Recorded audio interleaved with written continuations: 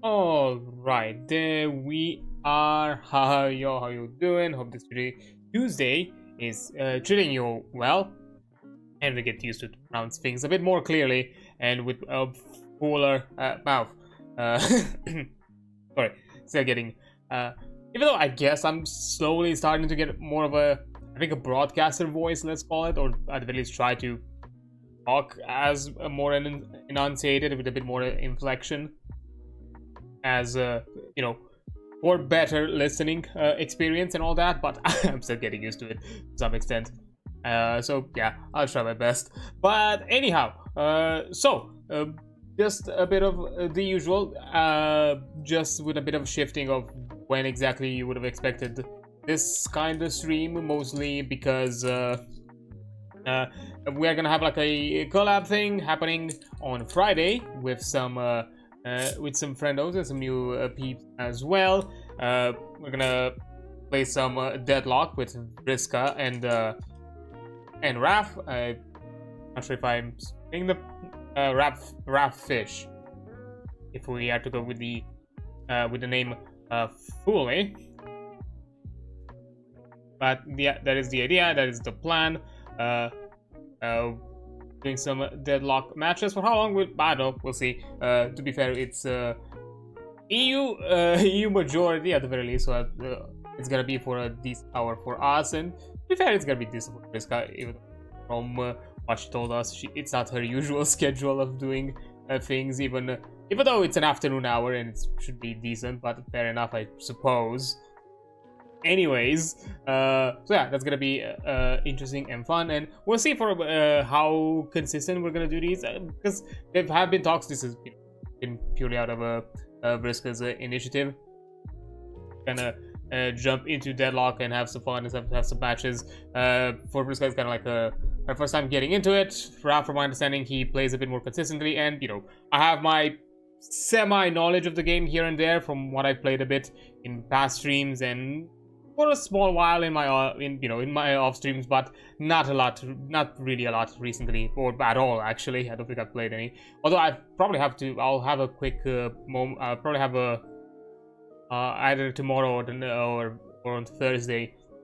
I'll probably have to drop a bit into the game to at the very least figure out, have some builds set up just so I can have them ready, so I don't have to stumble my way through, figure out some builds that I would like to try out, and for the characters that I'm planning to go with.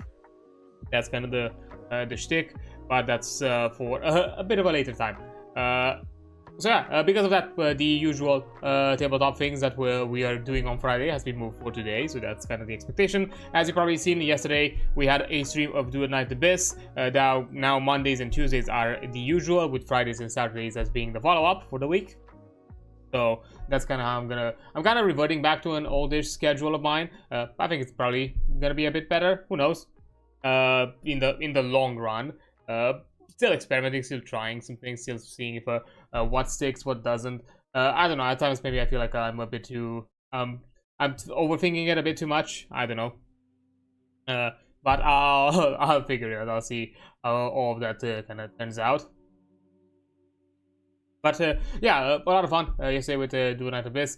Finally unlocked the immersive theater, so now I can do endgame as well. I'm slowly progressing through it. I'm not rushing it right now. Because to be fair, I'm not sure if Psyche is a character I'm right now interested in collecting or obtaining. I'm more interested in the next one, because I think we do a few more support options, especially for like endgame stuff. So that's probably my plan or idea of what I want to kind of go and do.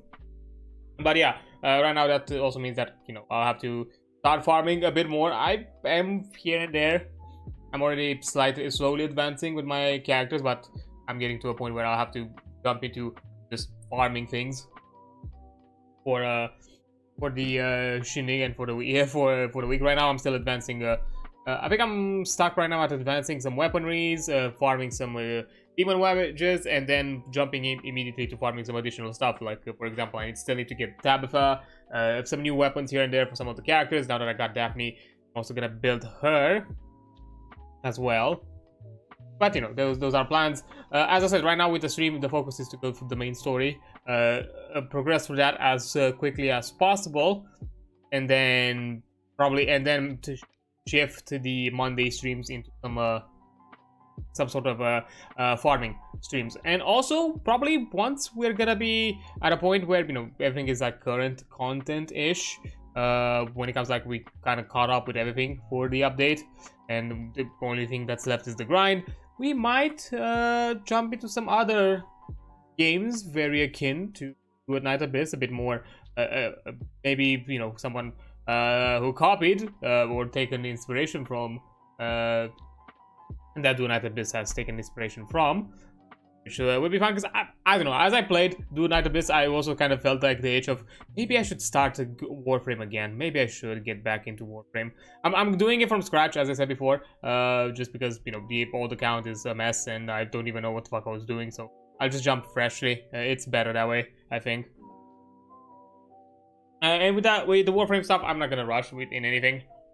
I think I'm just gonna take it slow and jumping in here and there with it. So yeah.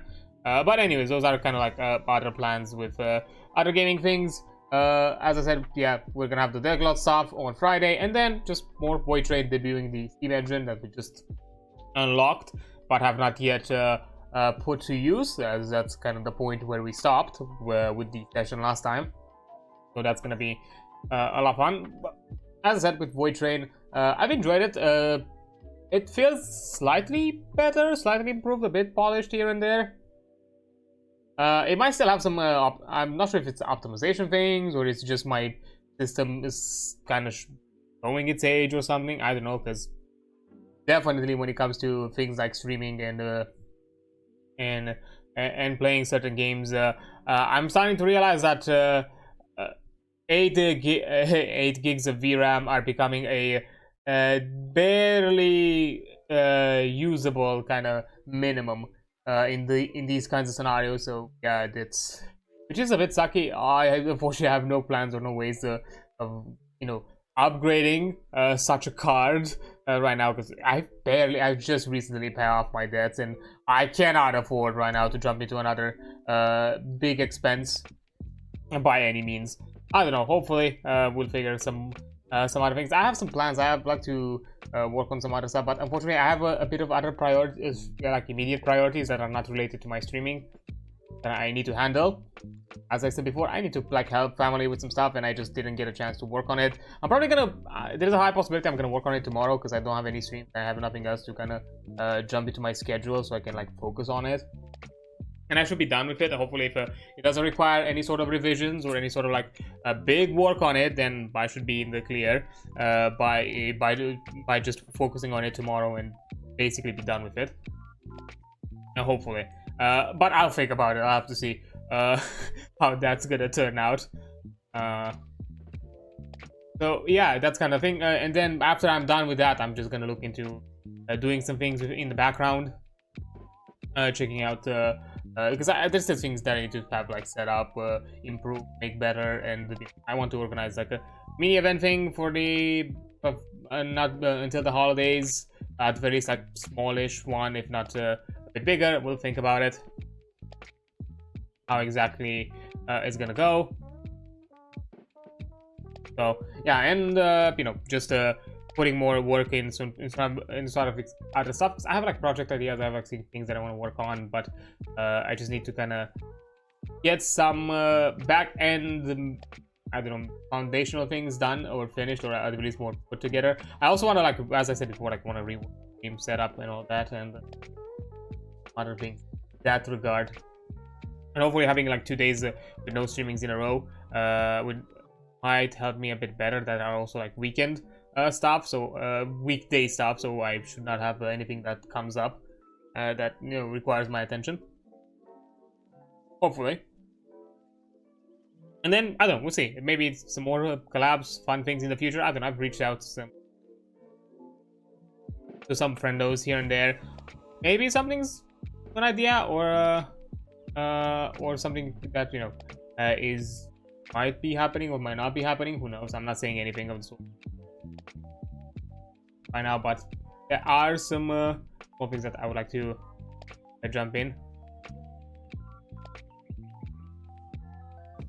But yeah, that's kind of the shtick. after that, not much else. I think that I have right now to kind of quickly refer to or mention or have like a small discussion about. Kind of still debating some things. Well, actually, there was like a quick thing that I think I saw from like Ross. I think the socials that to me seemed interesting, or at the least it has a subject that it mentioned a subject that for me I would like to some extent. It kind of seeps into some other things that I'm kind of slowly deciding upon, and I think that's probably gonna be it, because you know there've been recent discussions about Arc Raiders or something like that, which is an extraction shooter sort of thing made by Krafton, if I'm not mistaken. Just so I'm not talking out of my ass and not saying this wrong. Yeah, Embark Studios as publishers. I think Krafton, Embark Studios. I think Krafton was like some like bigger, or like what was it, like Nexon? I forgot. Like some bigger conglomerate where Arc Raiders is also part of it. Probably a lot of you have seen the discussions and a bit of the talk behind it. That you know it utilizes AI generated, at the very least from so far that we know of, AI generated voice line, and mostly for, as it's currently stated by the developers and even some of the voice cast, it's been generated for NPCs, for like a baseline kind of dialogue, quips and quirks. Apparently it has been stated both by the voice cast and I think the voice actors at the least have stated that they have been done with consent under contract, and you know that they agreed to lend their voices for AI generation. Now, again, these are things that have been talked about and mentioned in as small of details as possible. What does that refer to it? I don't know. I personally have a bit of skepticism, mostly because I don't know. Just Arc is like a big, it's a big branch that covers a lot of games and publishings and all sorts of like entities that you know, it's definitely heavily business and profit focused. So I do not know what exactly those contracts entail, because I think like it's more. I think I would have a better understanding if I would know. I would have know under what agreements they have done this. So contract, you know, in terms of contract, but of course these are details that cannot be shared. It's for the you know, it's for the hirings to kind of. So we can only take the statement as due. Again, I have a bit of skepticism because who knows how those contracts have been written, who knows how exactly have been given out. And, you know, there's been a bit of talk and this kind of like back and forth of, you know, people covering the game, talking about it, streaming it, and of course the general kind of discourse of the whole thing of, hey, you're kind of, you know, putting a ton of publicity and view to a game that, you know, utilizes AI generated things. It's not some sort of like, which is not like creative art or in any sort of as a kind of like creative guideline. And for, you know, sometimes there's been this kind of whole thing of people, you know, kind of calling a bit of like hypocrisy here and there for those who claimed or those who have conversation on the idea that, hey, we should, you know, support voice cast, it should support the creatives, and by also, you know, not engaging in these kinds of content and all that. And of course some people have said like, you know, this could be considered passable because at the end of the day it has been done consensually and with agreement. It's not stolen content. It's been used. Now again, we do not know the understanding agreement. Is it under the agreement that yes, we are using your voice lines to generate for this game exclusively, and that's it, trust me bro, there's nothing, we're not gonna use it in the future? Or is it more of the, oh yeah, we have your voice likeness now licensed, and whenever we're gonna use your whenever we're gonna use your voice or whenever we're going to use some sort of like another rendition of this whatever AI generated system, you're going to get a cut out of it. Because that's like another thing, because there's one thing to have like a contract be paid for the game, but you still spoken the lines, and those lines are still going to be used. That's a license thing at that point, and that should be licensed if that's how, you know, I feel like that's more fair, and that should be the thing that you're looking for, and you should be striving for if you agree for your for elements of your own creativity or your own likeness to be used, if they're used in multiple iterations of different things, or like in different projects, so that at least be compensated for each project, not just the singular one that where you've made the initial agreement. Again, we don't have the details. I'm not so that's where kind of my skepticism is, that I'm maybe under this under the umbrella of this game is going to be done, you know, legitimately so, but we have no clearance or no idea if it's going to be done in the future, or if there's going to be you know, any recompense to those who lend these aspects of themselves and of their creative process in future endeavors, and if they're even going to be called back to it. So that's kind of it. I know there's been now this kind of like small this argument of hey, it's just an interesting NPC lines, nothing too major, nothing like, you know, that should be heavily creative focused, or like, you know, like an actual like story dialogues or elements of importance. Again, I don't have full awareness of, because, you know, our creator is an extractor shooter, so I'm not sure exactly in that sense what it has. But from how I see it, from my personal perspective, and at least how I am treating this issue, is that even if I were to own the game, even if I were to, you know, if I were to consider, even if I considered buying the game, even if it was free to play or not, in this case it's not, it's pay to access, it's pay to play. So but even if it was free to play, personally I would have not engaged with it. I would have not done streams, show content, make conversations in the sense of talking about the game itself or anything of the sort, because the way at least I see it, and this is my stance on it, when it comes to AI work, and especially in the creative space, because the thing that now you're just gonna say, because this is an important factor, and this is something that matters a lot, and some people maybe do not see the wider stance of it. There's two. There's a level of creative integrity that is lost, because you're now choosing to ignore, you're choosing to basically call an aspect of your game being meaningless, even though, although maybe it's gonna sound a bit pretentious, and I'm not necessarily saying that everything has to go under this high criteria, but at the end of the day, you know, games are a form of art, are a form of expressions, and every element of it is a form of you expressing what idea and what concept you had with this game within it. Like every little element about it that you add into your game is about it. It has to kind of define it, or has to feel like it's part of it.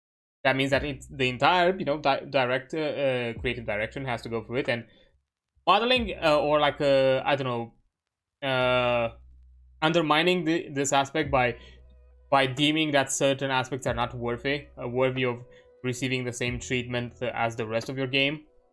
And when it comes to like a vision, even if I'm not saying, you know, there's one thing, you know, to choose out of scope, or choose out of lack of time, or out of lack of development, and, you know, we're talking about a big studio here.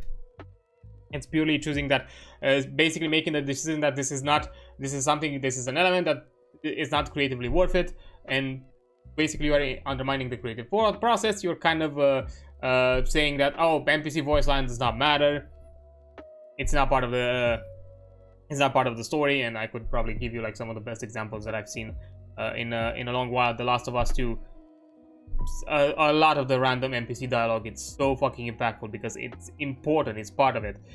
They, you know, Naughty Dog, especially when it comes to like showing a narrative, they realize that every little element is there to enhance make the overall experience. Every little aspect of your game that you're putting the thought into adding to that overall intended experience, it's gonna elevate it. And you're basically saying that you who choose to use generative content on even the smaller aspects, you're undermining that. Even if it's done under consent of creators, I feel like you're still undermining the creative process, and you're saying that this is not creative, this is not deemed worthy of creativity. And there's a second problem that I see, which is something that it's gonna, if this becomes a habit, it's gonna be rippled, and probably a lot of the voice cast community, or a lot of the voice cast community, voice acting community, and industry is gonna feel it. NPC dialogues, NPC lines, any sort of this kind of like, you know, kind of how, let's call it grunt work type of material, where you're just there to plot a few action lines here and there. Those are the building foundations for every voice actor out there.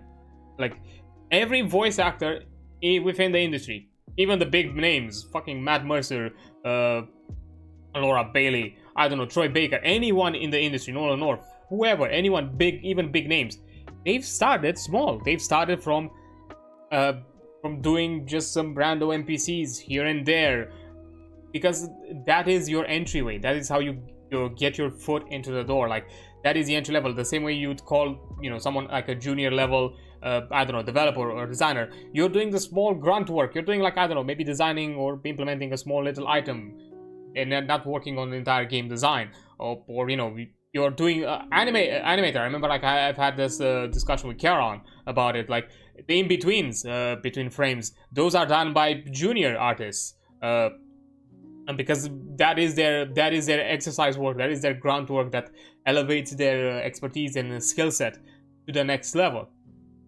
If we are undermining and cutting down that foundational process of learning and of developing your experience and knowledge for higher, more elevated roles, then there's gonna be a drought at some point in the future. Like if you're basically destroying the foundation of what then makes the other aspects of the game great. Because, you know, whenever the big names retire and all that, if all you have is some people who have had no experience to do like more of any sort in the voice casting within the game industry or anything like that, because the ripple effect that's hit, where everybody has decided to do grunt work under like generative work, even if it's been approved or not, nobody's gonna be out there with the expertise and the training and, you know, the, I don't know, years efforts put to, you know, be out there like, look, I have all this behind me that I've done in the past that could, you know, build up all that I'm working upon, and elevating your experience for whatever major character I'm introducing. That's like another problem that I see, that it's a worker class issue, and it's also a creative issue. And because of that, I personally cannot willingly, you know, engage with it. I cannot.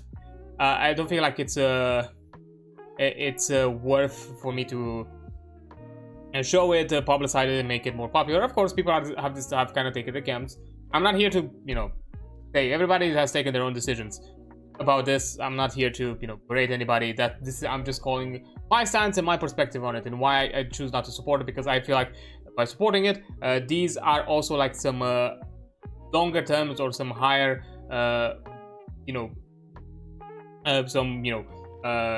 long-term causes and effects that this will create in the future. But yeah, I decided not to engage with it, which also kind of leads a bit me into some other things that I've looked into it and researched a bit about it. And this is gonna be talking about specifically MiHoYo. More and more, because I've looked a bit into it like recently, I've come up, you know, with both within Genshin. A lot of the Genshin one has been really apparent, where there have been some trailers of something done in collaboration with Genshin, or something that is connected or is also part of Genshin or something like that, where it was apparent that the trailer was done with a voice, with AI generated voices. It was not an actual person dubbing that. Of course, we can also talk, there's also has been the scandal in general that MiHoYo has not necessarily addressed VA protections for AI generation in their contracts necessarily, which is another complicated thing. that one is multifaceted. From my understanding, it might also be some issues of how, you know, elements of unionization work with within Chinese laws, because that might be another aspect that they, you know, outside of China, unions do not have an impact within that country because of their laws. But again, that's still an issue. I'm not saying just because SAG-AFTRA or some other ones or some other union entities cannot affect it, that we should accept it. And of course, I've seen some posts about like AI focused jobs with you know, marketing material focused on Honkai Star Rail, and some other things like that. But of course, the apparent, you know, AI generated things, the job postings. Even though I've seen only like Blue Sky posts about it. I was trying to, like, you know, look into it, searches on the web. I was not able to find this specific thing that I've seen in the screenshot. I'm not sure if it has something to do with, you know, localization things, because, you know, I'm talking about a Chinese company at the end of the day, or maybe it's no longer available and it's been just up for a short period of time if they kind of removed it. I have no idea. I've tried to look a bit into it myself to kind of get that confirmation and just not go with people's statements within the, you know, social medias. Still, there have been some acts here and there that have showed that MiHoYo at the very least has been using. I think it's like some other game they have in the works, or some other product or software is also like AI focused to some extent, or has some AI generative AI elements in it. So yeah, but because of all these elements and things, that it's definitely feels like, you know, they are pushing towards the whole thing of, you know, they are kind of like easing themselves into with generative AI. Even though there's currently, I see, while, you know, playing, you know, any of the as I played any of the games in the past, because this has been a thing that apparently has been mentioned for like a few weeks, if not a month already. I've not necessarily seen, or at least not sure if it's too apparent in the game at the moment, if any sort of that kind of work has been done.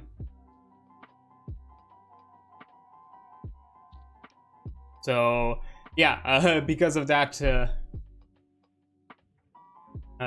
but, you know, even so, just the pure possibility that there is something there, and just because, you know, I want to keep at the least of not advertising, or at least not giving too much exposure to those who are agreeing to use this generative creations within generative systems, within creative mediums.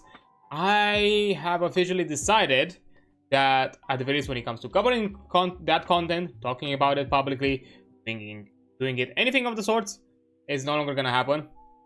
So even though I jumped a bit into Honkai Star Rail recently, because that one, it was definitely a lot more apparent that they might have that development team specifically might have to do some things generative AIs related. I'm not gonna even touch it anymore. I've decided to drop it completely. Genshin, I've not touched it in a long while. Those two have definitely had their faces and logos slapped to it. Of course, internally, the development teams each are somewhat independent. So I'm also running a bit of that factor, just because, you know, the big parent company might be using some AI things. We do not know to what extent the development teams are utilizing it, or are even willing, or even agreeing to do it. So far, from what I've seen and what I've looked into, or tried to see if there is anything that was connected with that IP, has not been shown. But even so, just because, you know, it's associated with MiHoYo and all of that, I'm not gonna cover it. I'm just not gonna have it on stream, and I'm not gonna talk about it. It's just gonna, that game might be still, you know, considering for me to do it to play, or do anything with that in my own time. I'm not even intending to put anything financially or support it financially in any way. I'm not gonna give it exposure. So yeah, for my end, when it comes to streaming, when it comes to covering these games, I've decided to take a step back from it, either until a stance has been changed or clarified that there is clearly no use, although two IPs have had some evidence that either they are about to use, or they're already using to some extent to present aspects of their game, even if it's not in game. That still doesn't show, you know, anything hopeful for the future. And for those who have not been directly associated, just through directly connected, even through simple association of the big parent company, I'm not gonna cover it. I'm still probably gonna enjoy it. Again, when it comes, you know, activism and all that kind of thing, it has its issues here and there. I'm not gonna deny that. It's hard to be 100% all about activism and just be out there protesting, boycotting everything on the planet that, you know, is bad and has awful impacts. At the end of the day, we are human. We have our limitations. We need to, you know, survive to our day-to-day, and to some extent, even our own, you know, mental space is an important aspect. And if for you this is a game that offers you some sort of comfort, or offers you some anything of the sorts, like, okay, I'm not gonna be out here to tell you like you're wrong for feeling that way, or I'm here to invalidate your feelings. That's completely fine. If you want to enjoy it in the privacy of your own space. If you cannot, do not expose more of this game publicly, and maybe not even support it financially if you can. Especially if it's you know, a game that can be played completely free. So that's all I'm saying. Like, more than that, I'm not gonna be out here walking witch hunting people to see like, are you playing that game in your own free time? Fuck it, it's your own free time. I'm not out here to linchpin anyone. But at the very least, when it comes to public exposure, I personally do not want to touch that and cover it anymore. So because of it, I decided to take a step back, because, you know, I think our creators has kind of put that a bit more into perspective for me, at the very least in that sense, because I've seen some people, you know, who've brought forward and had discussions and conversations that, hey, if you want to still at the very least support creatives and support people out there and tell them that, hey, maybe you are more about, you know, the creative process than just, even if it's consensual or whatever, but you still want to encourage the idea that, you know, let's be creative, let's have a let's uplift these creative individuals and offer them opportunities, then let the company just decide you know, decide to undermine that. Even just, it's also equally important to not expose it, or to not show people that you are willing to turn a blind eye, at the least to as much as possible. So go ahead. You can find alternatives. You can find other players, especially in the gaming space. I would say you can find so many other games out there. Again, as I said, in the privacy of your own, in your own, you know, in your own privacy, whatever. I guess do your own thing. I'm just here to kind of, you know, encourage you to at least not do more support than that, than just playing them in your own time, in your own private space, and not necessarily publicize it too much. Beyond that, at the very least, that's the I would say at least that's a minimum. I agree. Again, everybody has different stances about this. I just decided to at least take a step back and not have it on stream, and maybe that's probably gonna help me out open up and be able to do other things. To be fair, you know, I've also started playing The Night Abyss, which I've enjoyed my time with it, so I think that's gonna be a very gacha-esque, at the very least, in how it's kind of designed and built, if not necessarily in meta systems. Gacha I'm still gonna be playing on stream, so that's probably gonna be the usual, and probably jumping into some other games. So yeah, if I'm gonna jump into any other gacha in the future for like streaming content, it's probably gonna be from like a different company.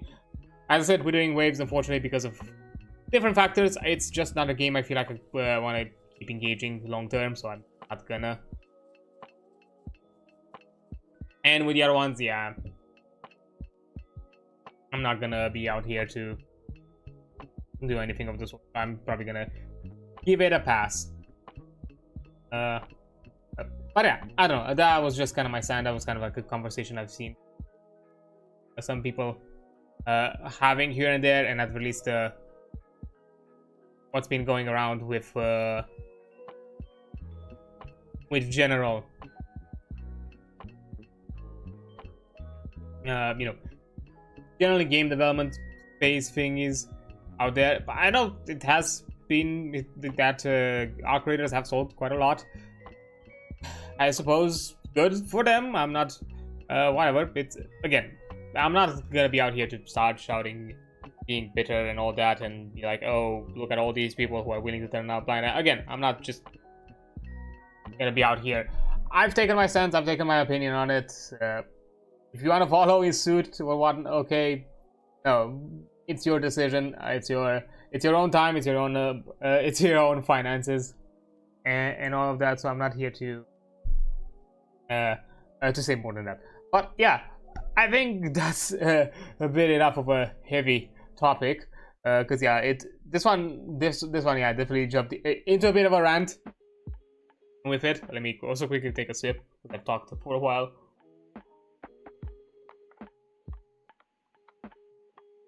But yeah, my name is. I think like looking at the positive of it, you know, that's it. That means that now I have slots to try other things, play other stuff, things that are gonna be fun to try out on stream here and there. Like I'm no longer gonna have a necessarily a bi-monthly thing that I'm gonna be stuck into playing. As we said before with Twin at the Abyss, there's no like FOMO to it, unless maybe there's like some special events here and there. There's no FOMO about that game that I have to keep up with it really fast or keep on playing it. And I'm not gonna miss out at the very least when it comes to game character elements and all that. I'm not gonna miss out on anything. So that's kind of the benefit I see with it.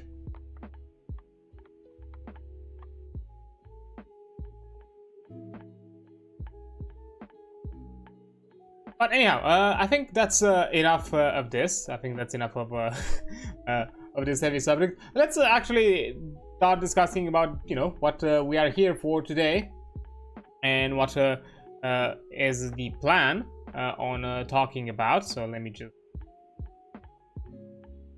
out a bit. Just I have the bigger page.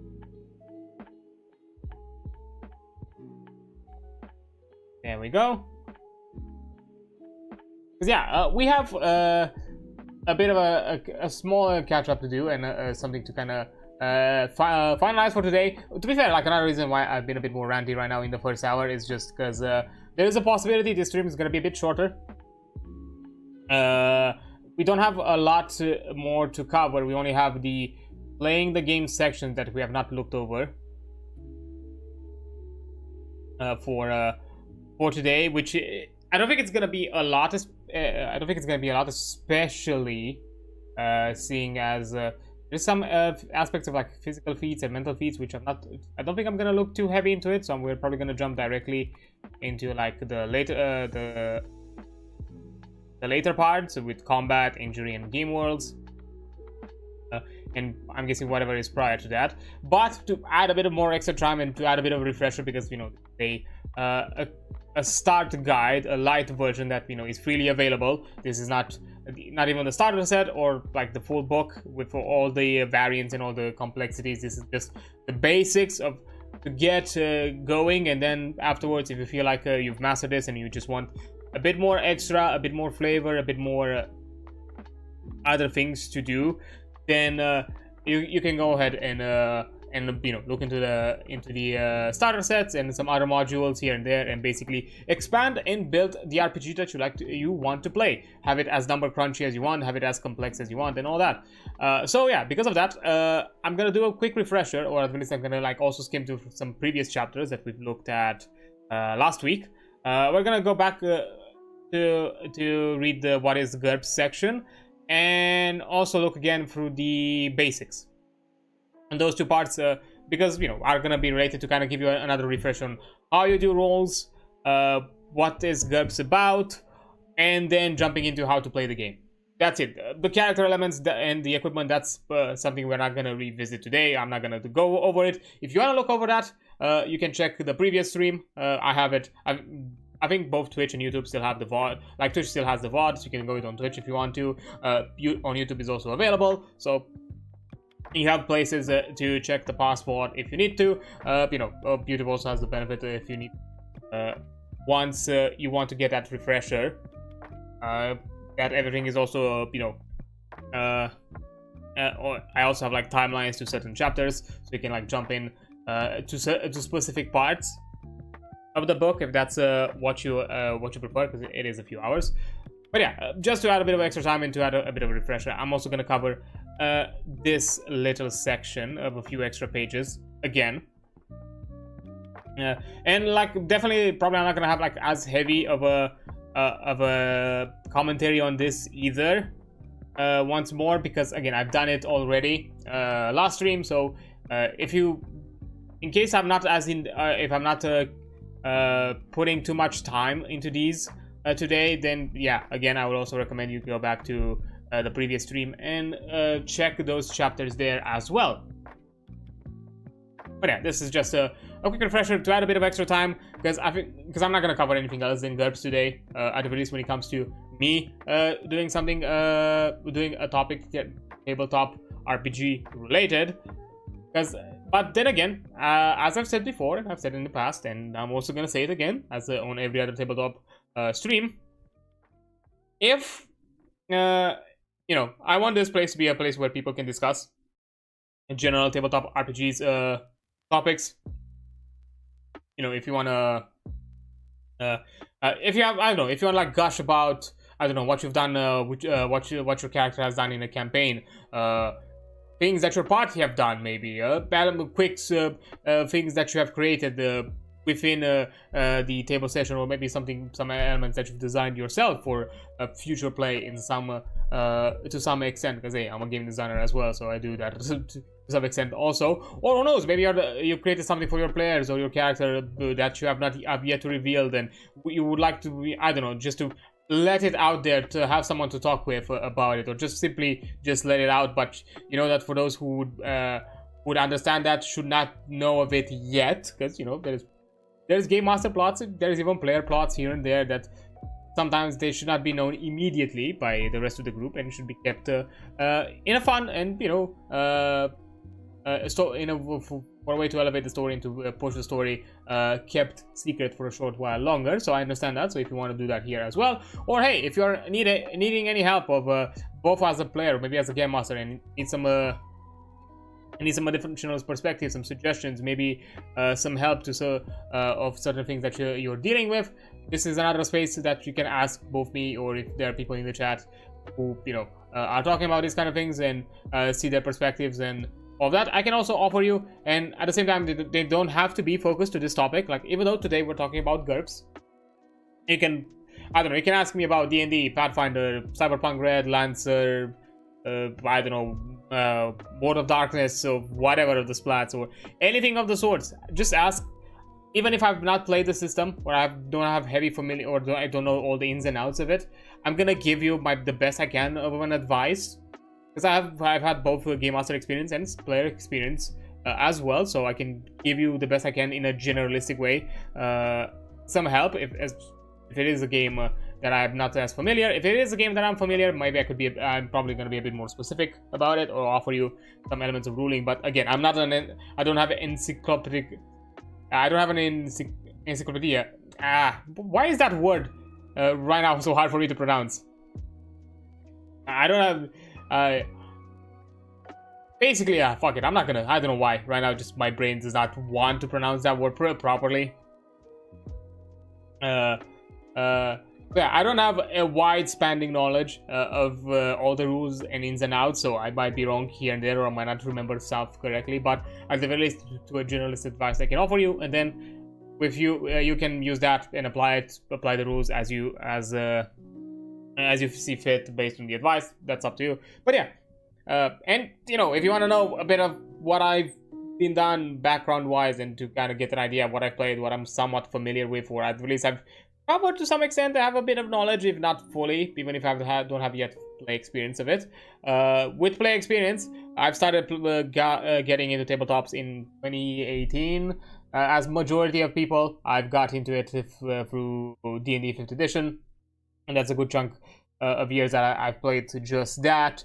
I would say probably an equal amount player and game master. To some extent, maybe a bit more game master. It's hard to say these days about it, but that's one of it. In slightly more than a year ago, I've started to expand my play experience into some other system, at the very least as a player. I've got into some World of Darkness, play some Hunter the Reckoning 1st edition, imbued. If you are familiar with Hunter, you'll know what that means, or World of Darkness in general. Vampire the Masquerade's 20th anniversary as well.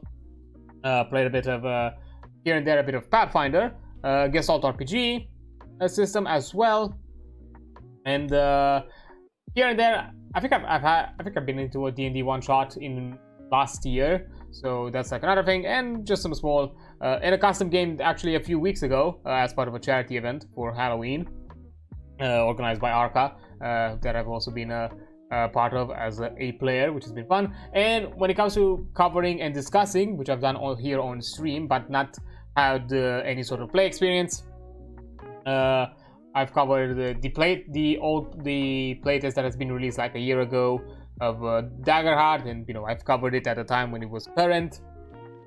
Also on the adreancard press aspect, I've also looked at the start guide for Candle Obscura, start guide for Cult Divinity Lost, as also Call of Cthulhu start guide, and also Mothership start guide. These were the Halloween themed RPGs that we looked at. GURPS Lite right now as another start guide that we have checked. The Gestalt RPG system, I've also talked about it to a good extensive amount as well. Bunkers and Badasses, but with the Gestalt I've had experience in play as well. Bunkers and Badasses I've covered it but not have any play experience. Lancer as well, but no play experience. And I think that has been it so far. I'm not sure if I've covered anything else aside from that yet. Yeah, I think that's kind of it. I'm also planning to cover Mithras as well, which is similar to kind of in the sense of kind of like GURPS, where you're just gonna it's setting agnostic, just more, but definitely with more themes on a kind of a medieval fantasy and medieval RPG. But can be applied probably in whatever sort of game world you want, because it has elements of mysticism and magic as well, not just pure, I don't know, realistic, gritty, or anything of that sort when it comes to like medieval. And definitely more in that idea of you have sets of rules that you can utilize for your game, but not necessarily a overarching thematic of what this game is about, or setting, or it's ingrained too heavily into a theme, like maybe how World of Darkness books are all about the themes and the concepts and ideas and aspects of the human element that they are basically each splat focuses on.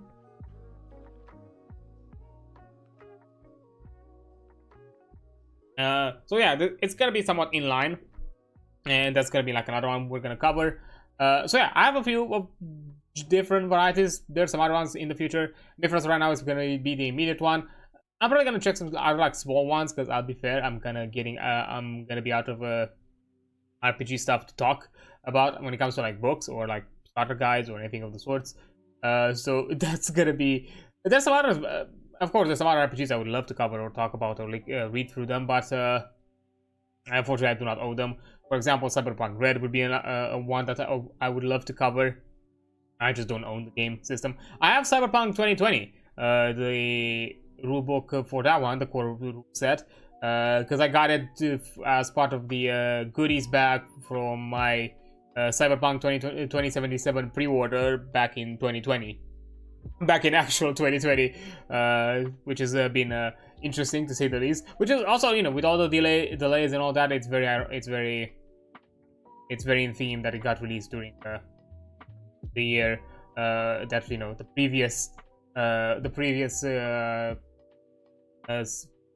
setting system was focused on, because Red got developed, or at least was released officially after Cyberpunk 2077 got released, and it's if I remember correctly, it's somewhere in the 40s, 20, I think late 2030s or early or mid 2040s, if I remember correctly. That game is set, so it's in between the book, in between the tabletop Cyberpunk 2020 and Cyberpunk 2077, the game. So it's somewhere in between there. So of course, post all of the Arasaka stuff and post the nuke on Arasaka Tower, so Johnny's kind of out of the picture, let's call it like that. But before the entire relic thing, so equally, Johnny could not be assumed to be in the picture if that's something you want to cover about. Which we'll have to see if he's gonna be in other future iterations or IPs or either projects of related to Cyberpunk, because Keanu Reeves has voiced. I think I've heard somewhere that Keanu Reeves has voiced his interest of playing Johnny Silverhand again in the future, and I think like Mike Pondsmith, the creator of Cyberpunk, kind of he kind of like got interested into that and kind of wants to kind of like look into it or something like that. So that's gonna be interesting. We're gonna get a bit more of Johnny in the future. But anyways, you know, rant aside, maybe there's gonna be some other things. Pathfinder is definitely like one I want to cover at some point, but again, I don't have like the books. I have like the starter set, one of the beginner boxes on me. I like the physical one, but again, that's a very light rule set, and I don't think I have like a digital version of it, just physical, because I bought it physical.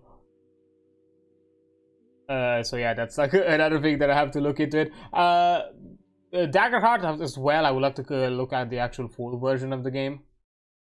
Also, we'll have to see exactly how are we gonna cover it. I'm debating on doing maybe a light version or like a start guide version of it, because I've heard mentioned that Demiplane has something like that implemented recently, so that could be something good to cover. And of course, there's some other ones, but unfortunately, again, I'm as full core rule set books, I'm kind of out. And again, I didn't like jump to cover like D&D because there's so many people out there covering D&D that I feel like I'm not sure exactly what I can add to it or what I can bring to the table. If I were to do something like D&D specific, it's probably be more into the creative side, more into the idea of like creating on it, building on it. Like I've done some in the past, like just off the cuff for the funsies. Some, hey, give me some, I don't know, give me your VTuber or OC or whatever. I'm just gonna design something based on it or some elements of the sort. But I feel like I want to get a bit back into my usual habits of actually creating that kind of stuff and then kind of get back into it. Maybe something in that sense I will do in the future, because D&D is a system that I'm familiar with and I would be able to cover it. Gestalt is another one that I've started to kind of get used to it, and I've already created a bit in the past, and I'm gonna work on it again.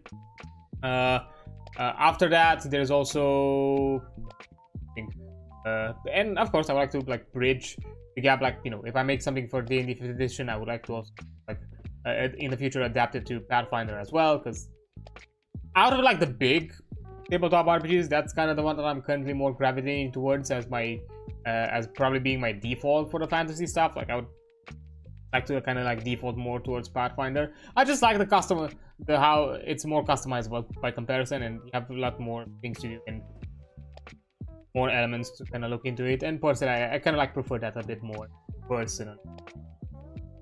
So yeah, that's kind of why I want to look into it. But anyhow, that's just the gist of it to some extent. But yeah, now I am gonna take a quick break after all this rant and introduction and yap all about it to kind of, you know, as an ad is about to come up, and then once I'm returned, we are gonna talk about GURPS once again. So yeah, I'll see you in a few minutes. Okay, there we go. We can get back into it, continue with our discussion. So, and there we go. So, as I said before, we are gonna do first a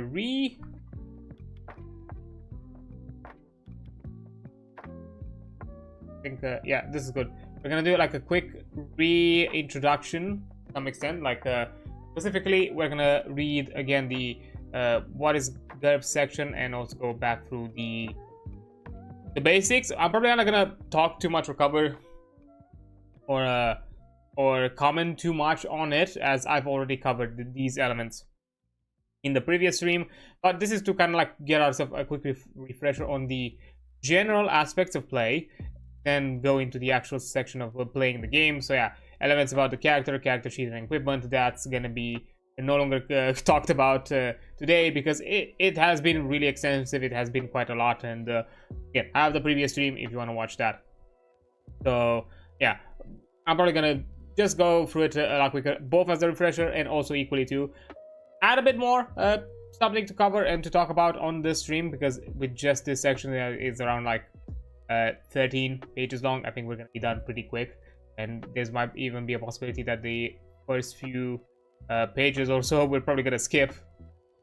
We're not gonna talk too much about them, because I don't think when it comes to like list of options, I'm not gonna look through all of them, just because, you know, that's something for you as a player to check out to better understand. We're just gonna look at the general system of play for it. Like, yeah, we're gonna look at the feats in general when it comes to like how they work, how do you get them, and that kind of thing. But then when it comes to like what are the feats available to you, that's not, I'm not gonna like look through all of them. Yeah, so let's go once again as a quick overview of what is GURPS. GURPS stands for the Generic Universal Role-Playing System, the RPG that these rules are condensed from. And why is it called like that? Well, oh my god, another vtuber who knows what GURPS is. Hello there, friend. Hello there. I know GURPS to a small extent. Like, I've been aware of the system for a long while. I've not had the opportunity or chance to play, run it, or anything like that. And due to a small faux pas on my end that started last stream, because I usually do a stream where I talk about like a ttrpg system, and I read through and comment through general rules of play that the designers offer. Yeah, I was planning to cover Mithras, which is like another fantasy medieval system. That is a bit more it's also like system agnostic. Problem is that PDF, I forgot to edit it, and it had my full ass legal name on it, so I decided not to cover it on stream because I was just like seconds away from doxing myself. And I decided to jump, because I had the Lite, because this is the Lite PDF, the GURPS Lite, that is freely available for anyone to get online. And I decided, like, well, GURPS is close enough-ish. It's GURPS. It's generally, it's not necessarily just medieval. You can use it to anything, because, you know, we've looked through equipment and all that last stream, and, you know, you have things from medieval weaponry to firearms to even sci-fi things if you want to. So you have the you have the foundation systems and how exactly you should think of everything, and you can just build whatever the hell you want with it. You have the framework. So yeah, today we're just looking. I'm covering again the part of what is GURPS and what are the basics of play, and then getting into the playing the game, because that's this only section that I've not got a chance to cover last stream, because even for a light version, it's pretty it's pretty in depth when it comes to like the basics, and this is just the bare minimum that you can have in the game, like this light version, as the book entails. That's my favorite system. I've run it more than any other systems, I think. I'm running a GURPS campaign on Saturdays, where the player characters are the Men in Black, so modern setting with aliens and secret magic and sci-fi technology. Yeah, and GURPS can totally support that. To be fair, I've known of GURPS, I know what it's capable of. I've seen snippets of it here and there of how complex it can get. I do not right now own an actual full core book or core set, or however these are structures, because they do mention they have like over like 200 different books under this system published. I don't have anything official. I just have this as an introduction, and I know it's a really cool system, because, you know, this one, the Fate system, and I think there might be like another RPG system that kind of work under similar principles of being system agnostic, and under the idea that they're designed to kind of build anything around them. GURPS even more than that, because it's very, how I like to call it, modular, of just the idea of basically you can have it as rules light as possible to just focus on roleplay, or you can be the most number crunchy-esque fucking campaign that you can ever number crunch in your life, if that's really what you want to. And you can dial each of them to whatever degree. Like if you prefer number crunchiness in combat but not as much in roleplay, or like exploration or other elements, you can do that. If you prefer vice versa, where you want to keep the combat light but maybe other aspects to be more in depth, you can do that. Maybe a mix of both here and there. So yeah, it kind of allows you to then just make the game that you like to play and have it as complex and as in depth as you want it. The basic set, the characters, and the campaigns are the core books. Okay. Good to know. It's definitely like, to me, personally, I definitely want to look into GURPS more in depth into it in the near future, especially in my own time, because you know I have my own creative endeavors that I want to design and do and all of that, and GURPS is an amazing framework to kind of learn from. It's literally designed to basically be anything if you want to. So I kind of want to use that as kind of like a foundation and learning point for me. And this is also like one of the reasons why I like to like check out new systems and talk about new systems, is because I want to learn how other people are designing games and how they are thinking on doing the rules of play, and how exactly, you know, they're adding twists and different elements of how, you know, the role play elements are, you know, represented within a session through mechanics and the systems. And you know, GURPS is basically the bare foundation of that. That could be literally anything.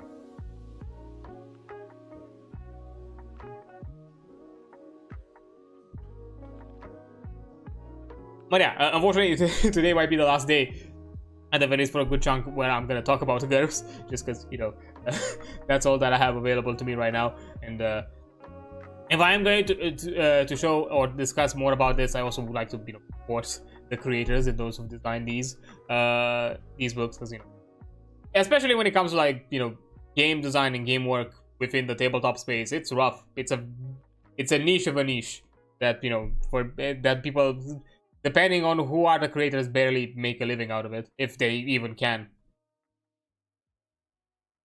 I don't know. If I were to cover it more in the future, which I would love to, it's probably going to be at a time when I'm able to do. And definitely, probably, who knows, in the future, maybe I'll look into it to actually run something for it myself, or definitely probably going to design something through the system. Who knows? If I have some idea, or if I feel like some of the things that I've created are worth putting to this as well. Who knows? Because yeah. Oh, hi there, hey Jen. I don't know what software you use for notes, World Magic or so on, to keep track of. Found this writing software, Tintero. Been playing with it this day, and it works pretty well. I mean, I haven't. I'm a very disorganized DM or game master, to be fair. My plan, because I think our game master and storyteller for our actual plays, Ghost, I think she uses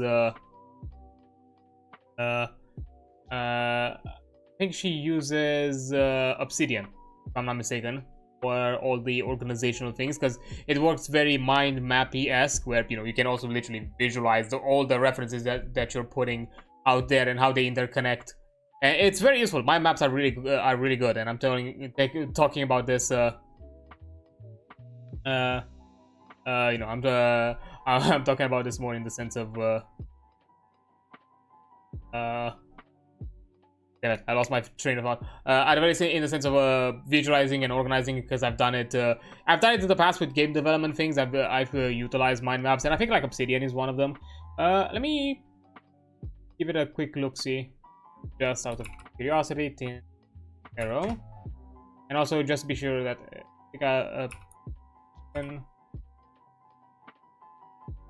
was it Obsidian? No, it's. Yeah, it was Obsidian. I think. Yeah, Obsidian is the one that Ghost used, and you can literally cross-reference. You have mind maps, canvases, plugins of all sorts. You know, you can self-reference within it. It's kind of like a wiki, self-made like a wiki system. Intero notes. Let's see if that's gonna Intero app. I think that's gonna. Okay, yeah, very wiki-esque. Treat tab style from the looks of it. Right. Enhance with AI. Fuck that. I'm not gonna use that if I. Optional AI assistant. Oh, no, thanks. At least they are optional, so that's good.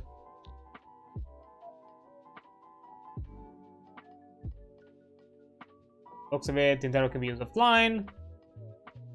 Okay.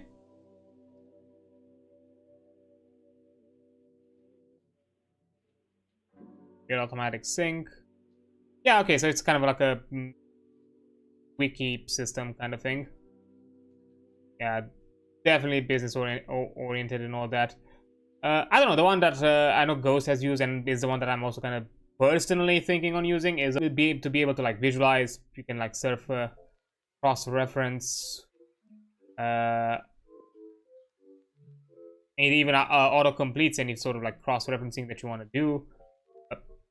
Has a bit more visualization because you'll be shocked how much being able to visualize things can help you out to like search through information.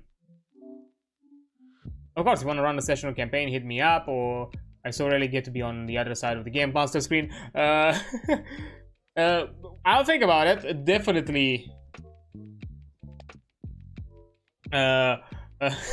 I'll see about it. I have like plans for like a one shot in the future, but this is the I want to do it with the that I'm currently a part of. But we've been a bit on a hiatus because our Game Master is dealing with live things, and he's gonna be done with them somewhere next year. Or if you want to play it, try playing it, hit me up.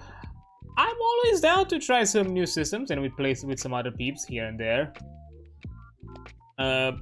Yeah, right now when it comes to like actually being in sessions, I've been a bit on a break, and I've not really had my fix in a while. That's for sure. When it comes to like even playing within the player side for a while.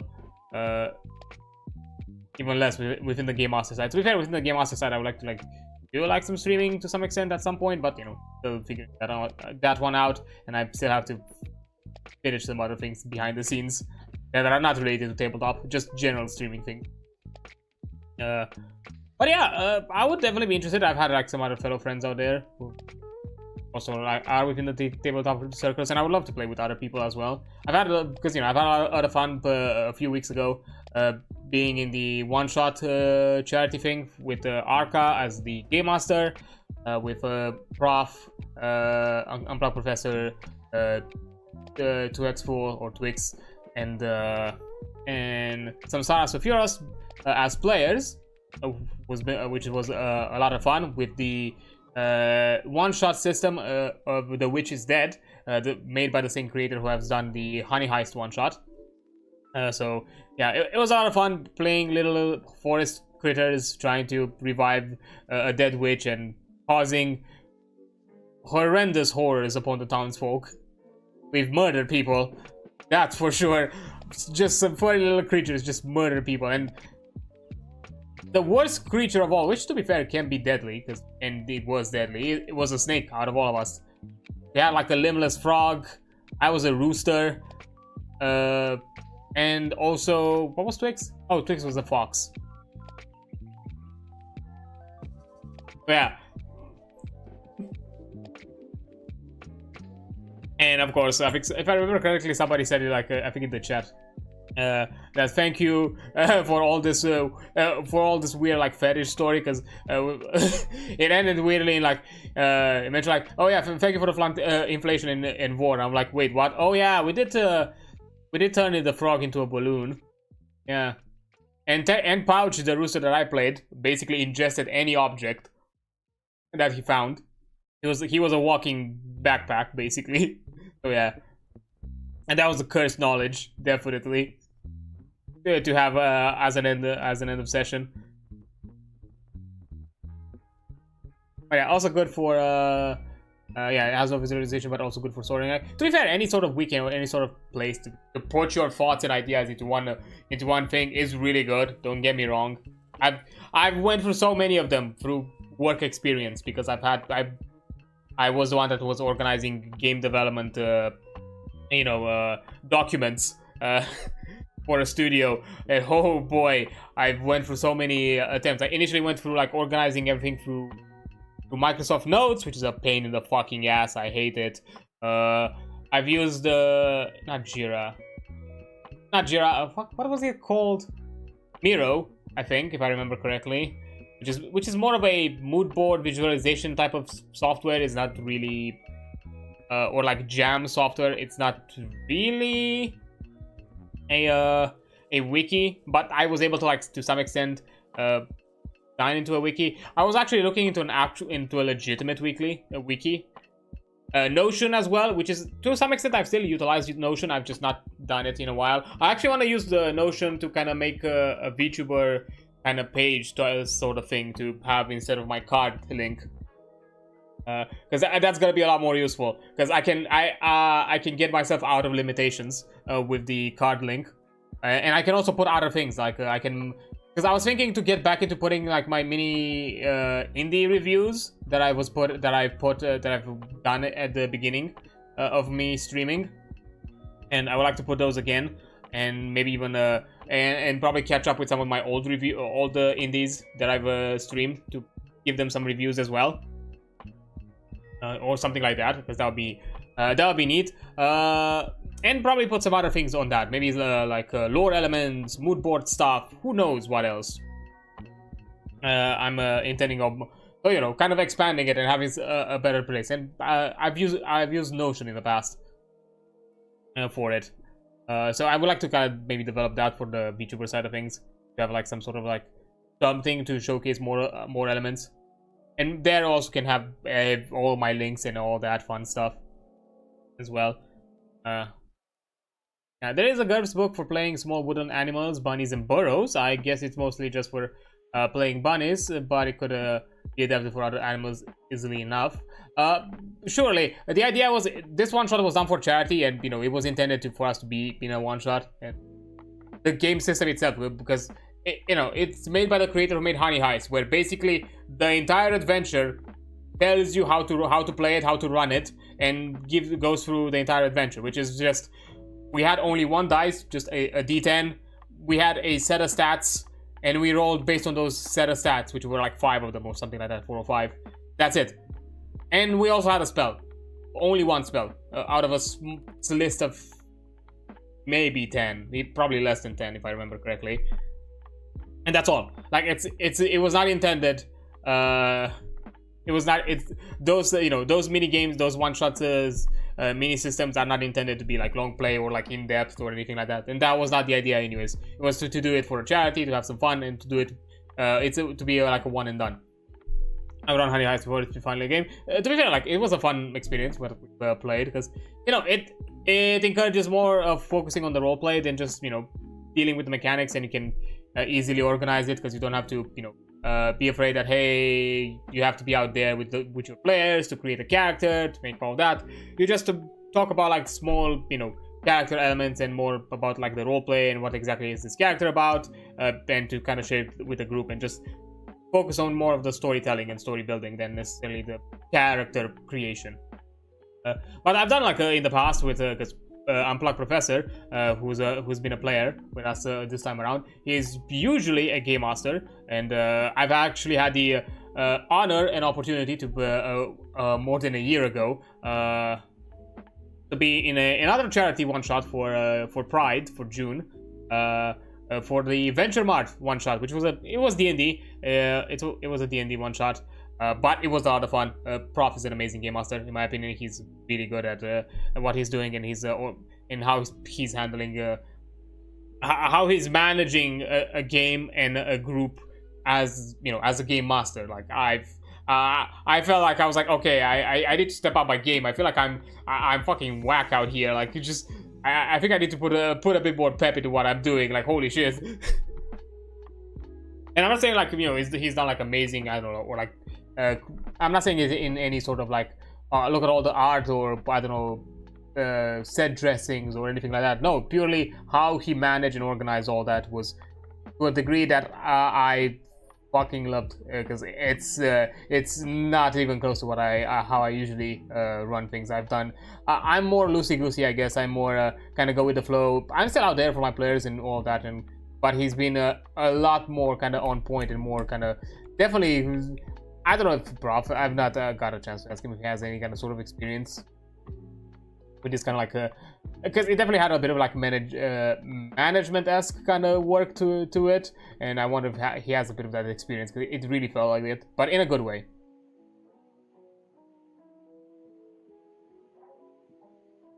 Anyhow, let me quickly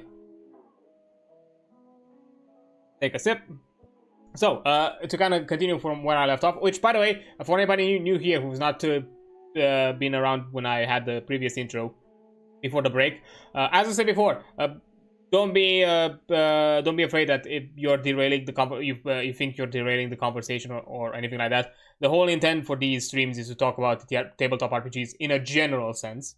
I just have a topic chosen just so there's a filler discussion, something that actually can be discussed even if chat does not engage in any sort of conversation, which is completely fine. I appreciate lurkers as much as chatters, so that's completely fine. It's just for me to have something to read, talk about, give my opinions, and you can just jump in, talk anything like related to tabletop RPGs. It could be the system we're talking about, it could be a completely different system, it could be just tabletop in general. That's in no way for me, in no way I'm discouraging you. I'm actually encouraging, like, hey, if you want to like have like certain conversations, I'm down for it. So yeah, don't feel worried that you're like derailing me or that I'm extending this and not covering what I should be covering, because especially because right now we're doing like a quick recap for what is GURPS and the basics, because playing the game is the only section we have not covered yet. So right now I'm doing a quick recap also kind of as a filler, because otherwise this stream is going to be really short. And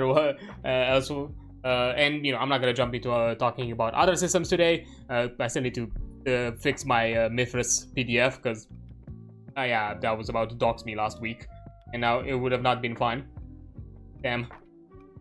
But yeah, that's kind of the plan. So to kind of get back into it, GURPS, as we said, stands for Generic Universal Role-Playing System. Why is it called like that? Well, generic because GURPS starts with the simple rules and builds up as much optional details as you like. The abridged version presented here are the, in quotation, the core rules, the foundation that most game masters start with. So literally, this is the bare bones you can play it as possible, and from this point onwards you can just get more in-depth and more complex. Or in-depth, not necessarily complex. Just because you have more rules doesn't mean that it's more complicated. It just gives you more cause and effect, I would say. And then you have universal, which refers to being this is a basic rule system that is designed to emphasize realism, and it can fit any sort of situation, from fantasy to historical to past, present, or future. So even if at a core, or at the very least this Lite set looks like it's more kind of like grounded in reality, it's a foundation, it's a framework. If you want to then, you know, create it a bit more fantastical, you know, as KB has just mentioned, you know, they are doing their own they have their own campaign that is very Men in Black-esque, with elements of sci-fi, magic, and of course aliens. Okay, so there you go, like elements of futurism, elements of fantasy-esque, or like science fiction fantasy or sci-fi fantasy to some extent, and even just general like alien, like general fantastical aspects, but even with the grounded realism of a modern urban setting, of how, you know, weapons, you know, mundane weaponry or real life weaponry would work in this setting, or anything of the sorts. Then role-playing. This is not just a hack and slash game. The rules are written to make true role-playing possible and to encourage it. In GURPS, you pretend for a little while to be someone else.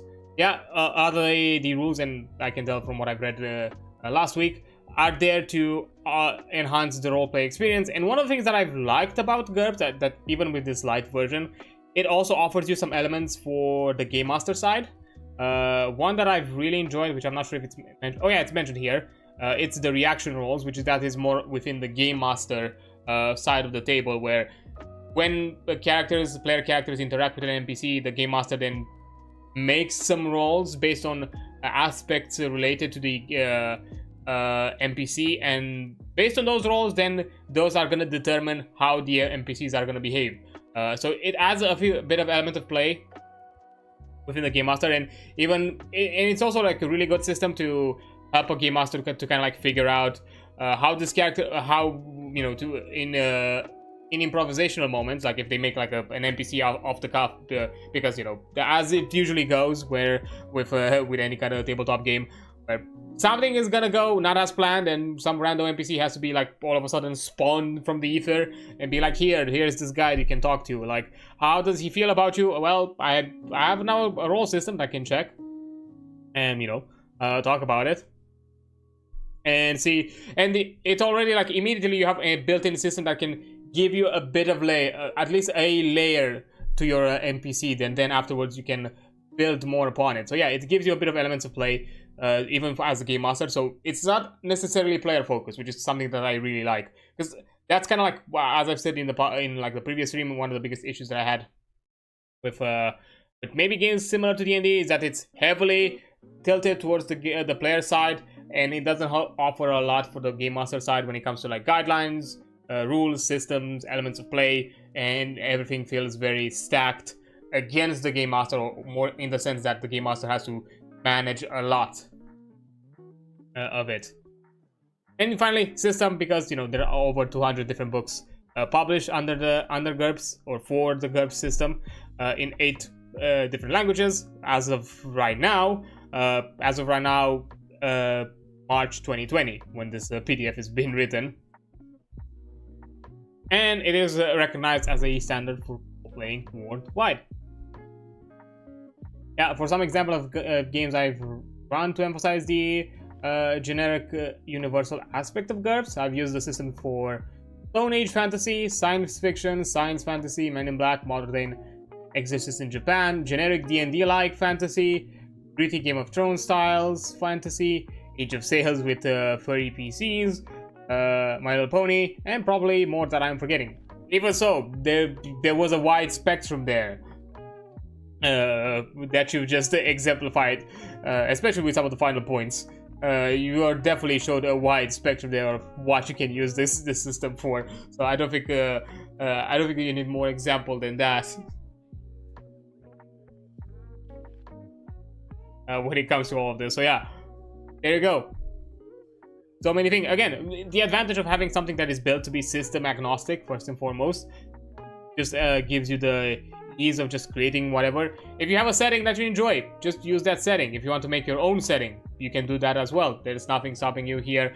It's not as ingrained within the system, which I'm not saying that is something wrong, but for those who prefer that customized aspect where every element of the world or every element of the game is made by them, or it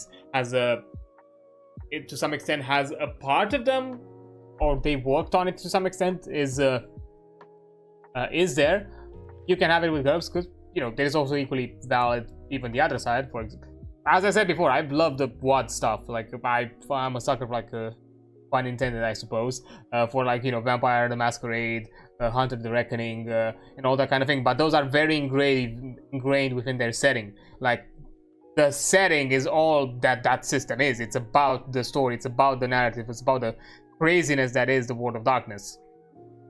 So, you cannot have WOD without not having what WOD is about. Like, maybe you can, but it would not have that same depth. You would not have that same intrigue or kind of like a mirror to this kind of darker aspects of humanity.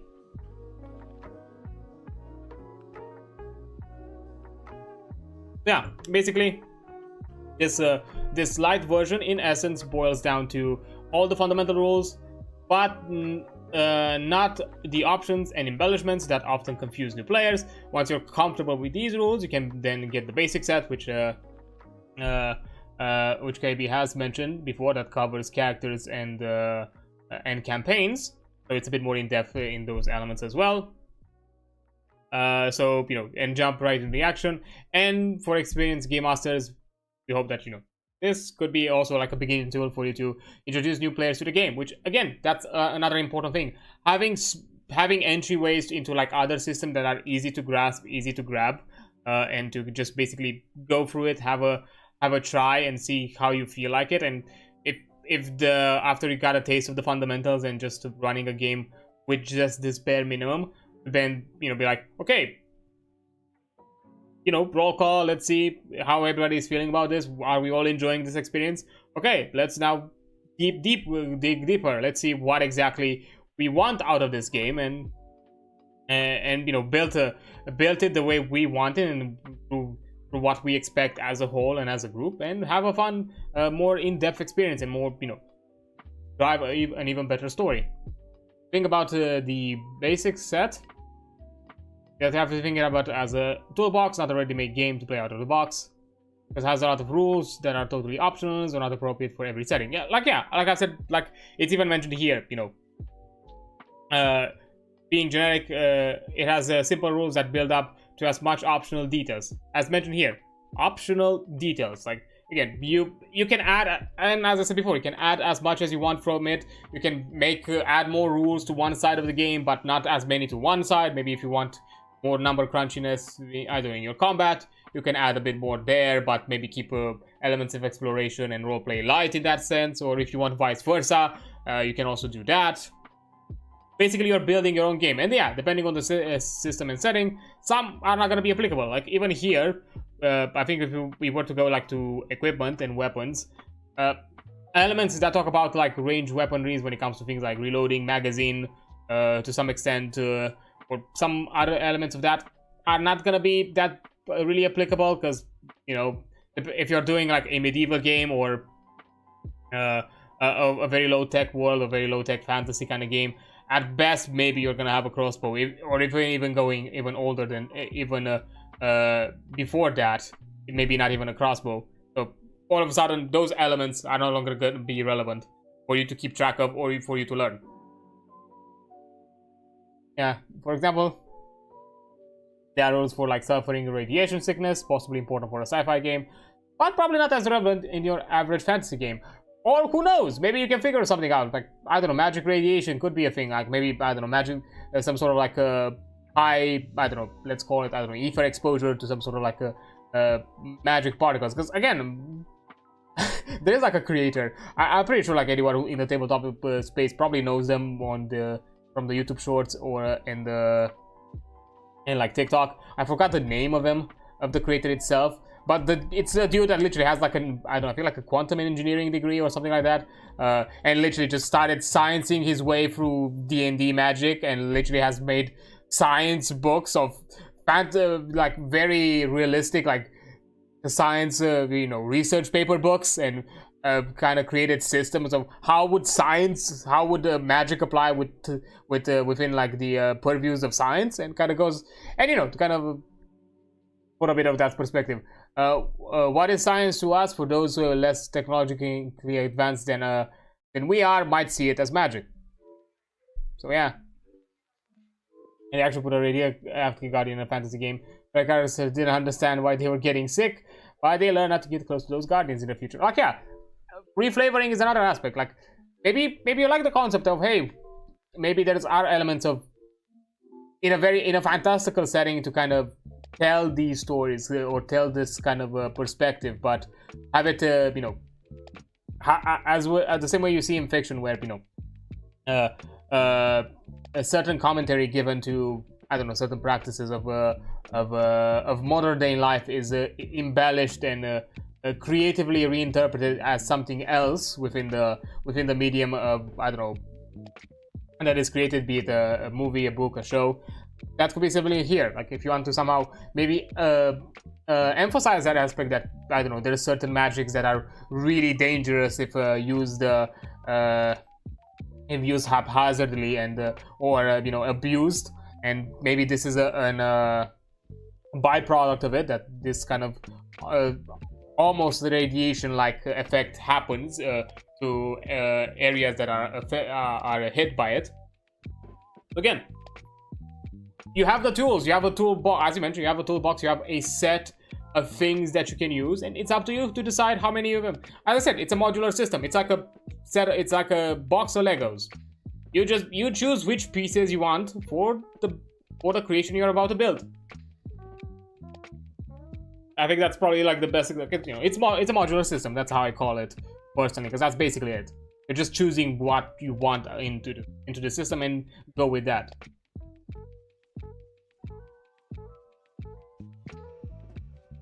But yeah, I'm not gonna go again for the glossary because these are like generic tabletop terms. I already went through them last time, and again, for most people who are like familiar with tabletop, they should probably understand it to a good degree, so there's not anything to worry about when it comes to not knowing what what campaign or statistics or game mode or game master or RPG means. But again, if you're new there, I would definitely recommend to check my other stream, or hey, if you're a sub on Twitch now as a subscriber, you can actually scroll back within the timeline and check. And either you can like scroll back, pause right now where I am here on the page, and you can read it for yourself and then come back. That's something you can do. It's up to your if that's what you want, of course. But yeah, that's kind of a generalized discussion on kind of like what to expect out of GURPS and what to kind of see out of the game. So when it comes to like general basics of play, GURPS uses 6-sided dice or d6s to determine the outcomes of certain actions within the game. That's going to be your bread and butter for rolling within the game. You figure things like combat damage, outcomes of rolls, combat damage, and many other like elements of play. I don't think there's any other dice roll, at the very least in the base system, that is a dice type that is used to determine outcomes or results. For damage, it uses the classic formula of dice adds. Here, because it's exclusively focused on d6s and no other type of dice, it's only referenced as d, referring to the d6 dice. I'm still gonna call it 4d6 because I don't know. Personal habit, saying 4d plus 2 sounds really weird to me. I don't know why, or just my brain has a hard time wrapping around it, so I'm still pronouncing it 4d6 plus 2 or anything like that. Bonuses can also be negative, so you can also like subtract from a roll and anything of the sorts. And the very basics game mechanics of general play within the GURPS is success rolls, reaction rolls, and damage rolls. So for success rolls, is a die roll that you make when you need to do a test of one of your skill abilities. Sometimes you roll, sometimes the game master rolls for you. For instance, you might test your roll against your strength, stop a heavy door from closing, or anything else akin to it. What do you roll for? Whenever a character attempts to perform an action, for example, use a skill, you roll 3 d6s to determine the outcome. And this is going to be called a success roll. The task in question is to succeed the task in question succeeds if the total dice rolled is less or equal to the number that governs the action. In most scenarios, skills or attributes. Like, let's say for example, you have an attribute of 12, you roll 3d6s, you get a 10 because it's below 12, that's a success. If you get a 13 or 14 or something like that, that's above 12 and that's considered a failure. But regardless of what you are rolling for and against what stat you are comparing the roll, a 3 and 4 is always a success, while a 17 and 18 are always considered a failure. So even if you have a stat of 17 or 18, or maybe even a stat of 20, let's say for example, that would basically tell you that it's impossible for you with 3d6s to fail and now no other modifiers. You're still gonna fail even if you get the highest roll possible. If you get the highest amount, you're still gonna, even if you're below the stat itself. That's just how it's gonna. Basically, you have a crit success and a crit fail. To a certain degree, you also have margins of success, margin of failures, but those are elements that would be mentioned as we continue. But about like success rolls in general, player characters are doing these rolls, but depending on the scenarios, maybe sometimes the game master may choose to roll for you in secret and for certain outcomes or for certain actions or effects, to kind of keep up the mystique. I think a best example, I'm not sure if it's going to apply necessarily here, but a good example I can give you in general, like for example, if you do something akin to death saving throws, where you have to determine your player character stabilizes or is dead, the game master can just do that, determine that aspect themselves and keep it secret to the players. And now it's mounting pressure because you don't have, neither the player themselves nor the group around them has any sort of information or knowledge that the player character, their party member is about to die or not, which, you know, adds to that kind of realistic aspect of you do not know at what moment they could just kill over and die. Adds a bit of tension. Although kind of sucks if you have a game master with really bad rolls, because then that's gonna be a rip for sure in those scenarios. I'm trying to find my DC, like just for the shenanigans. Oh, there you go. But yeah, now that I decided like what do you roll, when exactly do you usually roll, is in general to not, you know, bog down the game and all that. You only do success rolls when a player character's health, wealth, friends, reputation, or equipment are at risks. This can be applied to chases, combats, espionage, thievery, all sorts of adventuring activities. It can also do this roll when the player character stands to gain ally information, new abilities, social standing, or wealth, so they gain something new of importance.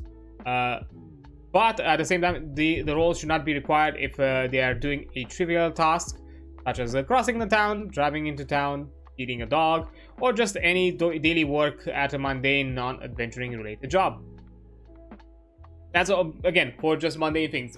Of course, you can make exceptions in these situations if there is some element of pressure that has been added over them. Like, yeah, in a normal day-to-day, you know, doing the daily work that you do, if there is no sort of impending pressure that is, I don't know, maybe even deadly, sure thing. You can do it. If it is, then you'll have to do it, because again, it goes within the first point mentioned, that maybe their health or other aspects of their of the character are put at risk if left devices. Yeah, but when there's a game master roll, usually there are two circumstances when the game master should roll and the player characters do not see the result. When the character wouldn't know for sure if they had succeeded. Reaction rolls are usually the ones that are going to be done like that, which are the ones that we're going to talk about after the fact. And when the player should not know what's going on, which again, it's a similar aspect. Hidden information is nice, plus, you know, it adds a bit of that kind of panicked element of hearing the game master rolling dice behind the screen and you do not know why. All you just hear is a chuckle and like, ah, okay, let me take a note. And that's it, nothing else, nothing more, just for you to dread upon that information.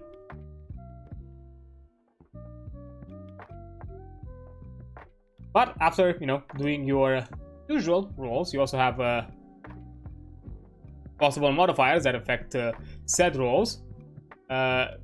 Usually the rules often specify modifiers for certain success rolls. These bonuses and penalties can affect the number you are rolling against, basically your target number, and not necessarily the total rolled on the dice.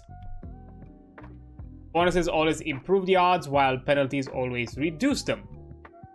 For an example, if you are using a lockpicking skill in the dark, the game master may tell you to roll at a -5 for the attempt. So if your lockpicking skill is a 9, you roll against a 9 - 5, which is a 4. So you are changing your target number. You're not adding that number to your roll, which simplifies a bit of the math.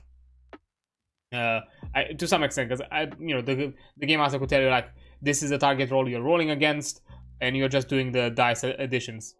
That's it. Sometimes a specific scenario might provide modifiers that allow for a relative ease or difficulty for a particular situation. For instance, an adventurer might state that the lock is a +10 to open due to the fact that it's primitive and clumsy. So their lockpicking skills,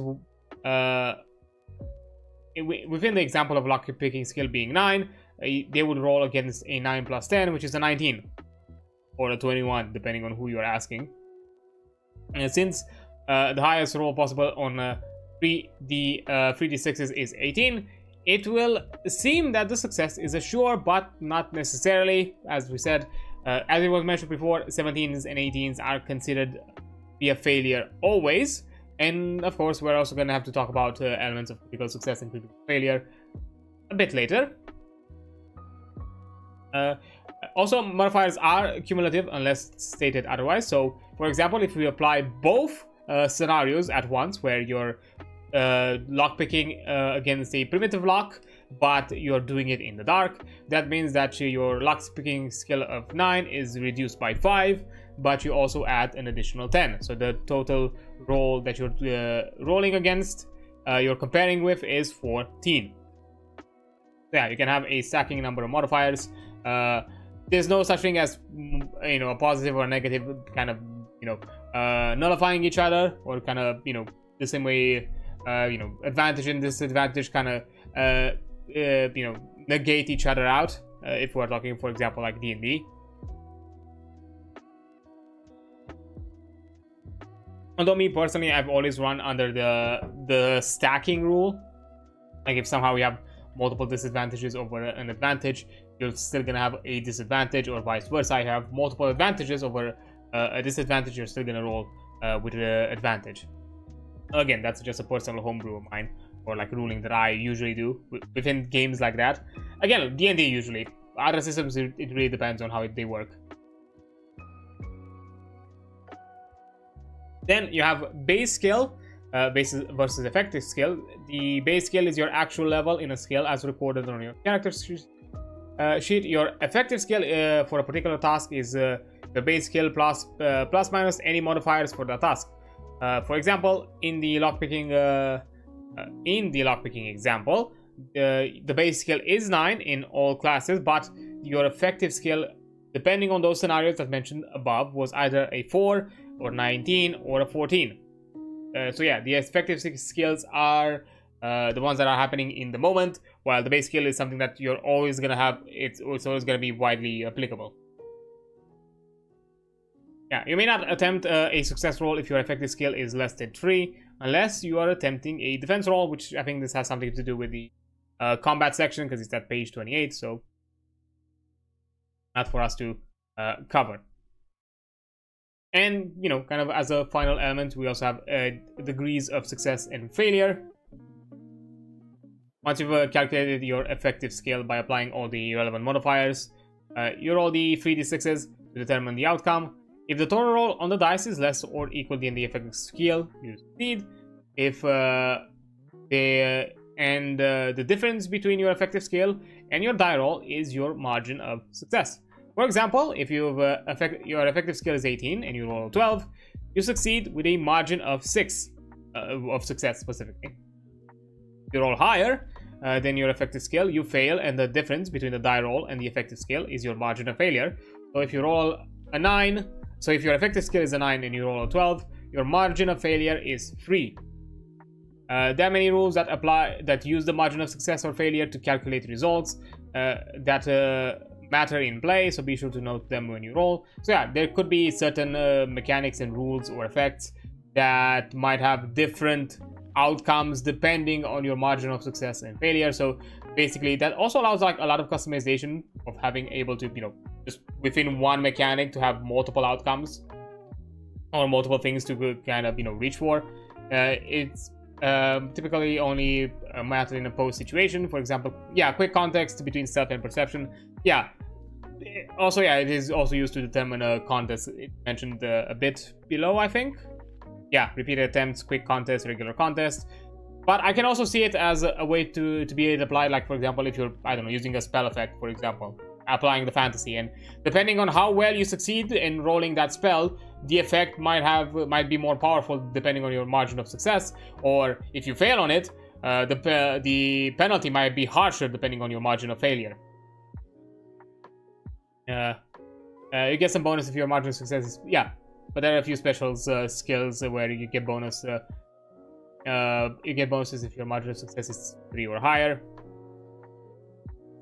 Yeah, again, I feel like, as I said before, because this is a framework, and even if the designers themselves have not necessarily implemented something, or maybe the base rule sets, even the ones from the basic set, do not cover anything of that sort, that doesn't mean that you cannot utilize this concept, utilize this mechanic, and add something new to it. As I said before, like, you can have different effects based on your margins. Of course, generalize a number average or a number area. Like, don't necessarily be like, oh yeah, here's an effect for margin 3, here's an effect for margin 5, or whatever. No. Maybe like, here's an effect if you have a margin of 3 or higher, as you said here, or maybe between 10 and 5. Maybe then another finalized margin like 20 or 20 or above. Actually, margin of error matters in death checks. If you fail a death check by 1 or 2, you are mortally wounded, but you can be saved by magic or surgery. But if you fail by 3 or more, you are dead. Okay. I think death checks might be mentioned in combat once we get into it. So yeah, but that definitely makes sense. We utilize it for death checks as well. But yeah, we're gonna continue like doing a quick revision of the types of roles after I'm taking a quick break, because an ad is about to come up in a few seconds. So once the ad is over, I will return. Alright, there we are.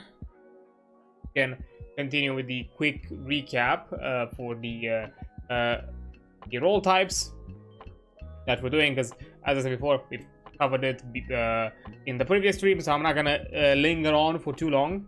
So I'm gonna like skim a bit of fast through the descriptor and how exactly they work, and with as minimum intervention and perspective from my end as possible. If you want a bit more, I guess, an introspective look on it, you can check the previous stream. We left off with the success rolls, specifically on the critical success and critical failures, after discussing about general margins of success and margin of failures.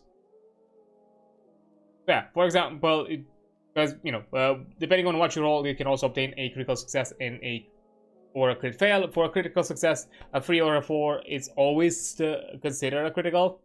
A 5 is a critical success if your effective skill is 15 or higher. So with all the accumulated modifiers, if you're rolling against a number of that high or larger, you get the benefit. And a 6 is also considered a crit success if your effective skill is 16 or higher. So yeah, all encompassing, 3 or 4 are always crit successes.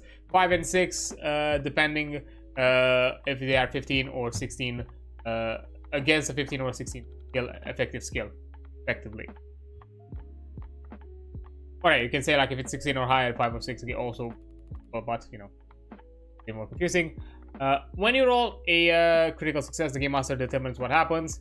It will always be something good. So the lower the roll, the better the bonus it should come up. So even in these scenarios, depending on which of these you obtain, a 3 is always going to be better than a 5, even if the 5 is still considered a critical success. Of course, if the game master deems that there is that kind of granularity worth it, as you've already reached a crit success. And for a crit fail, an 18 is always considered a critical failure. A 17 is a critical failure if your effective skill is 15 or less. So it kind of applies to this margin of success as well. Otherwise, it's considered an ordinary failure, but it's still a failure, just not a critical one. And any roll of 10 or more greater than your effective skill is a critical failure. So if you have an effective skill, if you roll a 16 on a skill of 6, that's a fail. If you roll a 5 on a skill of 15, that's a fail, and so on.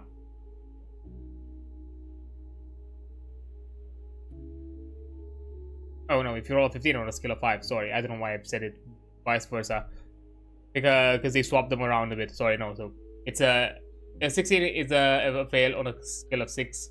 A 15 is a fail on a scale of 5, and so on.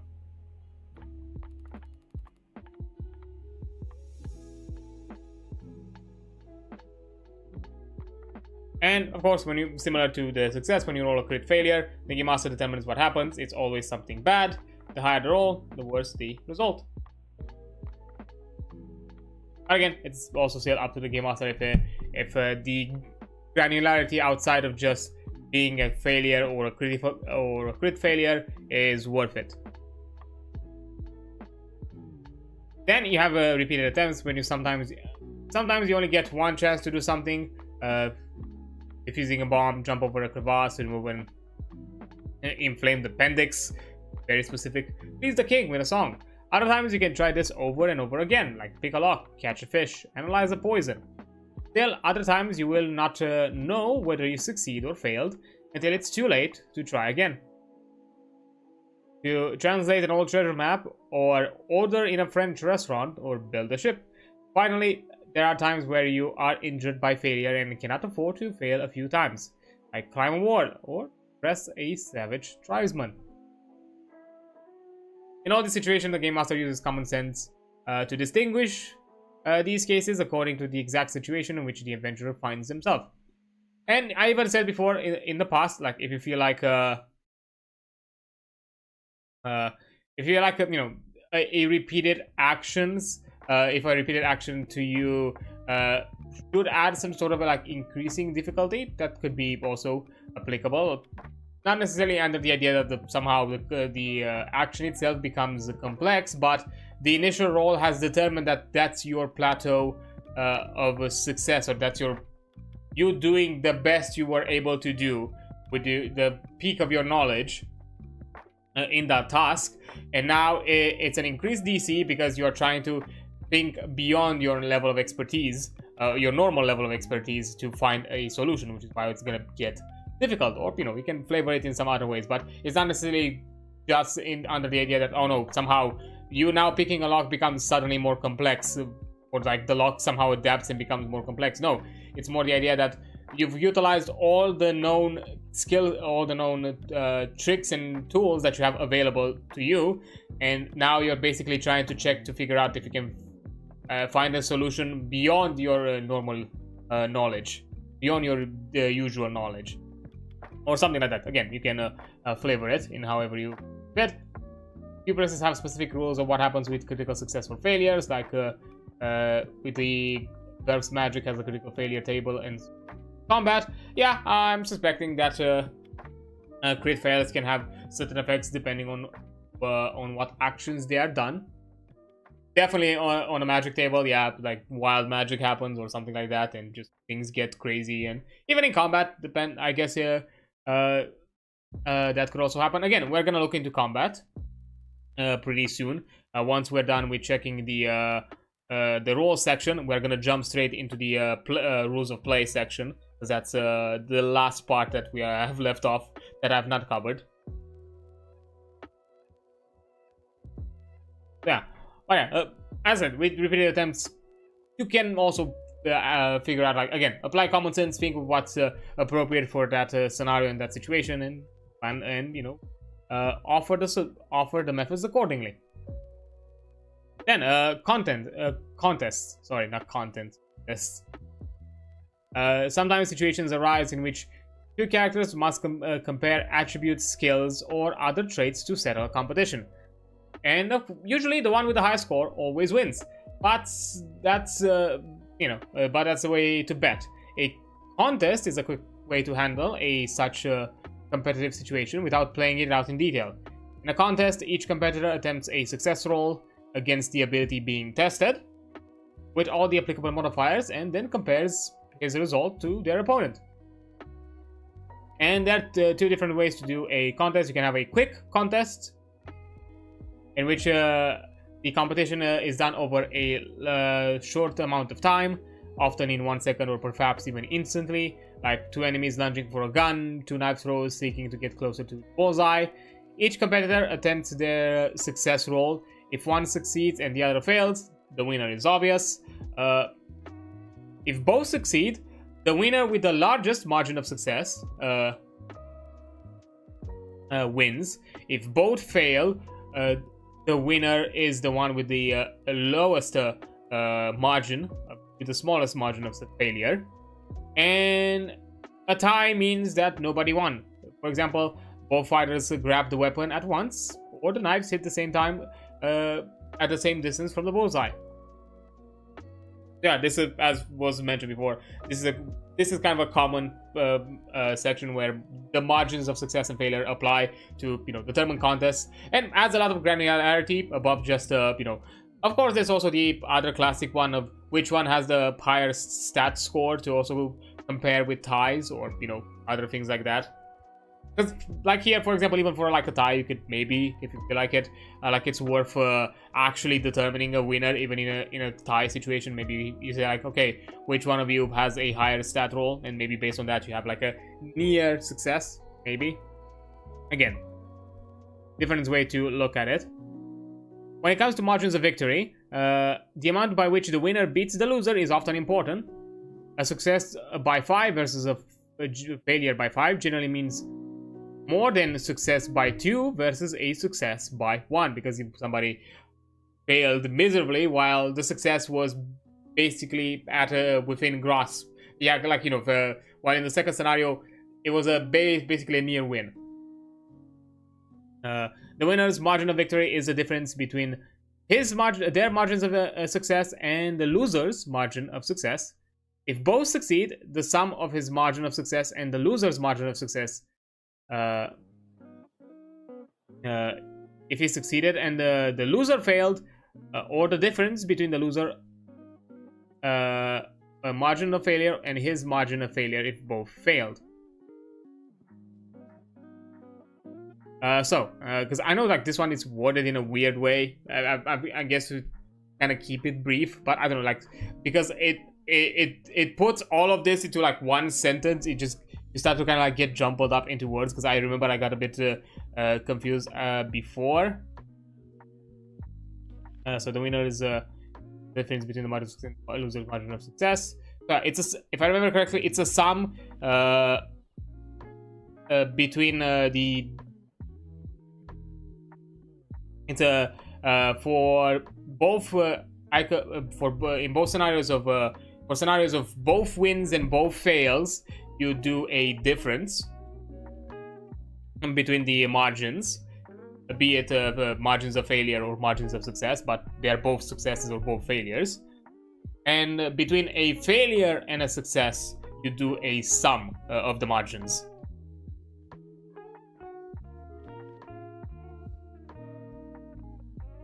Yeah, if both succeed, the sum of its margin of failure. Yeah, so in the scenario where it's a win and a loss, you do the sum. In the scenario where it's a win-win or a loss-loss, you do the difference. I don't know why it's kind of weird. I feel like it's a bit weirdly worded, and it kind of gets confusing. You kind of like get lost into into this mention of winner losers, and you lose track. I think this one, if it was a bullet point, would have been easier to see, to understand and visualize. I don't know why they had to put it like in a phrase.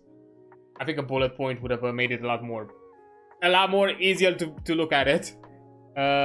Margins of victory don't come up often. It's just enough to know who wins and who loses. Yeah, this is probably mentioned for those like edge case scenarios where there have been like near ties, or like there is a tie of wins or fails. And to be fair, again, this is in the scenario of a quick contest, because a regular contest is a more long-spanning competition, like an arm wrestling, where each character attempts success rolls. If one succeeds and the other fails, the winner is obvious. If both succeed or both fail, the competitors' relative positions are unchanged and they roll again. Eventually, one character succeeds when the other one fails. At this point, the one who made his roll is the winner. The length of game time of each attempt depends on the activity, and it's up to the game master. In a combat situation, each attempt takes 1 second, but in a library research contest with the fate of the world hanging on who finds a certain obscure reference first, Each of them could represent days of time. Like, yeah, regular context, for example, I think like, I see it also as a way to kind of use wins and loses to kind of have like a kind of like a point system. You can have like a, I don't know, best out of 3, best out of 5 kind of scenario where those are probably going to be in most cases the contests that you are going to do, especially like longer lasting ones where that's going to get into play. Of course, depending on it, maybe you can also have like, how many continuous successes or how many continuous fails until somebody is determined the victor is also important, because you can have it like a number gauge, like, that goes into somebody's favor until it reaches a point, but it then loses points if the other side wins, starts to win until it gets into their side of the table.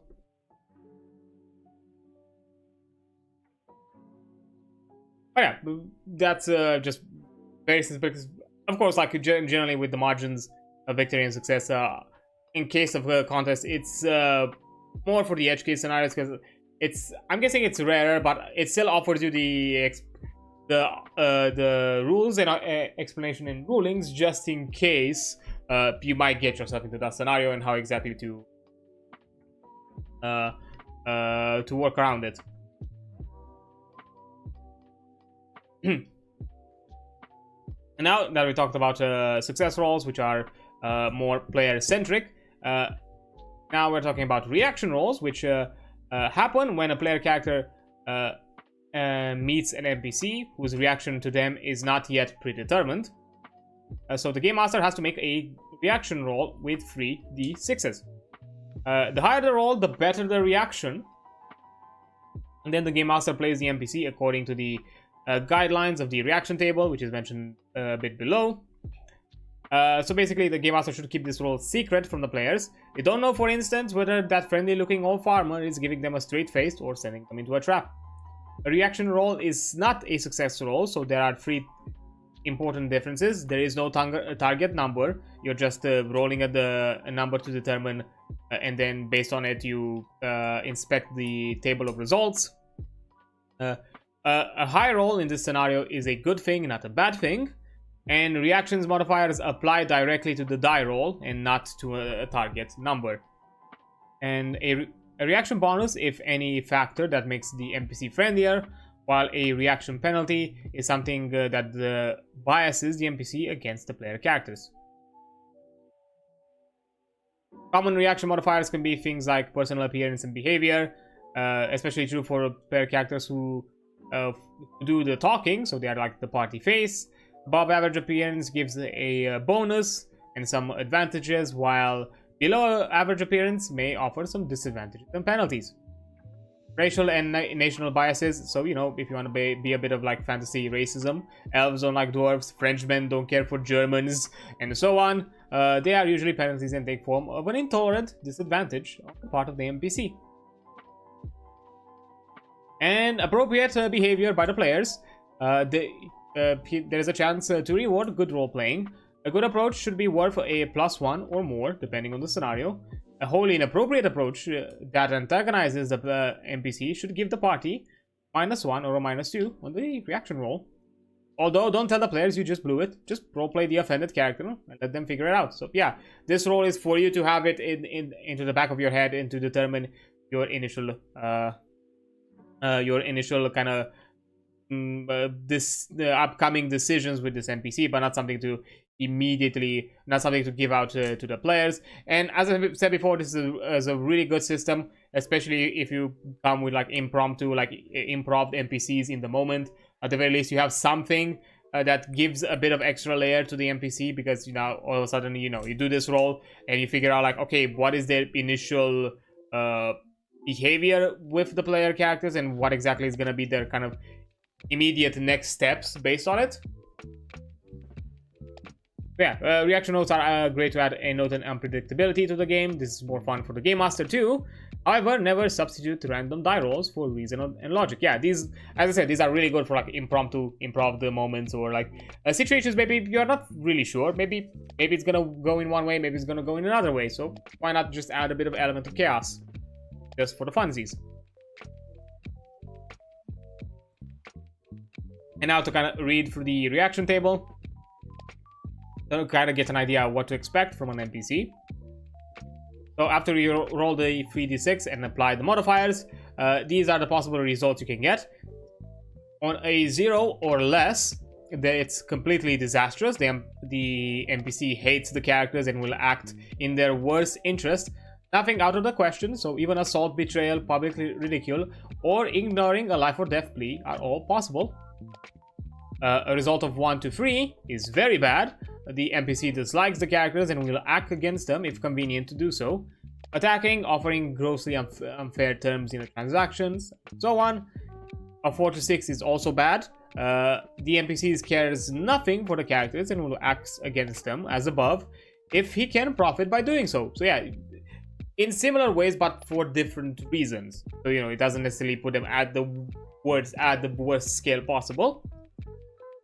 A 7 or 9, it's poor. It's the NPC is unimpressed. You may make threats, demands, a huge bribe before offering aid or something similar. So more of a make it worth my while than anything else. A 10 to 12 is neutral. The NPC ignores the character as much as possible. He's totally uninterested. Transactions will go smoothly and routinely as long as protocol is observed. So yeah, everything goes as normal. From a 13 to a 15, it's good. The NPCs like the characters and will be helpful within normal everyday limits. Reasonable requests will be granted. For a 16 to 18, the NPCs thinks highly of the characters because it's a very good result and will be quite helpful and friendly, offering aid and favorable terms in most cases. And for a 19 or better, this is an excellent result.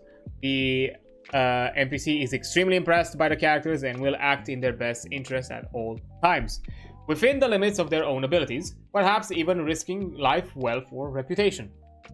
Now you have a fully dedicated ally, and some scenarios maybe even asset. But yeah, personally I really like the reaction roll because I think like it's a really useful tool, especially for like those impromptu like improv moments of creating some NPCs off the cuff and you're not necessarily sure how exactly they'll and jump up to the characters from the get-go, and this kind of offers you that immediate layer of depth to that NPC, because you know they might have this kind of like secret hatred towards them and the player characters will not be aware, and from that point on, with that result later down the line, as you know the session or maybe even the campaign progresses and this NPC remains somehow relevant, you can use that as the baseline to kind of build up the rest. So yeah, it's a good it's an easy way to kind of make you kind of roll through and smooth through certain like scenarios like this. So which I really like, as I said, it also shows that the system itself is not just player focused. It has elements that are focused for the game master experience as well, and to help out the game master also. And now the final role and the type of role, and probably the most simplest and most common that you would expect to see, is the damage rolls, which are made in a fight to see how much harm you've done to a foe. They work under the normal system of dice plus adds concept, so that means that many things can affect injury, can affect the final injury of your attack. Armor can reduce the damage received. Certain attacks can do extra damage if they get through armor. And all these things are explained later down the line. But yeah, they work under the dice plus adds. So you just roll your dice and add whatever bonus modifiers. In most scenarios with combat, aside with the exception of some weapons, usually the firearms, all the other weapons are added on top of a baseline die roll that you have as a character. Like almost all swing weapons just have a flat modifier that you add to a die roll that is determined by your character sheet on melee attacks, while and also for a few ranged weapons. I think the normal bows, if I remember correctly, and you also utilize you do a damage based on your strength with them. But outside of that, any sort of firearms like crossbows and more modernized firearms, those have their own dice rolls to it. But aside from that, you technically have a dice roll based on your character. That's always going to be the case, and you just add a flat modifier that is given by the weapon. So in some aspects it simplifies it. Again, within this basic baseline system, it can get more complex and be more bonuses and more modifiers and all sorts of other extra dice and things that could happen with more expanded rules. But yeah, that's kind of the general rules for play. This is kind of like the immediate gist that you need to get for how exactly to run and play GURPS. And in my opinion, like, this is the bare minimum that you have to kind of know. Like, maybe not even the entirety, like just the idea of what a success roll is for you as a player and how to do damage rolls. That's it. Reactions rolls, if you're a player, those don't matter to you. Those are just things that the Game Master does, so you don't have to worry about them. And even here, like, the Game Master, especially at the beginning, can still keep track themselves and can guide you through, hey, you've rolled this number, which means that maybe it's a critical success or a critical failure in this scenario, and here it is why. Again, as I said before, I'm a big proponent of learn as we go. I do not care if you do not grasp the entire, characters, the entire rule sets, or anything like that. If you know the general ruling of how to determine cause and effect, of just basically how you determine the effect, the outcome of an action, that's all I care. We'll learn everything else as we encounter them. So you can learn aspects of your character sheet as we see them fit, similar to elements of mechanics, items, all sorts of other things. So if you know the basics, that's more than enough. And this is basically there. Maybe a bit of like the character sheet to kind of have a bit of a grasp to it as well, and that's basically it. You don't really need more than that, and the rest of it can be learned as we play. Yeah, basically all you need to know is to play the modifiers, apply your base skills or attribute, and you roll 3d6s. And want to get less than equal of your effective number. If you know that, you know how to play. Yeah, you don't need more than that.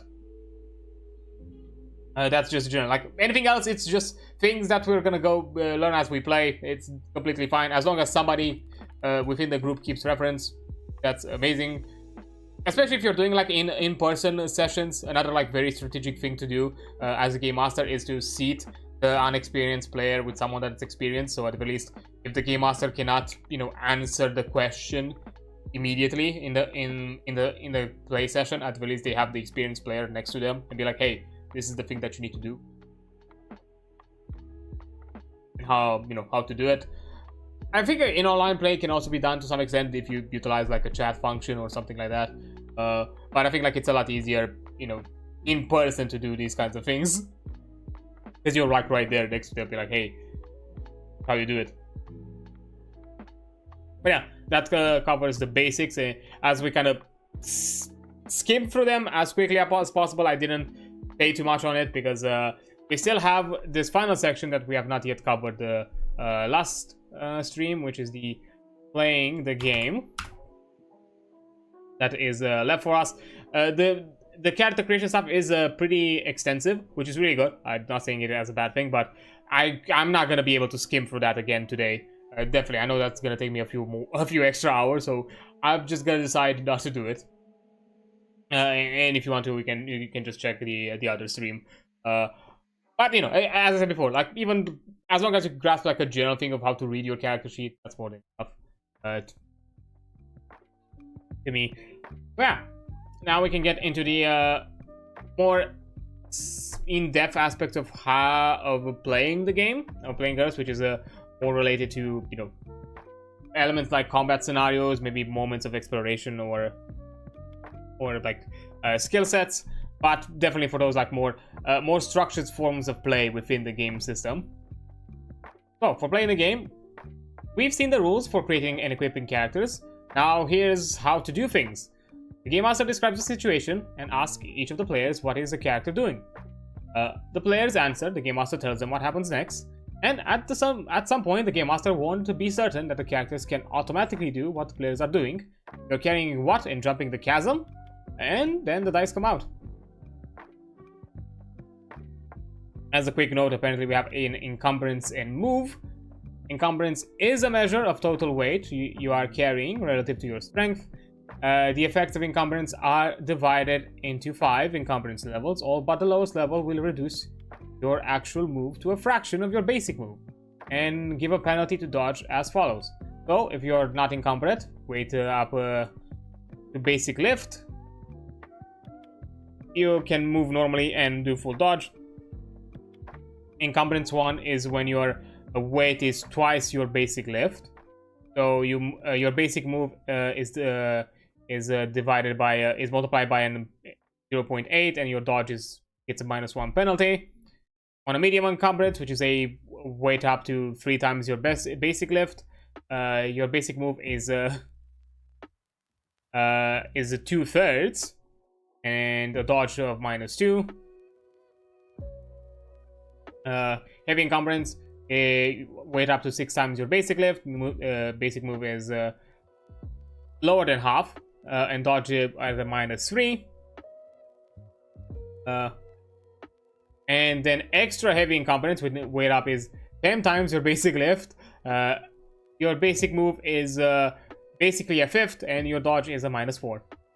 So yeah, you drop all fractions. Encumbrance can never reduce move or dodge below 1, so at the very least you can still move once, take 1 move. Note that these levels are numbered from 0 to 4. When a rule tells you to add or subtract your encumbrance level from a die roll, this is the number to use. For instance, encumbrance gives a penalty to climbing, stealth, and swimming skills. Okay, just a good... if encumbrance is something you care about, you have a quick reference for it. But again, it really depends on the game, on the session or campaign that you're running. Because if you're doing something a bit more survival-y, gritty, kind of in some sort of way, yeah, this is important. If you want to ignore it, or like you just ballpark it and use like mostly just through just general common sense, you can also do that. Oh, by the way, if you want to try making GURPS character at some point, there is a fan-made character builder called GURPS Character Sheet that I've used for years. It's good, but it's not a replacement for the books. It doesn't have the rules. Okay, interesting. Yeah, I'm not looked into it because I'm not yet planning to design or work on anything based on the system and how exactly. Because I'm guessing maybe they don't have the rules due to some licensing thing. I'm not sure exactly how GURPS is licensing their basic rule sets.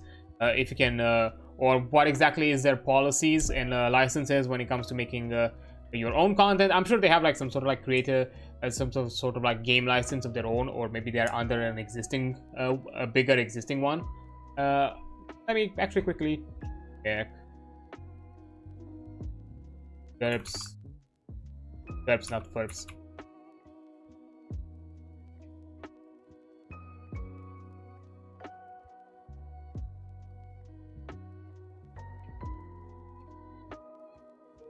Correct one.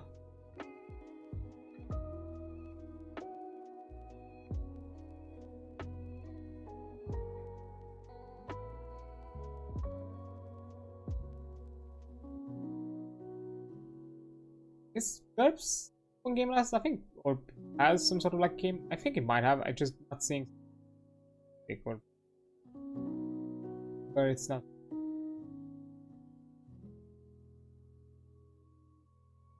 Okay, so characters doesn't have an open game license or anything like that. Okay. My personal opinion is that GURPS could benefit from some manner of open license, such as there are basically 2 ways to look at other people. Our shop will lose money, and other people underestimate or just cost. Opening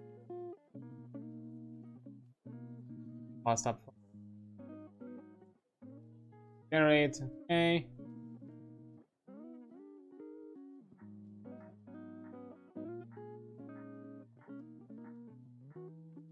I see. Okay. Yeah, from what I see, they don't have any. They're not any license. That kind of sucks because I feel like the system itself has a ton of potential of for custom. I'm sure, yeah, of course, there is definitely custom community made content, but of course under the idea that there is no game license, there has to be available to the wide market for free, and cannot be there for just it cannot be there for you know, designers or creators to, you know, at the very least earn a bit of extra scratch for the work they've done. Oh yeah, that's kind of sucks a bit. I'll be on. I can understand, because at the very least the post here does mention the aspect that, you know, having an open license is costly. It is a legal fee. It is something that you have to maintain. It's not just something that you're gonna open and that's it. It has to be kept open, and there are some costs, and you know, you have to compare that with if are there gonna be like diminishing returns. Yeah, it's a bit complicated, but yeah, okay. From the looks of it and the gist of it is that there is no such license, which is a bit of a shame.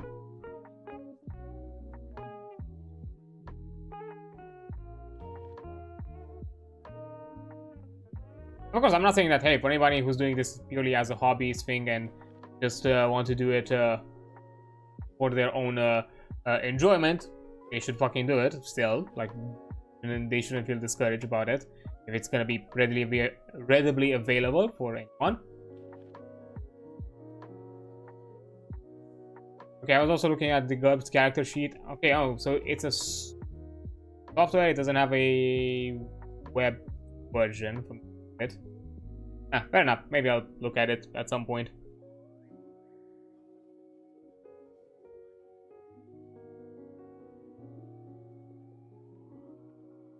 But fair enough. A bit of a shame that, but oh well. I can understand that, you know, sometimes licenses are a bit expensive. I know there's some that have jumped under the orc license.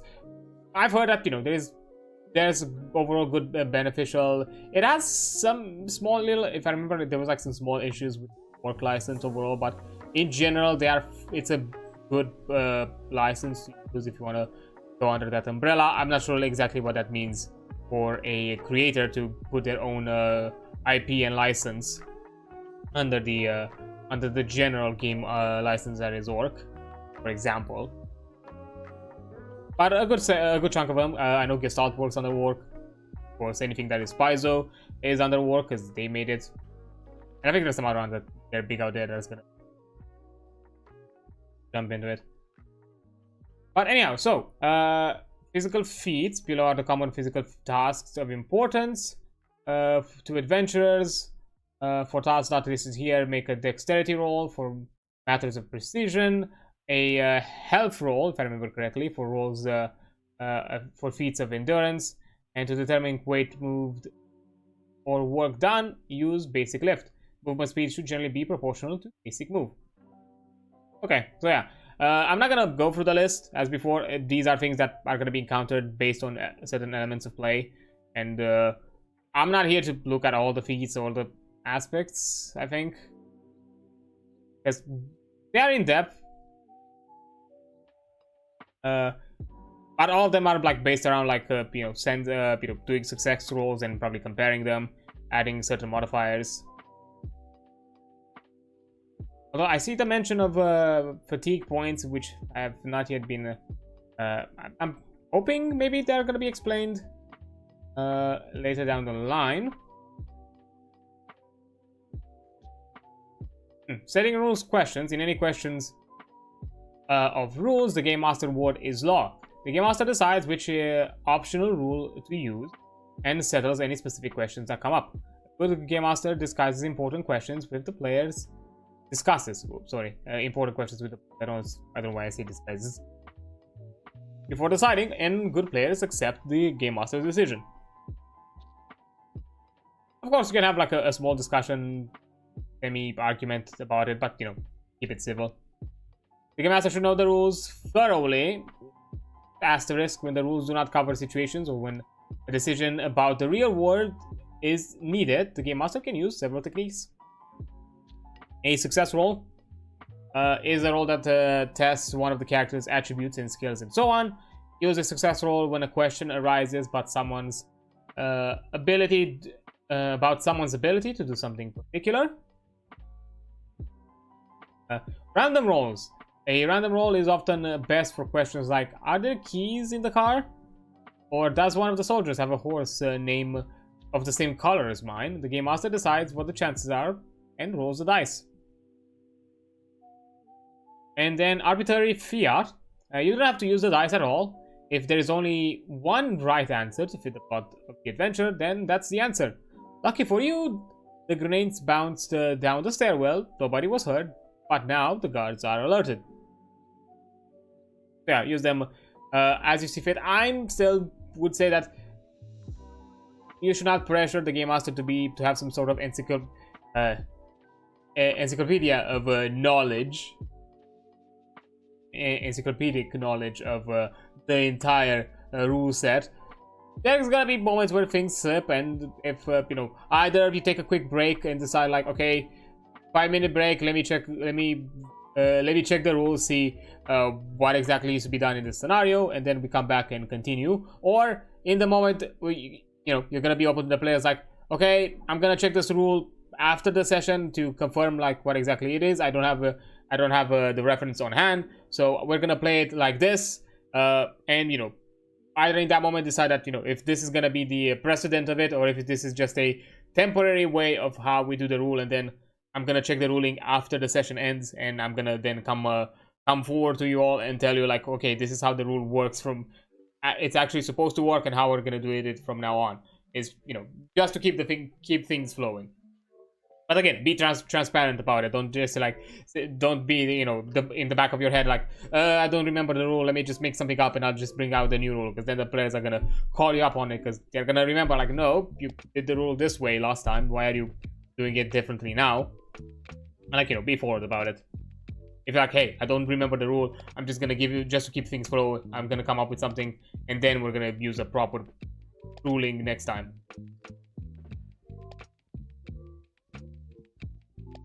Because I've had in the past discussions and shenanigans that have span even hours of debating.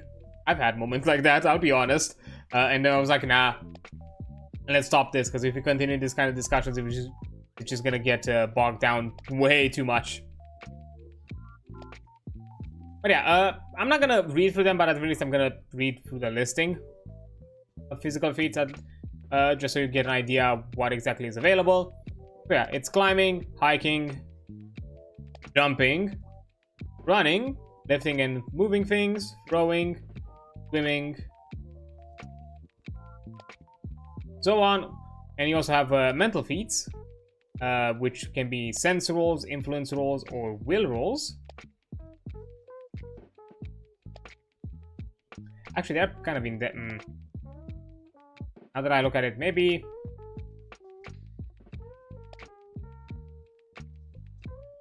fine, I'll read through them, because I think they're gonna be, and then go for the combat and all that. Fine, I'm gonna.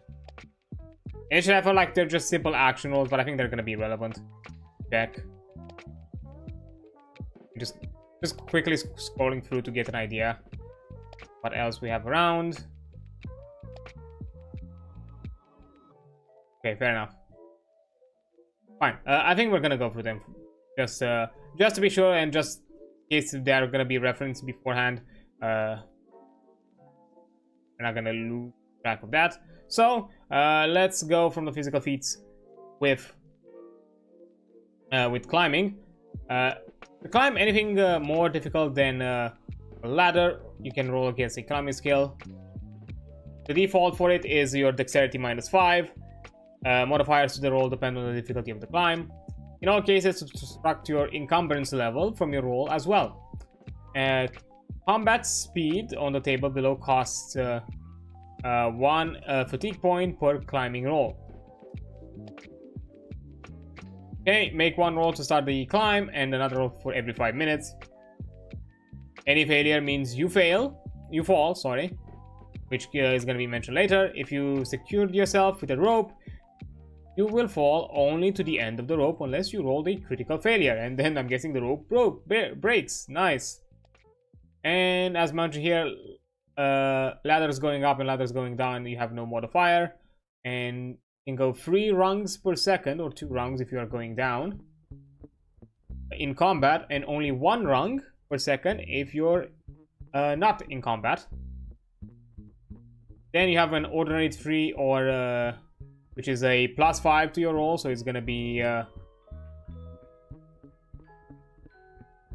okay. You have 1 foot per second, or in a combat, or 1 foot per 3 seconds in regular scenarios. A ordinary mountain, it has no modifier. It's 1 foot per 2 seconds, or 10 feet every minute. For vertical stone walls, there's a -3 modifier to the roll.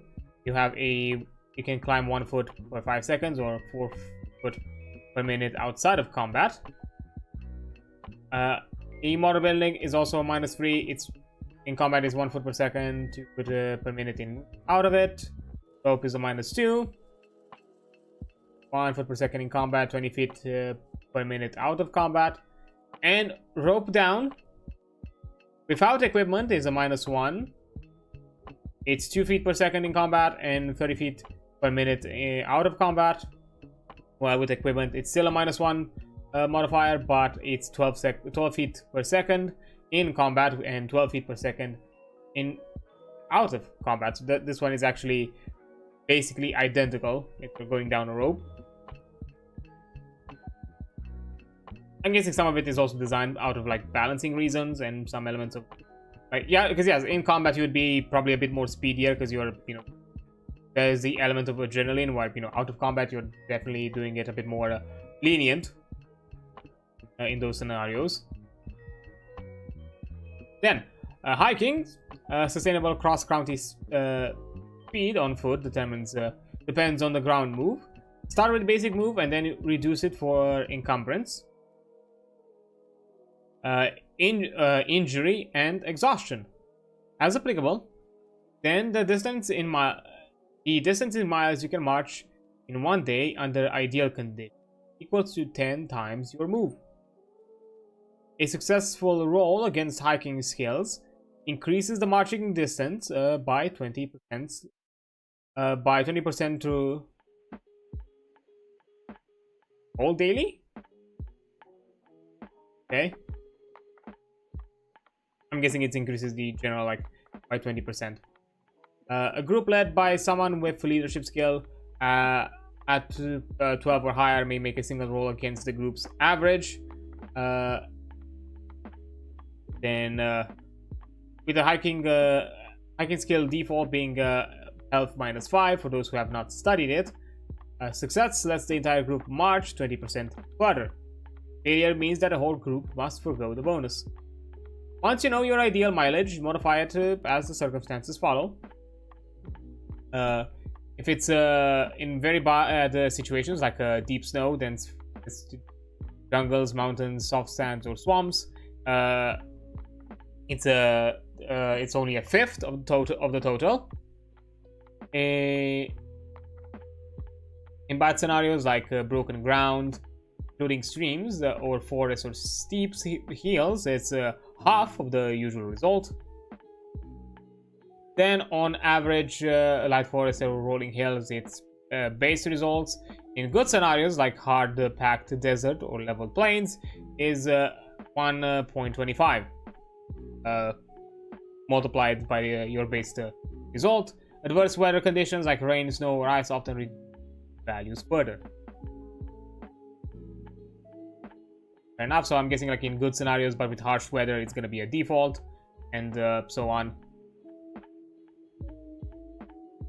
That's kind of my I suspect. But again, this is up to you as a game master and to kind of like figure out the numbers and decide like what's fitting for the scenario.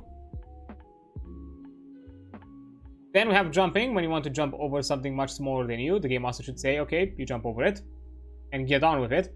Such jumps succeed automatically, but when the obstacle seems really significant, or the game master put it there as a deliberate hazard, use the following rules. Jumping distance. Your basic move determines jumping distance as follows. High jump is 6 times your basic move, minus 10 inches. For example, a basic move of 6 lets you jump 26 inches straight up. For a running jump, add the number of yards you run to your basic moves in this formula. Maximum running high jump is twice standing high jump. It's it's the twice standing high jump height. Yeah, a lot of H's. While a broad jump is a twice 2 times your basic move minus 3 feet. For example, a basic move of 6 lets you jump 9 feet from a standing start. For a running jump, add the number of yards that you run to your basic move in this formula. Maximum running the broad jump distance is twice standing front jump, so you cannot go above double. Similarly here, you cannot go above double with a high jump.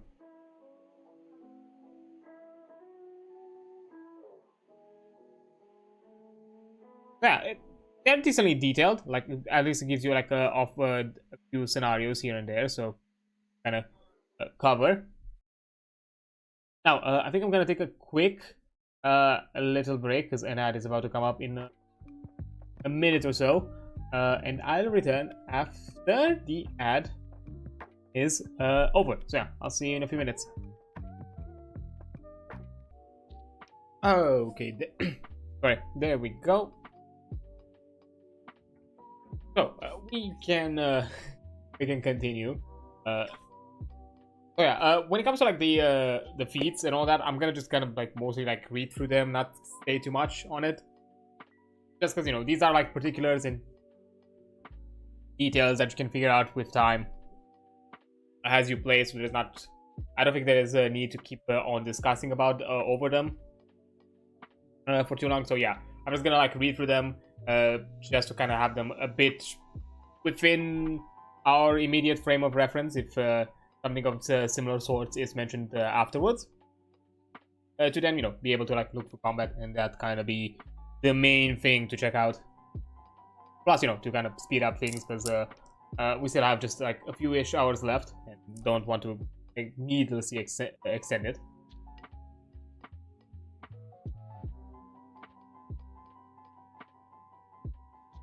Alright, I also have a snack. So, lifting and moving things. Basic lift governs the weight you can pick up and move. The Game Master may let multiple characters add their basic lift, not their strength, whether it seems reasonable to carry something like a stretcher or a pulled wagon. One-handed is twice your basic lift, takes 2 seconds. Two-handed is 8 times your basic lift, takes 4 seconds. Shove and knock over is 12 times your basic lift. Double this if you have a running start. The Game Master can also make allowances for precariously bad objects to make them easier to tilt. Carry on back is 15 times your basic lift, thus you can carry more than you can lift by yourself, but every second that your encumbrance is over 10 times your basic lift, that is extra heavy encumbrance, you lose 1 fatigue point. And shift slightly depending on your footing and the way you are braced. You could shift or rock 50 times your basic lift. Yeah, you can have a few strength related things when it comes to like moving objects. Then we have running. Your running speeds for ground move is equal to your basic move, modified for encumbrance. Sprinting is on all-out running. It's very fast but also fatiguing. These are going to be mentioned below. You can sprint if you run forward for 2 or more seconds. Add 20 times 30% your move after 1 second. For instance, if your move is 7, you could sprint 8.4 yards per second. After running for 1 second, at 7 yards per second. So if you need to run a long distance, you will want to pace yourself to avoid exhaustion. Paced running averages exactly half the sprinting speed calculated above. So after every 15 seconds of sprinting, or every minute of paced running, roll against your health. On a failure, you lose 1 fatigue point. Once you are reduced to less than a third of your fatigue point, half your move for any kind of running. So paced running averages exactly half the sprinting speed calculated above.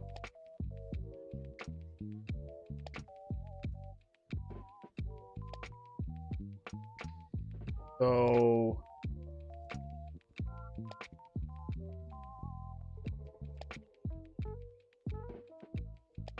pace to avoid exhaustion, paced running averages exactly half the speed. Not sure exactly what they refer by that, like how exactly you put that into play. It's a bit oddly worded.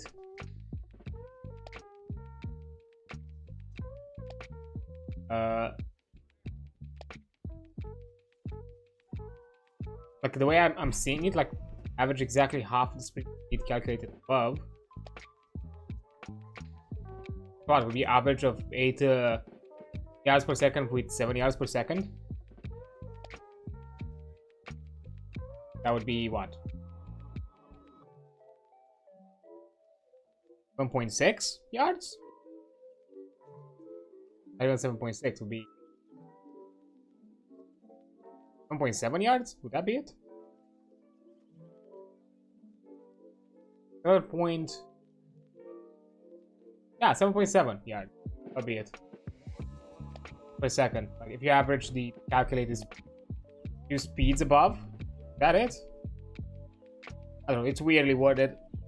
Again, I think these the basic rule set might give you a better idea of this. Yeah, it starts to get a bit mathy from this point on. Yeah, definitely. So I think like it would really help out, like to me specifically, because I'm the type that learns through practice, learns through use. It would be nice to actually give us a proper example, like an actual mathed out example, so I can actually see what exactly they are referring to. Because I'm all about math. I'm good at math, but I just show me the math. Do not word the math to me. But anyways, that's just a nitpick. So swimming, make a roll against swimming skills. Anytime you enter water over your head, and again every 5 minutes. Subtract twice your encumbrance level. Add 3 if you enter the water intentionally. If you fail, you lose 1 fatigue point, and roll again in 5 seconds, and do so until you reach 0 fatigue points and drown. Get rescued or succeed at a roll. If you recover, roll again in 1 minute. If you succeed, you go back to rolling every 5 minutes. So it's kind of one of those where you kind of lose your footing for a while, or would it be called losing your footing? I don't even know.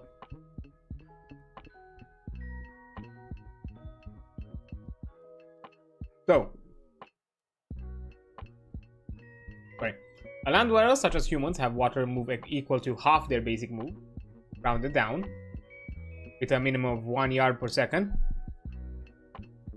After every minute of top speed swimming, roll against the higher of health over a swimming skill.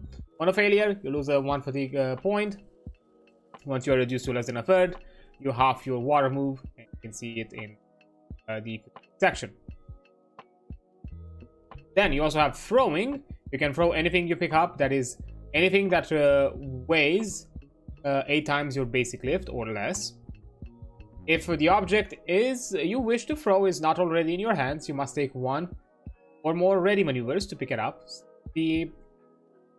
Lifting and moving things for details regarding picking up objects. Throwing an object during combat, whether as an attack or not, requires an attack maneuver. You can throw objects that weigh 2 times your basic lift with 1 hand. Heavier objects that require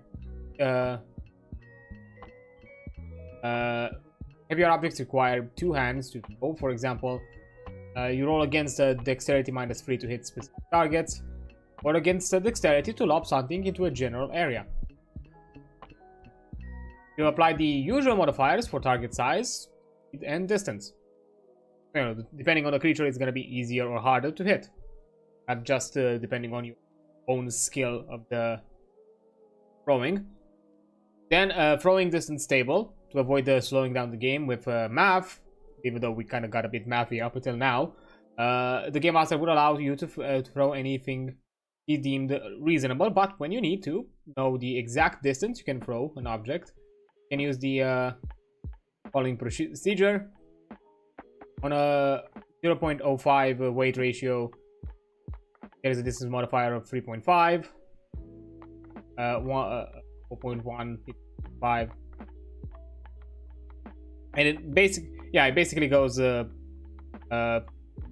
the way around. Okay, fair enough. I'm not gonna look too heavy into that, but we're gonna read through part of that. You can pause and look at those numbers yourself. So, divide the object's weight in pounds by using your basic lift, or get the weight ratio. Find the weight ratio in the column of the table. If it fails below 2 values, or use the higher. Between 2 values, use the higher value. Read across the distance modifier and find it. Multiply your strength by that distance modifier to find the distance in yards you can throw. So yeah, if you want to do the math and figure out, like, go ahead. You should allow any throw to that deemed reasonable. So yeah, this is there if you really want to be hyper specific. If not, you can like ballpark it a bit. Now, throwing damage. The throwing damage table. Thrown objects inflict thrust damage for your strength, which has been mentioned in previous chapters, which is modified for weight as shown on the table. Damage is usually crushing. A fragile object or a thrown character takes the same amount of damage it inflicts. Roll damage separately for the object and the target. You basically roll your thrust, and depending on how heavy it is, you either add an additional die, remove a die, or anything of the sort. Like, yeah, it's more of an archway, like it starts low, goes high, then goes low again, because if it gets heavy, you're not gonna throw it that effectively, and it's not gonna do a lot of damage, because it's also a thing of you being able to actually throw it and use it at max, your max capabilities. But yeah, those are like some general strength feats,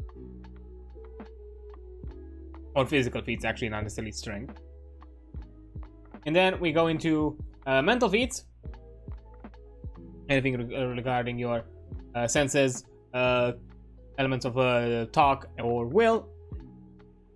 So, sense rolls includes vision rolls, hearing rolls, taste, smell. You notice something using a given sense. You roll it against your perception score. For comprehension rolls, a successful sense roll means you notice something that the Game Master is often sufficient. That is often sufficient, but in some cases the Game Master may require a second roll to understand what you have sensed. For example, you realize that the old owl hoot you heard is really an Indian warrior, or that the faint scent you notice belongs to a flower of a man-eating plant. This roll is against an IQ for details that anyone could figure out, or against an appropriate scale if it's the significance would be lost to anyone but an expert. Danger sense. If you have the danger sense advantage and fail a sense roll or comprehension roll to notice something dangerous, the Game Master will simply make you a perception roll for you. On a success, you sense the danger anyhow. He's just not going to tell you what it is. You just know you are in deep trouble. Good luck, I suppose. If you want to create an amounting level of dread, you have the options. Then there is the vision. You make a vision roll whenever it is important that you see something. When you try to spot something that is deliberately hidden, the Game Master may treat this as a quick contest against concealment, as it was also mentioned in chat a while back, against their camouflage or holdout or so on, and may allow or require such skill as observation or search to replace perception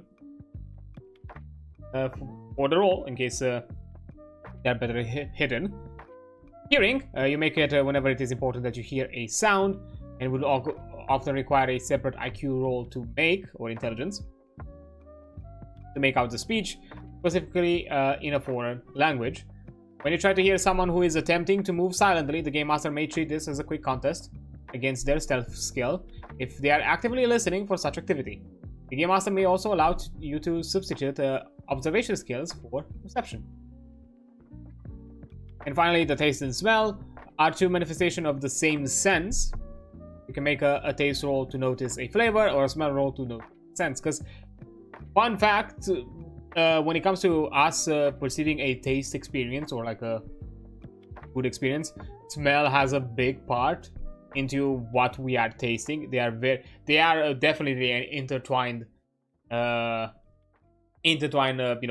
set of senses that it will heavily, because I think there've been some I think you can find on YouTube some people who have literally experimented, like feeling a different sense but eating something completely different from that smell, and how it literally throws them off their perception of what exactly they are consuming. And it's an interesting thing. So yeah, it's very interesting how, you know, it's a very integrated sense between the two.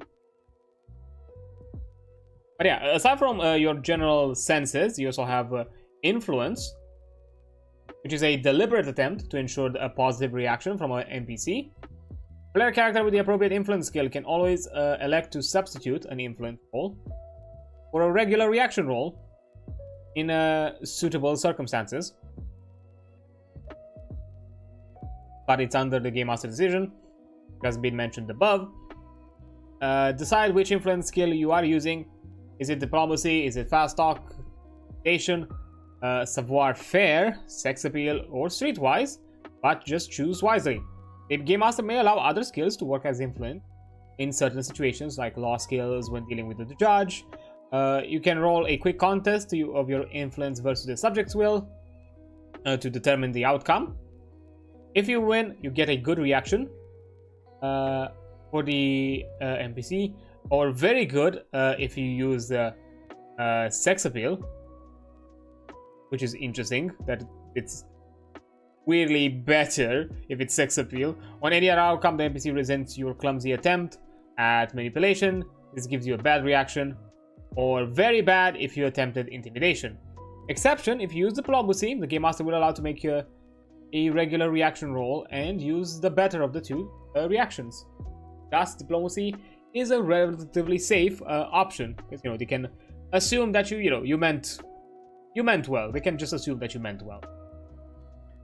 But that's a nice definitely, which is a good thing. I feel like this is a smart implementation when it comes to like diplomacy, of basically encouraging players like, hey, you don't want a bad outcome, just be diplomatic about the situation. And even if you're not doing too well with the diplomacy, maybe the dice are gonna be in your favor on my side of the table instead, if not on yours, and we'll see there how it goes.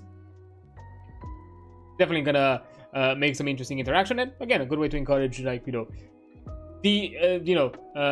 push the group away from just murder hoboing behavior, I suppose, but by saying to them that, hey, you basically you have double 2 chances of getting the outcome you want.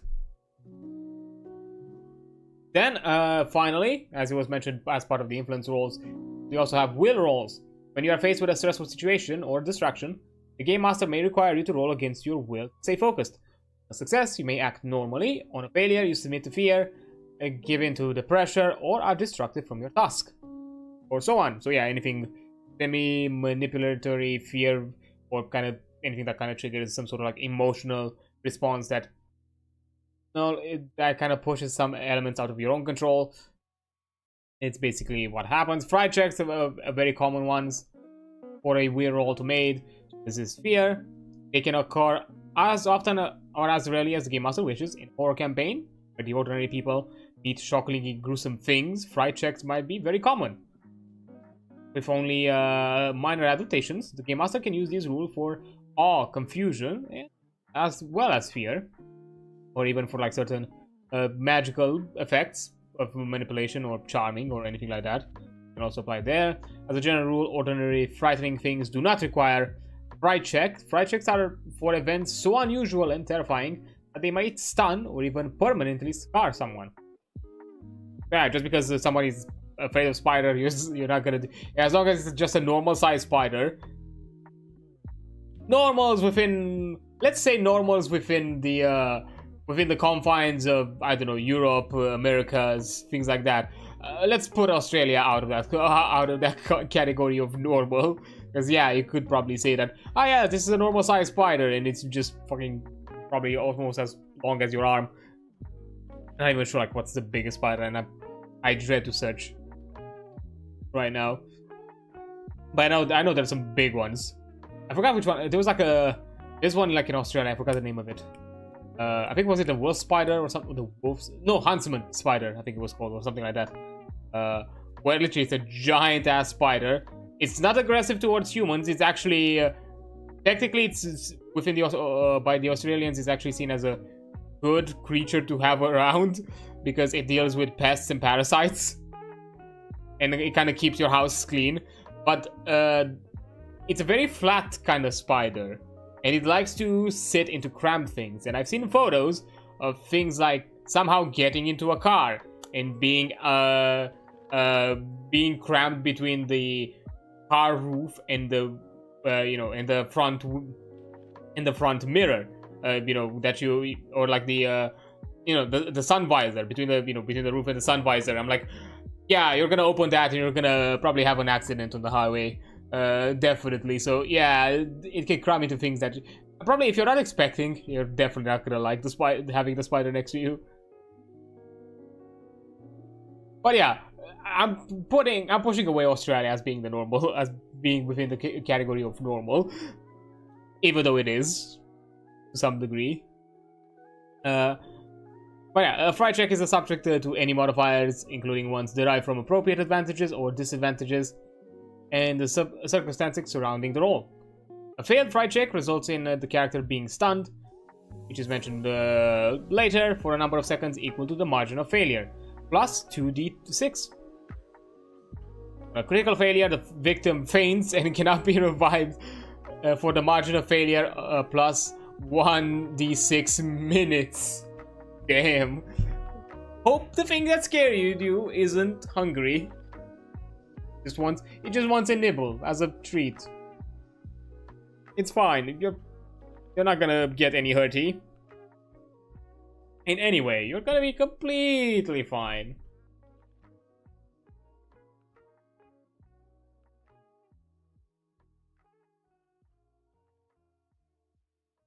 Sorry, having a drink.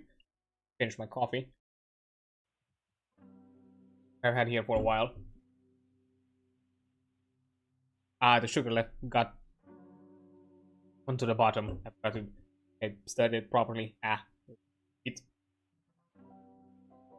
But now we are getting into after doing some general senses, general activities that you might deal with in normal moments of play, we're getting into the more structured side of play that you'll more often than not encounter within a tabletop RPG, which is combat or any other form of conflict.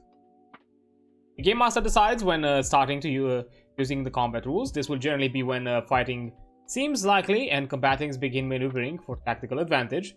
The Game Master may also use the rules to resolve action situations such as chases and tournaments. So yeah, any sort of like conflict. It doesn't necessarily have to be actual combat in the sense that we are there to kill the other or completely remove them out of the scene. It also can be used for conflicts in the sense of I want to reach him or do some other things like that.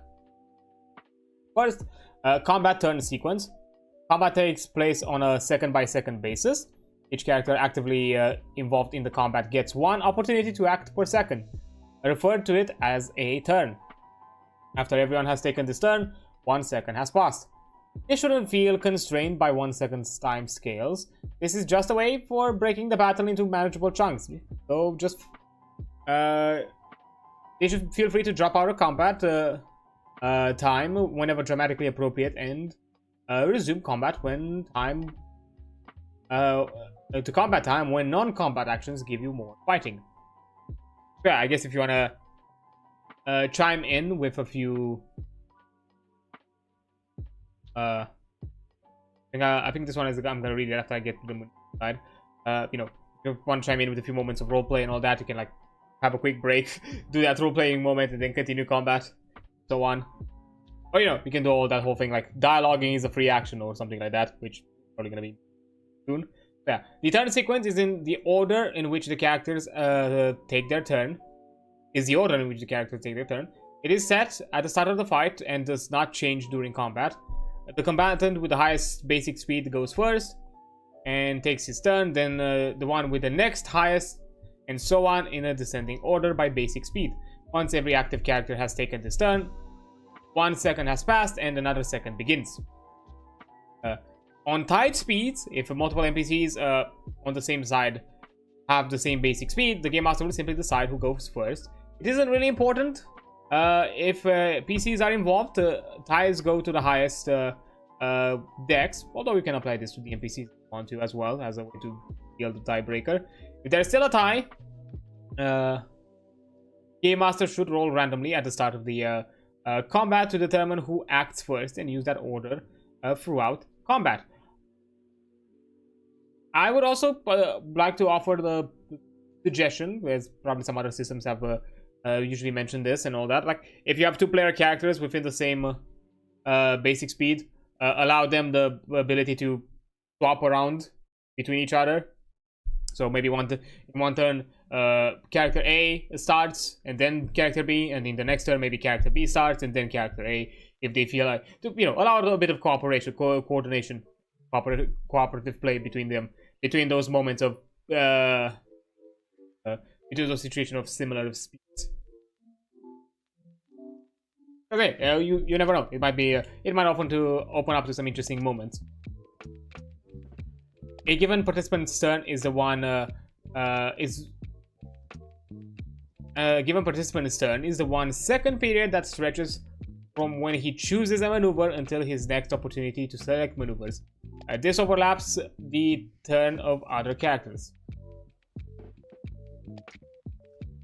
Given participant's turn is the 1 second period that stretches from when he chooses to make the maneuver until his next opportunity. Okay, so here it refers that turns are not referred into a round system where the round starts at the one with the highest base speed and the round ends at the one with the smallest basic speed. No, and the turns are localized within each of the players. So the one with the highest speed starts the round. Then when it gets back to them, their first round has ended. If we're talking about, let's say, the third in line that has started the turn, and when the entire turn order goes back over, it's back to the first, but only once it reaches the third again, that's when the third person is ending their first turn. So I think that's mentioned there to offer better reference for anything that's gonna mention, oh yeah, this effect is gonna remain here for 1 turn, but that means if it's an effect that you apply to yourself or that you create, it's most likely gonna refer to your own localized combat turn and not the general combat round, or that starts from the first one who engaged to the last one who engaged. So, now that we talked with general turn order, let's talk about what you can do in combat, which are maneuvers, which are an action that you can take over your turn, or on your turn. Each turn, you must choose one of the following maneuvers. It's a one action kind of system. Aim, all-out attack, all-out defense, attack, change posture, concentrate, or do nothing, or move and attack, or ready. But it's I guess, single action economy. I'm not sure exactly how to call it. Your choice determines what you can do on your turn and set your options for active defense and movement, your ability to dodge, parry, or block attacks, and so on. For the purpose of active defenses, your maneuver is considered to be in effect until you select another maneuver on your next turn. For instance, if you choose all-out defense, which gives defense advantage, its benefits would apply if you were attacked after you took your turn, and would persist until it was your turn again and you took a different maneuver. If you're attacked before you had a chance to choose a maneuver, usually at the start of combat, you are considered to be taking a do-nothing maneuver. And yes, unless maybe you'll have some sort of ability or feat or advantage or something that may say otherwise, but in other scenarios, it's a do-nothing. And yeah, this definitely goes under what I just mentioned before. The effect is localized within your own turn, not within a combat round, because that would not be fair for somebody who's starting at the end of the round. And the turn then, and the change of order then comes up. So for do nothing, anyone who's just standing still and is assumed to be doing nothing, particularly when combat begins. Anyone who has not yet taken a turn is treated as if they took this maneuver before entering combat. Someone who is conscious but stunned or surprised must take this maneuver. They are basically under this effect. On each turn of do nothing, they may attempt a health roll to recover from any physical stun, or an intelligence roll to recover from any mental stun. On a success, they recover at the end of this turn. On this turn, that is, they do nothing this turn, but may act normally next turn. So yeah, they just wash over the effect. That is basically their action for that turn. Then you have move, but you take no other action except those specified under free actions. And you may move any number of yards up to your full move score. Most other maneuvers allow at least some movement on your turn, and you take this maneuver if all you want to do is move. Players must tell the Game Master where their player characters move. They can keep track of the combat. The Game Master decides where their NPCs move, and will inform any players whose player characters are in position to win the movement. And to kind of quickly go over, because I skimmed by it by mistake. So, free actions are things you can do during any maneuver. For example, talk. You can always talk, as I just kind of mentioned before without realizing. Because I haven't even read it as I was glancing over it. If the Game Master wants to be realistic, he should allow only one sentence of communication per second. But it's usually more fun when they ignore this limitation. Just have them monologue for a bit if that's what they want. Drop an item. You can drop any ready item at any time during any maneuver if you're moving. You may drop it at any point within your reach during your movement. And crouch. If standing, you may opt to crouch to make yourself a smaller target for ranged attacks at the beginning of your turn. This will usually slow your movement. There's a posture table mentioned below, and you cannot crouch and sprint. If you are already crouching, it is a free action to rise from a crouching position at any time. Yeah, that is helpful, and because we had a mention of the posture table. While standing, attacks are normal, defense is normal, target attack, I'm guessing, is normal, and movement is normal, and you may sprint. While crouching, you have a penalty of -2 to attack. You have normal defenses. The target has a penalty -2 to attack, and you have 2/3 of movement. While kneeling, -2 to attack, -2 to defense, -2 to the target, and 1/3 movement. Crawling is a -4 to attack, a -3 to defense, and a -2 from the target to attack you, and still 1/3 movement. You're sitting. It's a -2 across the board for the targets, and you cannot move. If you're lying down, it's a -4 to attack, it's a -3 to defense, -2 for being attacked, and 1 yard per second. Then next we have change posture. This maneuver lets you switch between any two postures, stances which you can pose your body. Valid postures are standing, sitting, kneeling, crawling, lying prone, meaning face down, or lying face up. Any posture other than standing slows your movement and penalizes your attack. And also your defense rolls, but also make you a smaller target for range attacks. You cannot stand up directly from a lying position. If you are lying prone or face up, you must take a change posture maneuver to rise to a crawling or kneeling or sitting posture first. A second posture change lets you stand from any of these postures. Going from standing up to lying down, however, only takes one maneuver or none at all if the changes was involuntary. You can switch between kneeling and standing only as a step portion of any maneuver, but that allows a step. If you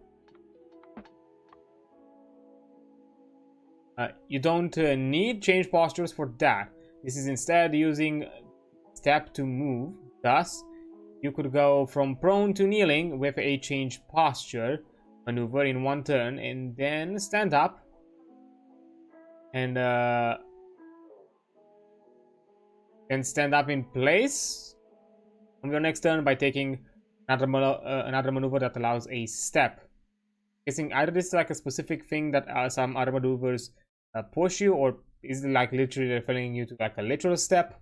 Like you can, if you're like somewhere where you can do a step, you're actually kneeling easier because there are like two different elevation points. Crouching does not require a change of posture maneuvers. It's mentioned in free actions. And the modifier when making an attack, making a melee attack from this posture, it's referring to here. Defense is the modifier for all active defense rolls, the modifier to hit you with a range attack, and the effect on your movement. Yeah, so okay, lying or from lying you can go to crawling, kneeling, or sitting, and then from this one you can also go back from standing. Crouch is the only exception where this does not apply, and you can just do it freely between the two. Because I'm guessing these are like a lot more deliberate, because you know kneeling requires a more specific shift in position, similarly to crawling and sitting and lying. While crouching can be a lot more reactionary and in the moment used without shifting too much of your stance. I'm guessing that's the logic it goes under. This one with the step is a bit weird, the way it's kind of worded. That's kind of my understanding. It's by step, as a step portion between kneeling to standing. You can switch between as a step portion of any maneuver that allows a step. You don't need a change posture for that. Instead, it's using your step to move. Okay, I'm guessing. Oh no, I understand. I think that if there are any maneuvers that make some sort of step, as part of that step, you can swap between kneeling and standing as part of that specific maneuver, and you do not need to use a change posture. Okay, now I get it. There's going to be other maneuvers that are going to mention you taking a step, and you can do that. You can do a kneeling or a standing or swap between them as part of it. Then you have aim. This maneuver is used to aim a ranged weapon or a device such as a camera or telescope. You must choose a specific target. You cannot aim at something you cannot see or otherwise detect. Specify the weapon you are aiming with and your target or object. This is not necessarily a weapon. If you follow an aim maneuver with an attack or an all-out attack with the same weapon against the same target, you get a bonus to hit. Add the weapon's accuracy to your skill. If you brace a firearm or a crossbow, you get an extra +1 to your accuracy. Firearms or crossbows braced. A firearm is braced if you can resist it on a sand. If you can arrest it on a sandbag, low wall, a car, anything of the sort. So yeah, you basically give it a kind of like another mounting point. A one-handed firearm like a pistol is considered braced if used two-handed. 200 firearms is considered braced if you are prone or using bipod. Well, if you aim more than 1 second, you receive an additional bonus of +1 for 2 seconds of aim, or +1 for 3, or +2 for 3 or more seconds. So it's not compounding. It's stuck. Remains to a +2. So you can do the kind of like sniper shindig of just staying there ready for aim for like two rounds to just increase your bonus and then do a final hit, which can open up some interesting things for like strategic play. Then you have attack. Use this maneuver to make an armed attack or an unarmed attack in melee combat, or to use a thrown or missile weapon in range combat. To use a weapon attack, it must be ready. If you're using a melee or an unarmed attack, the target must be within reach. Resolve the attack as explained under melee attacks. If you are using a ranged weapon, your target must be within the weapon's max range. And resolve the attack according to the range attacks, which was mentioned above. Above or below? Oh no, below. Okay. If you took aim, the aim maneuver last turn, you'll have a bonus to hit. Yeah. Then you have an all-out attack. Any foe with a ready weapon making no effort to defend. Attack any foe with a ready weapon with making no effort to defend against the enemy. If you are making a melee attack, you must specify one of these 3 options before you attack. Are you determined to make a single attack at a +4 hit? So you're basically really putting all of it in one hit. Do you double? So you make 2 attacks against the same foe. If you have 2 ready weapons, or 1 weapon that does not have to be readied after use. Attacks with a second weapon held in the offhand are usually at a -4, mentioning unless you have unless you're ambidextrous, dexterity. And the last one is strong. Make a single attack at a normal scale. If you hit, you get a +2 to damage, or a +1 damage die if that would be better. It only applies to melee attacks doing strength-based thrust or swing damage. If you are making a range attack, you must make a single attack at +1 hit.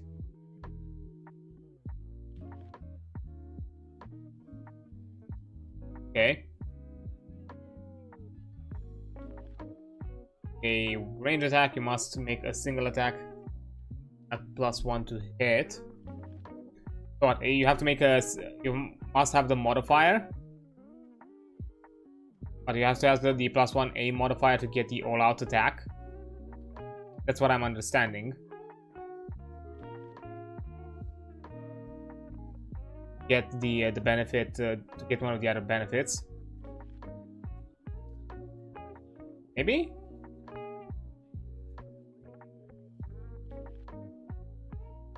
Oh, it's not mentioned in one of the bullet points.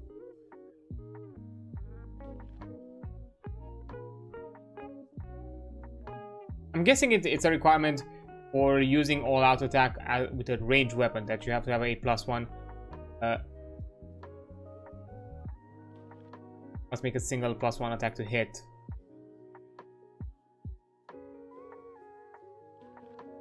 I think it's related. Because it can't be, because it said it can't be, this only applies to melee attacks.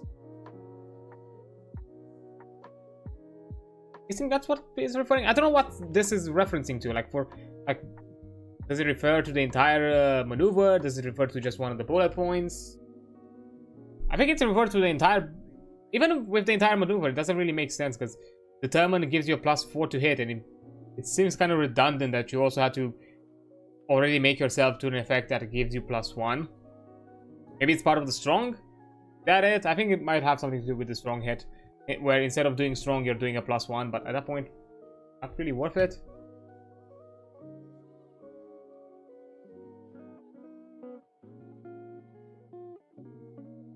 Or that you're getting, no matter which you choose, you're still getting a +1, like between determined and double.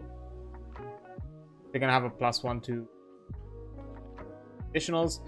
Yeah, this one is weird.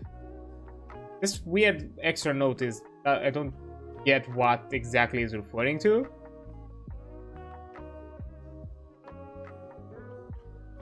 If you're making a melee attack, you must specify one of these 3 options. Oh, if you're making a range attack, you must make a single attack at... Oh, okay, so these effects only apply melee attacks. If you want to make it with a weapon or range attack, you can only do a single attack and get a +1 to it. Okay, that's what it means. It's kind of weird. Okay, that's I get it now. So move and attack. Moves are as described for the mover. But during or after your move, make a singular poorly made attack, either unarmed or with a ready weapon. Your attack as described, the attack as described for the attack maneuver, but at a -4. If you are making a range attack, you lose all bonuses from aim. If you are making a melee attack, your adjusted skill cannot exceed 9. Ew. Yeah, that's kind of... It's kind of a low roll to hit. Target hit. Then you have all-out defense. This is the maneuver chosen when you're bested by foes, especially foes who like all-out attacks, and you must specify one of the following 2 options. Increase defense, add a +2 to 1 active defense of your choice. Dodge, parry, or block. This bonus persists until your next turn. Or you do double defense, apply 2 different active defense against the same attack. If you fail your defense roll against an attack, you may try a different defense against that attack. For instance, if you fail a block, you may try to dodge or a parry. If you try a parry, armed or unarmed, with one hand, and fail, a parrying using the other hand does not count as a different defense. So you cannot two-handed parry, you just one-time parry. And then you have to do one of the other ones. Yeah, this is for those who like to do an all-out attack. Then you have concentrate. You'll concentrate on one primarily mental task. Examples include making sense rolls to spot invisible warriors, making a leadership roll to give orders, making electronic operations to operate all sensors, and most other intelligence-based skill rolls. Some activities require you to concentrate for multiple seconds. You are forced to use an active defense, knocked down, injured, or otherwise distracted before you finish. You must make a will -3 roll. On a failure, you lose your concentration and start over. So you already have a kind of idea to how to apply this to a lot of like mental draining tasks, that but also can be something akin. Right, something akin to spellcasting can also apply to here. Like if you have like concentrating spells, any sorts. And finally, you have the ready maneuver. You take a ready maneuver to pick up or draw any item and prepare it for use. For example, you pull a sword from its sheath or a gun from its holster to reload a firearm. In some cases, you also may need a ready maneuver to regain control of an unwieldy weapon after a swing, to adjust the reach of a long weapon. You can use a ready maneuver to perform physical actions other than fighting, like opening or closing a door, picking a lock, digging, and lifting. So yeah, you're basically, this is like the ready action, or like kind of like the hold action in a way, where you're just kind of, I'm guessing it's a mixture of both. It could be like equally a hold action and a ready action, some extent. You're prepping yourself to do something hurty. Now, as kind of an excerpt note, unarmed combat, sometimes you have to fight without weapons or with improvised weapons. Unarmed combat, anyone that can engage in unarmed combat, but certain skills make you more effective as an unarmed fighter. Here's a table of mentioning things like punches, kicks, bites, and other unarmed strikes. So, for anything that is brawling, karate, or dex base, for punching, it's a thrust -1 PR. That. Then you have thrust PR combat rate. I don't know what that. I don't know. I don't remember like what is CR? Combat roll? Is that what it's supposed to be? I think it might be that. Then for rolling -2 karate, -2, and dex -2, you can do a kick, which is thrust combat roll, or a kick with boots, which is a thrust +1. And for a normal, that is just brawling or dexterity, you can do a black jaw or a sap, which is thrust combat roll. For karate, there is a page medicine damages punches. If you miss with a kick, you have to roll a versus a dexterity save to avoid falling. So I guess you can kind of eat shit if you're not careful. I guess it can be a bit sucky. That's for sure. Let's see what we have. We have like general attacks. We have defenses. And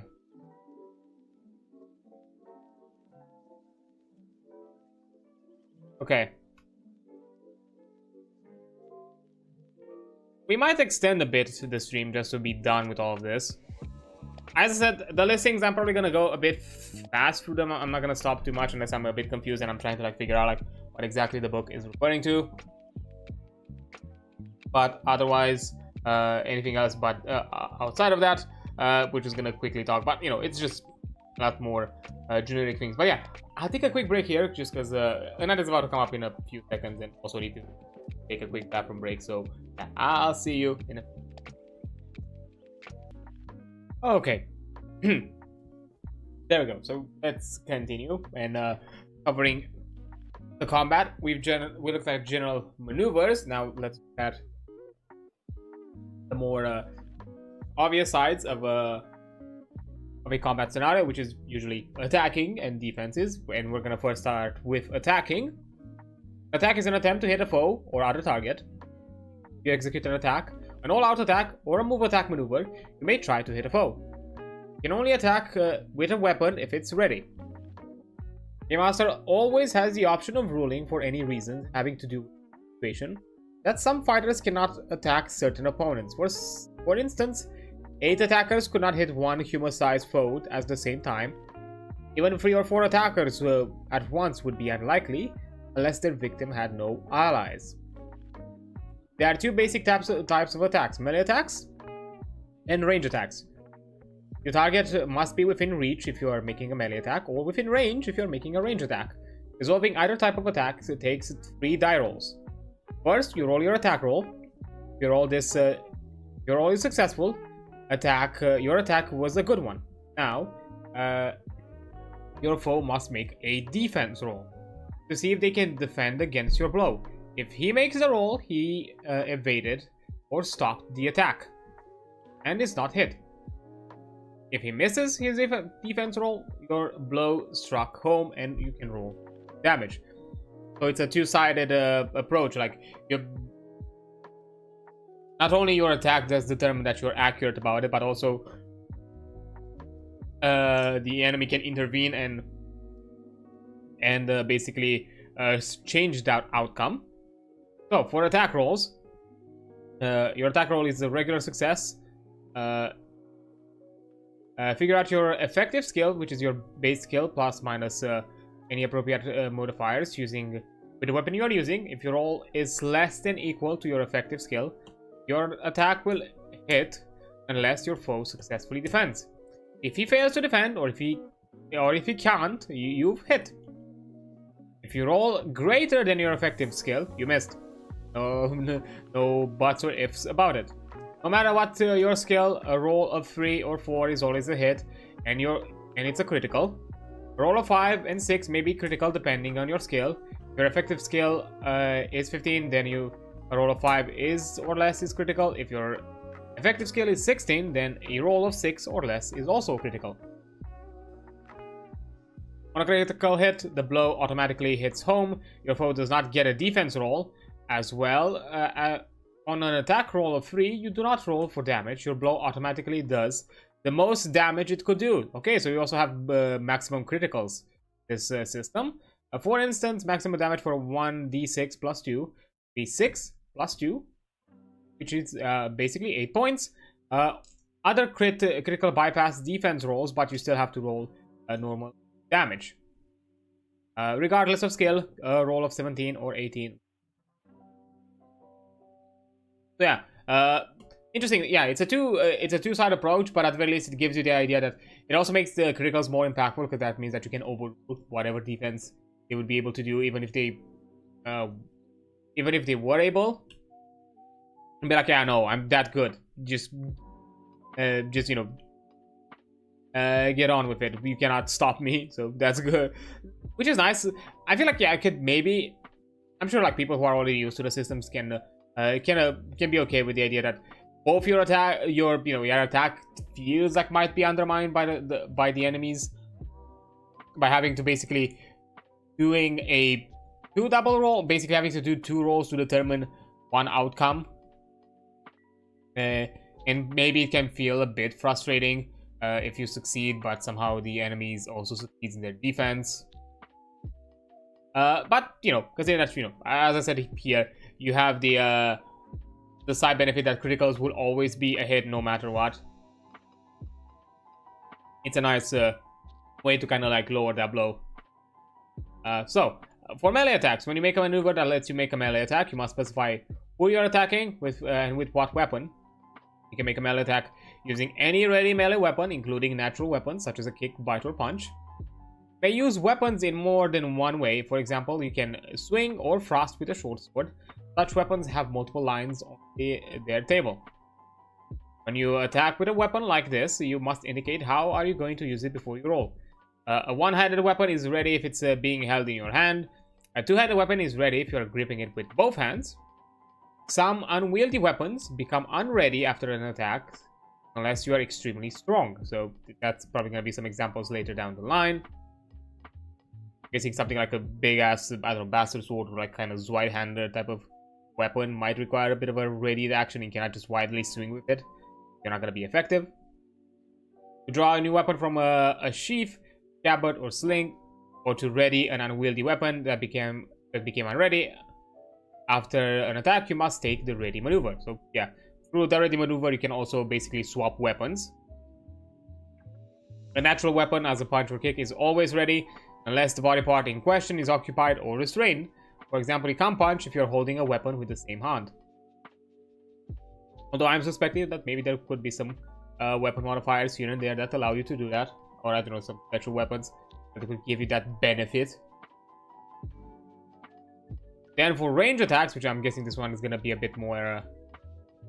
oh no, it's still shorter. Just general attack modifiers. But we're going to get hit with next. A range attack is any attack with a weapon used at a distance. From a rock to a laser rifle, you can only make a range attack on a target that falls within your weapon's range. To find this, see the relevant weapon table.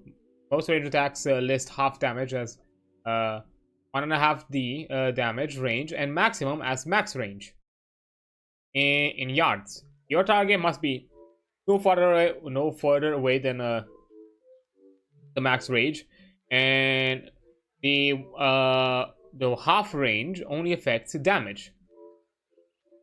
All range weapons have an accuracy statistic. This is the bonus you get when you take one or more aim maneuvers immediately before your attack. When you aim, you can receive other bonuses for extra seconds of aiming, bracing your weapon, or using a scope. As we've talked before. And thrown weapons are weapons you must physically hurl at a target, like rocks, hand grenades, ninja stars, or shurikens, and so on. You can also throw certain melee weapons, such as hatchets, knives, and spears. Treat a thrown weapon like any other range attack. And I'm sure it's gonna give you some slight modifiers about it. And, you know, speaking of modifiers, so for a general attack modifier, you have for an attacker maneuver, the movement attack is a -4. Attacker situation, bad footing, or a -2 or more for the Game Master option. Major distraction, for example, clothes are on fire or so on, it's another -3. Minor distractions as part of clothes on fire, it's -2. strength below that required for the weapon is a -1 per point deficit. So if you have like if the weapon requires a strength, let's say 20, and you have like strength 17, you get a -3. Then visibility, blind targets completely invisible or in total darkness have a -10 to your attack roll. Cannot see the foe, it's a -6 or -4 if you know his location within 1 yard. And you have partial darkness, like or fog or smoke. It's between -1 to -9, depending on how severe it is, which is again up to the game master to decide. Then for melee attack modifiers, if you do an all-out attack determined, you get a +4. Attacker's situations, if holding a large field is a -2. Other attack actions by attacker, offhand attack it's a -4.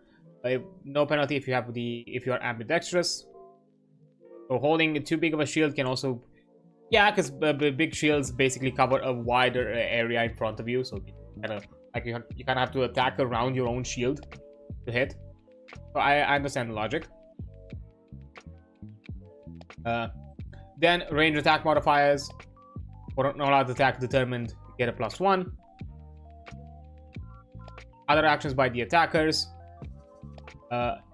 Aim for 1 turn is a plus accuracy of the weapon. Brace weapon is a +1 if stationary or took a turn to aim.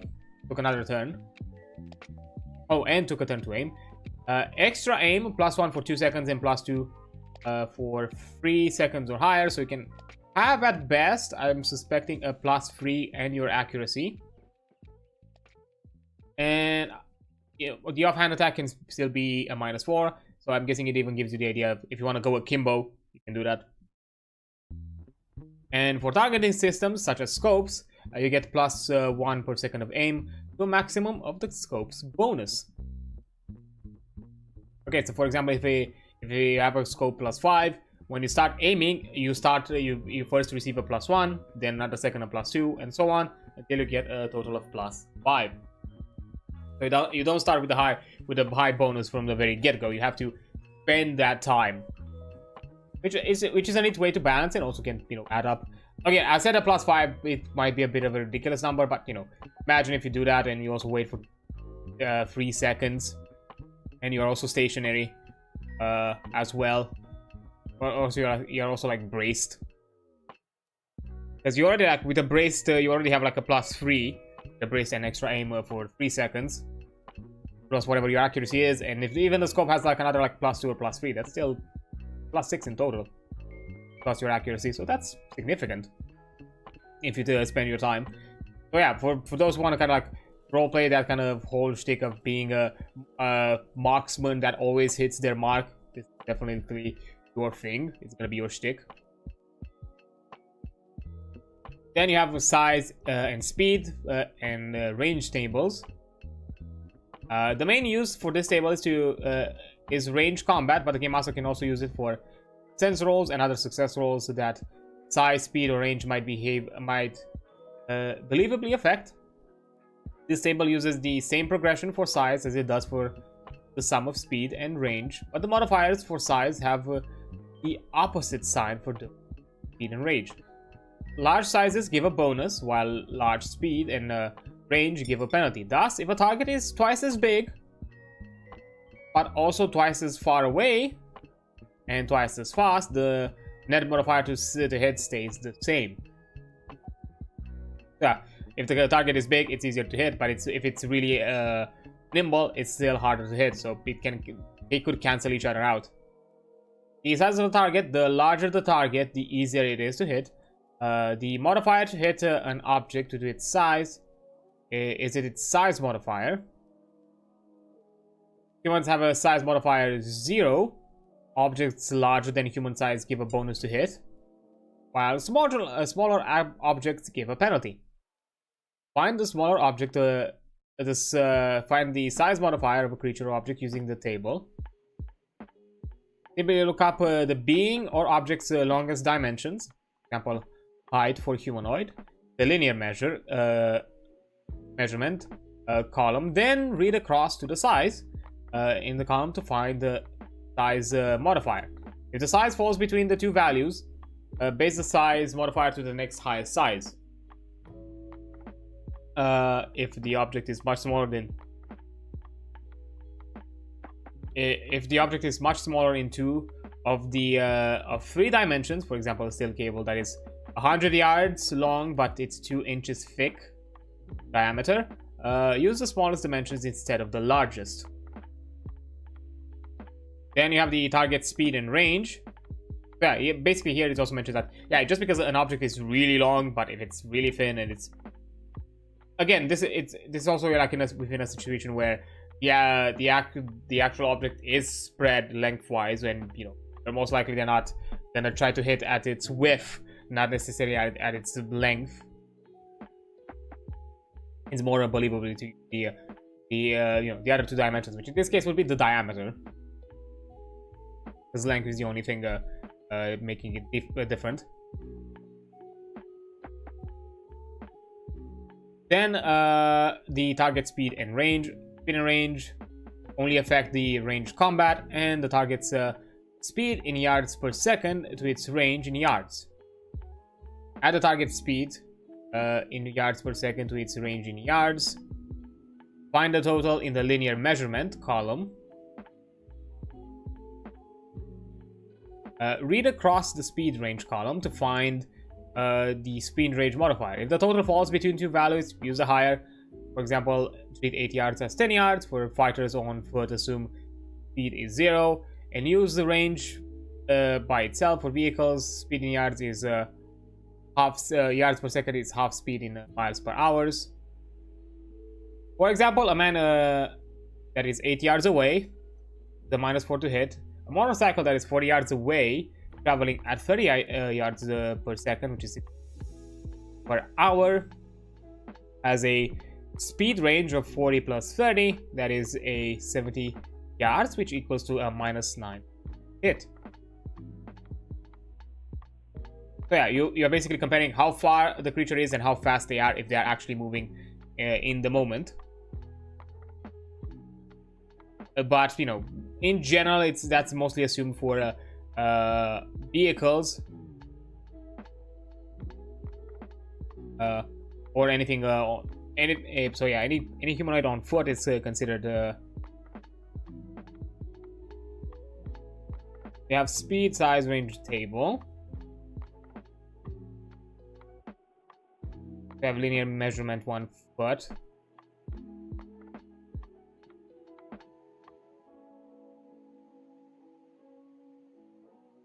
So let me read this again.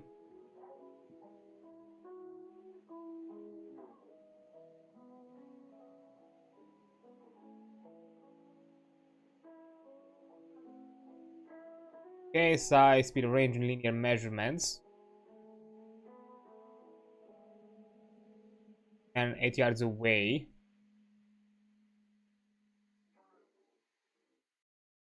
-4 to hit.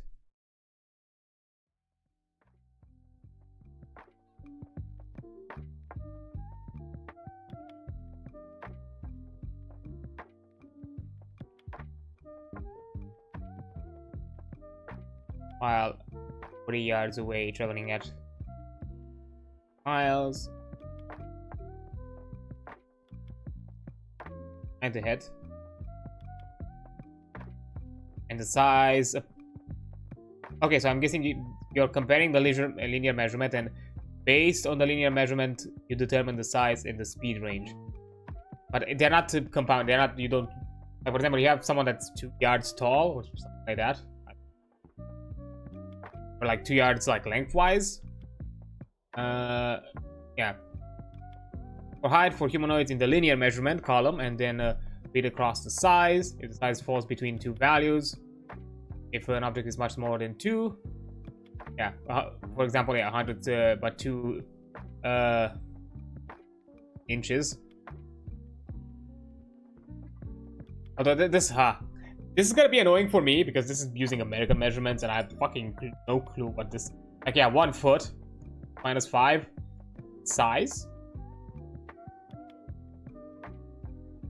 Oh, a foot is 2 yards. Is it double? It says like a. It says like a normal humanoid size is considered 0, like an average humanoid. All humans have a size modifier 0, so yeah, basically considering like the human average height is within this category, 2 yards. So you can basically use that then as a reference for anything else regarding it. Okay, fair enough. Understandable. Okay, now that we checked over with attacks, we can look at defending. It's nice that, you know, it gives you a bit of, it's definitely, you know, definitely more semi-realism, more pushes out more of the realism and grittiness of the system and all that. So definitely there's a lot more there to cover.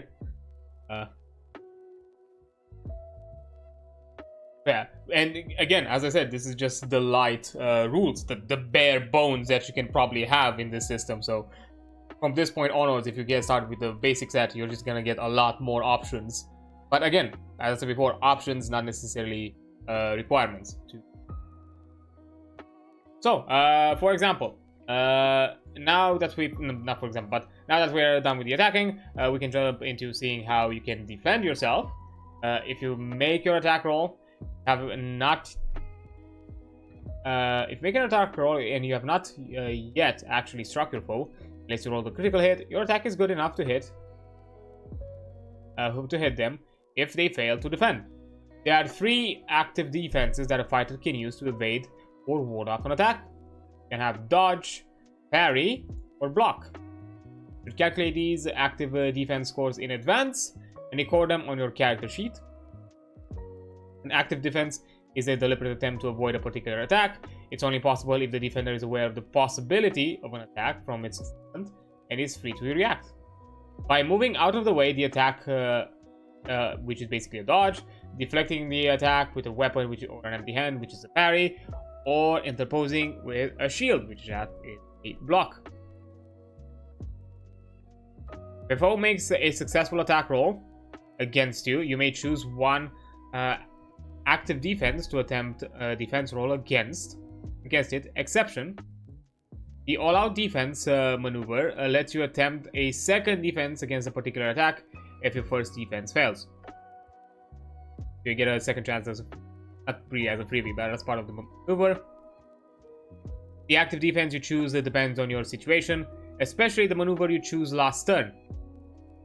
The maneuver restricts the active defense you can make, but you can also get no active defense if you are unaware of the attack.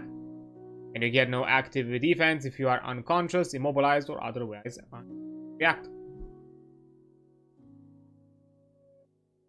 Yeah, the closest thing to have to a passive defense that you can get is having enough of an armor that somehow negates the damage. That's the closest thing to probably having passive defense, but even that's probably unlikely for you to get. So, for a defense roll, the defender rolls 3d6 against the active defense score.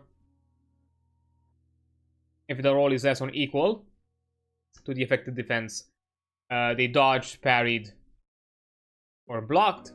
Otherwise, the active defense is ineffective, and the attack struck home. If it occurs, roll damage. An active defense roll of 3 or 4 is always successful, even if your effective defense score is a 1 or a 2, while a roll of 17 or 18 is always a fail. Your foe does not get to attempt a defense roll if you roll the critical hit against him. If you are stunned, any active defense is at a -4.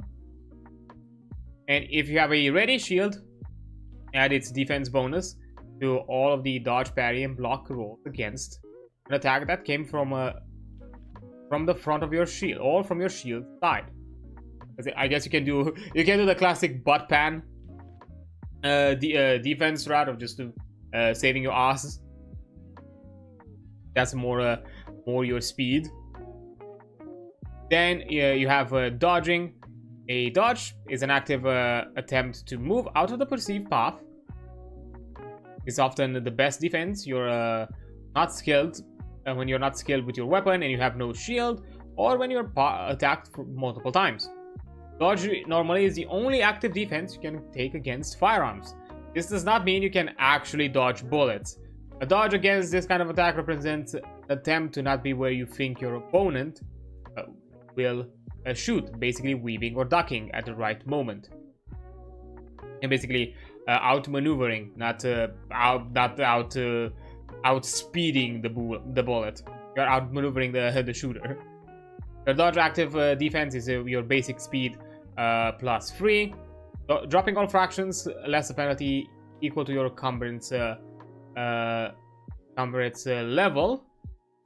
There's the dodge on your character sheet for a quick reference.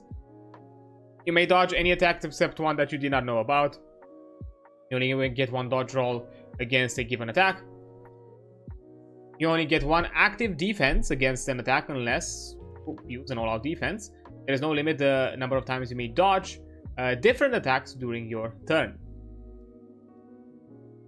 So dodging attacks is something I can do for multiple attacks, but they cannot apply to the same attack. You have a dodge and then you have to apply something different. If the dodge was not enough.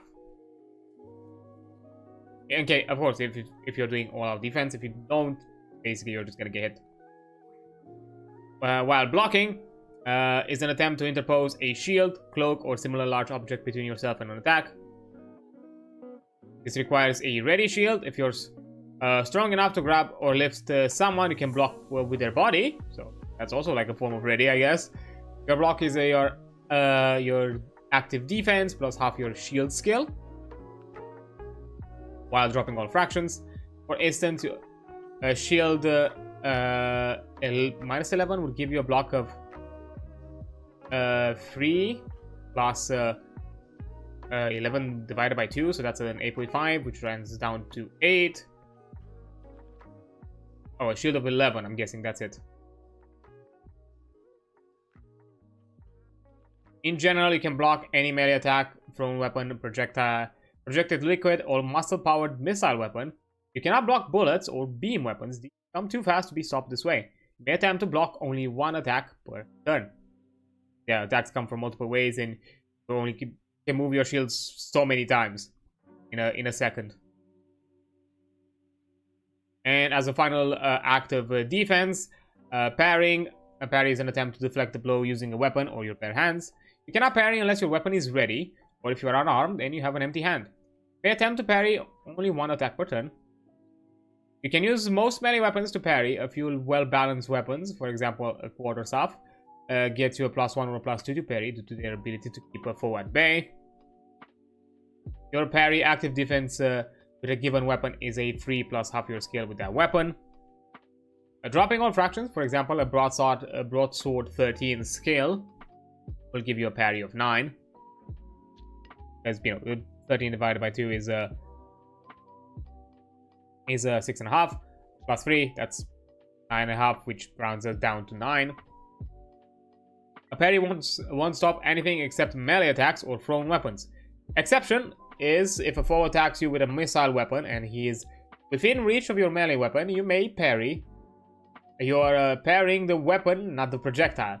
For example, if an attacker fired a pistol at you from only 1 yard away, you could attempt to parry barehanded. Success would mean that you slapped his arm or gun aside, causing him to fire wide of your body. Yeah, very kind of like, I guess, defense maneuver. Not defense, I'm not sure exactly how they're called. Like one of like defense classes where I think probably a lot of people have seen that kind of like all those kind of like memed defense classes. Somebody like jumping in front of the shooter, like trying to move their hand away and trying to like disarm them. You can parry a thrown weapon, but at a penalty of -1 for thrown weapons or a -2 for small ones, such as knives, shurikens, and other weapons that weigh 1 pound or less. If you successfully parry an unarmed attack, the weapon, you may injure your attacker. Immediately roll your skill with the weapon you used to parry. This roll is at a -4 if your attacker used karate. If you succeed, your parry struck the attacker's name squarely. He gets no defense roll against this, so roll for damage normally. So even though parry does not have many options for defense, it's a good way to do a counter attack as part of it, because it's mostly for melee weapons or basically close quarter range attacks. So yeah, it is worthwhile doing it if you want to like get yourself in there and do a bit of extra hurt. So yeah, that can be useful. And finally, and another aspect of defense, which is unarmed defense. If you're fighting without weapons or with at least one hand free, you may choose to parry barehanded. Beings that lack hands, like most animals, can't parry unarmed. They can only dodge. You can use brawling or the karate skills or a dexterity, if higher, to parry with one hand. Your parry active defense is 3 plus half of your skill or dexterity, dropping all fractions. There's no penalty to parry another unarmed attack. You are at a -3 to parry weapons unless the attack is a thrust or you are using karate. In either case, use full parry. Yeah, you have also some options for that as well. And finally, for modifiers for defense, for the defender's equipment, parrying with a dagger or knife is a -2 to parry. Parrying with a quarterstaff is a +2. An armed parry versus weapon is a -3 to parry. 0 versus a thrust or a karate or using karate. A defender maneuver all-out attack you cannot defend at all. An all-out defense, it increases defenses +2 to 1 of dodge, block, parry. A movement attack, dodge and block, but you cannot parry because you made an attack. Oh, I see. So you cannot do 2 attacks. Actually, no. If you only do an attack but don't do a move attack, you can technically do attacks within the cycle of 1 turn. And without a penalty. Actually, no, you still get a penalty. -4, similar to... So yeah, it averages out like an all-out attack. I see. Interesting. Smart way to balance it.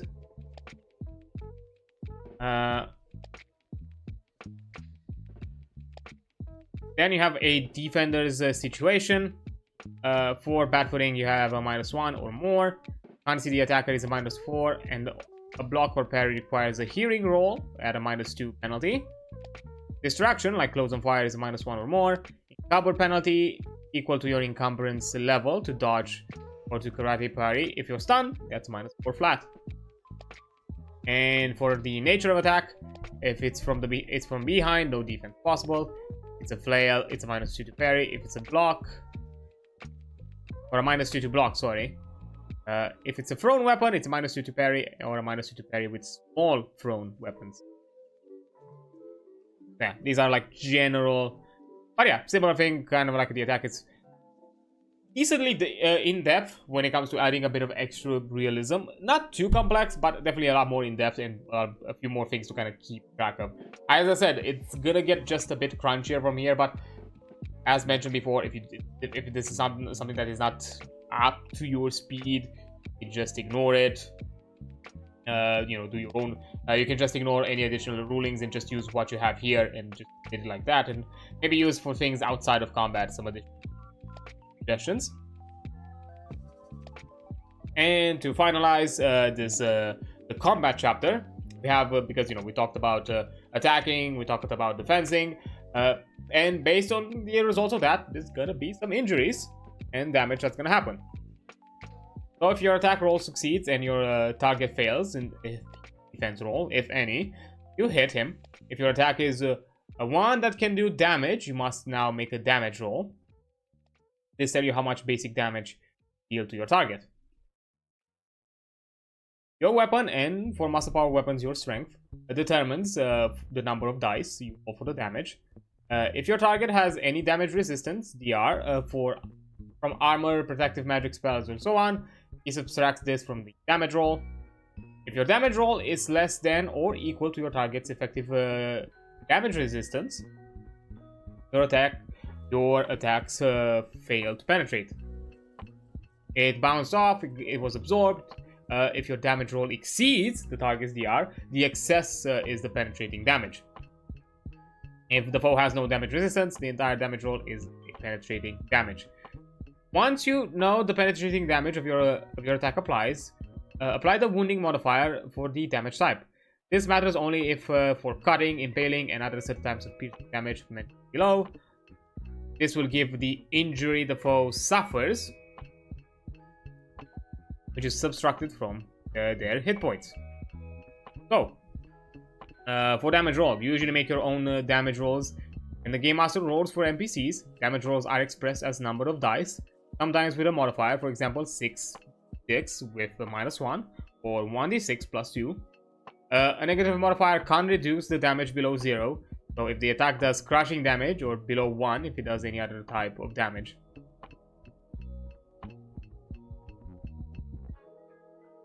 Okay, so crushing damage can do just no damage, or any other type of damage still at least does 1 damage, because that pierces them.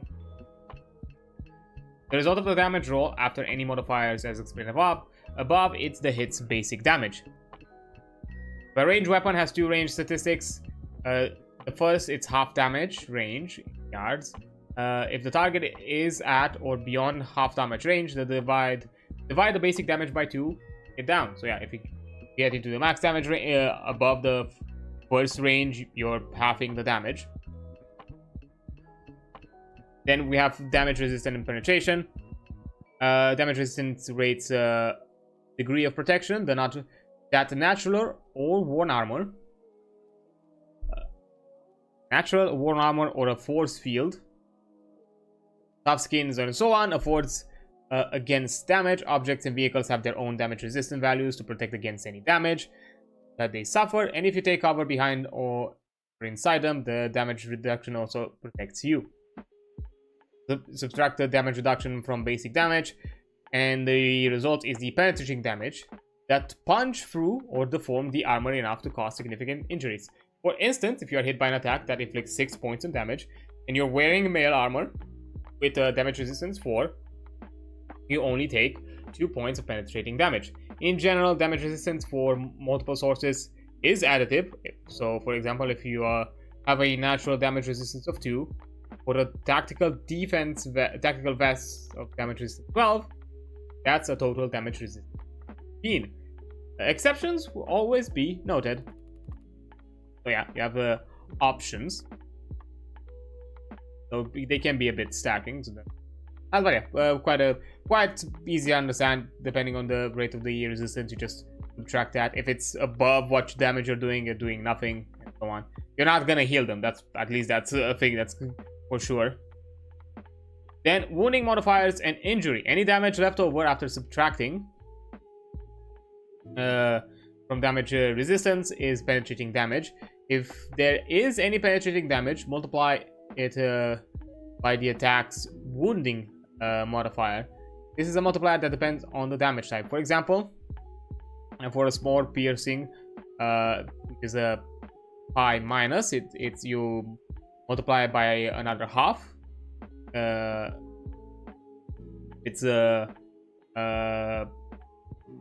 If it's cutting, or it's a large piercing plus 5 plus, you can multiply by 1.5.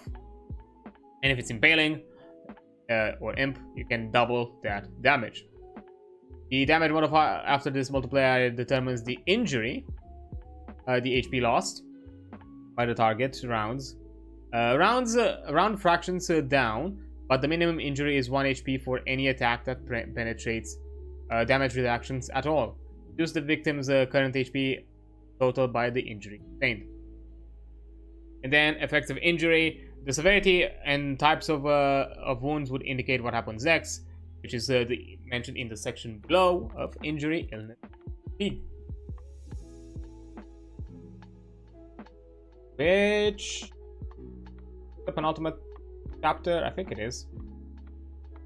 Yeah, and after that, not the penultimate. Yeah, technically it's kind of the ultimate chapter. So yeah, we're definitely gonna push through it. That's for sure. Yeah, we kind of extended it for a bit longer. I'm gonna probably go a bit fast through these, like, because yeah, we have general injury, we have recovery.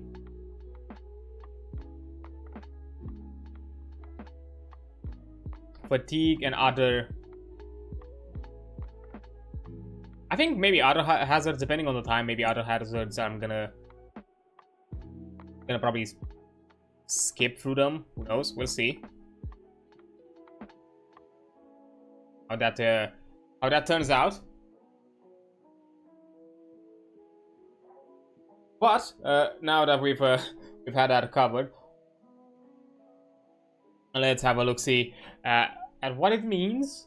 Now that we've done all this damage and all this hurt, what it means for the creature or entity or individual that has received all this hurt. Well, what's the outcome for them with injury, illness, and fatigue? The life of an adventurer is not all songs and glory. You get tired, you get your clothes dirty, you might actually get hurt, or even worse, killed.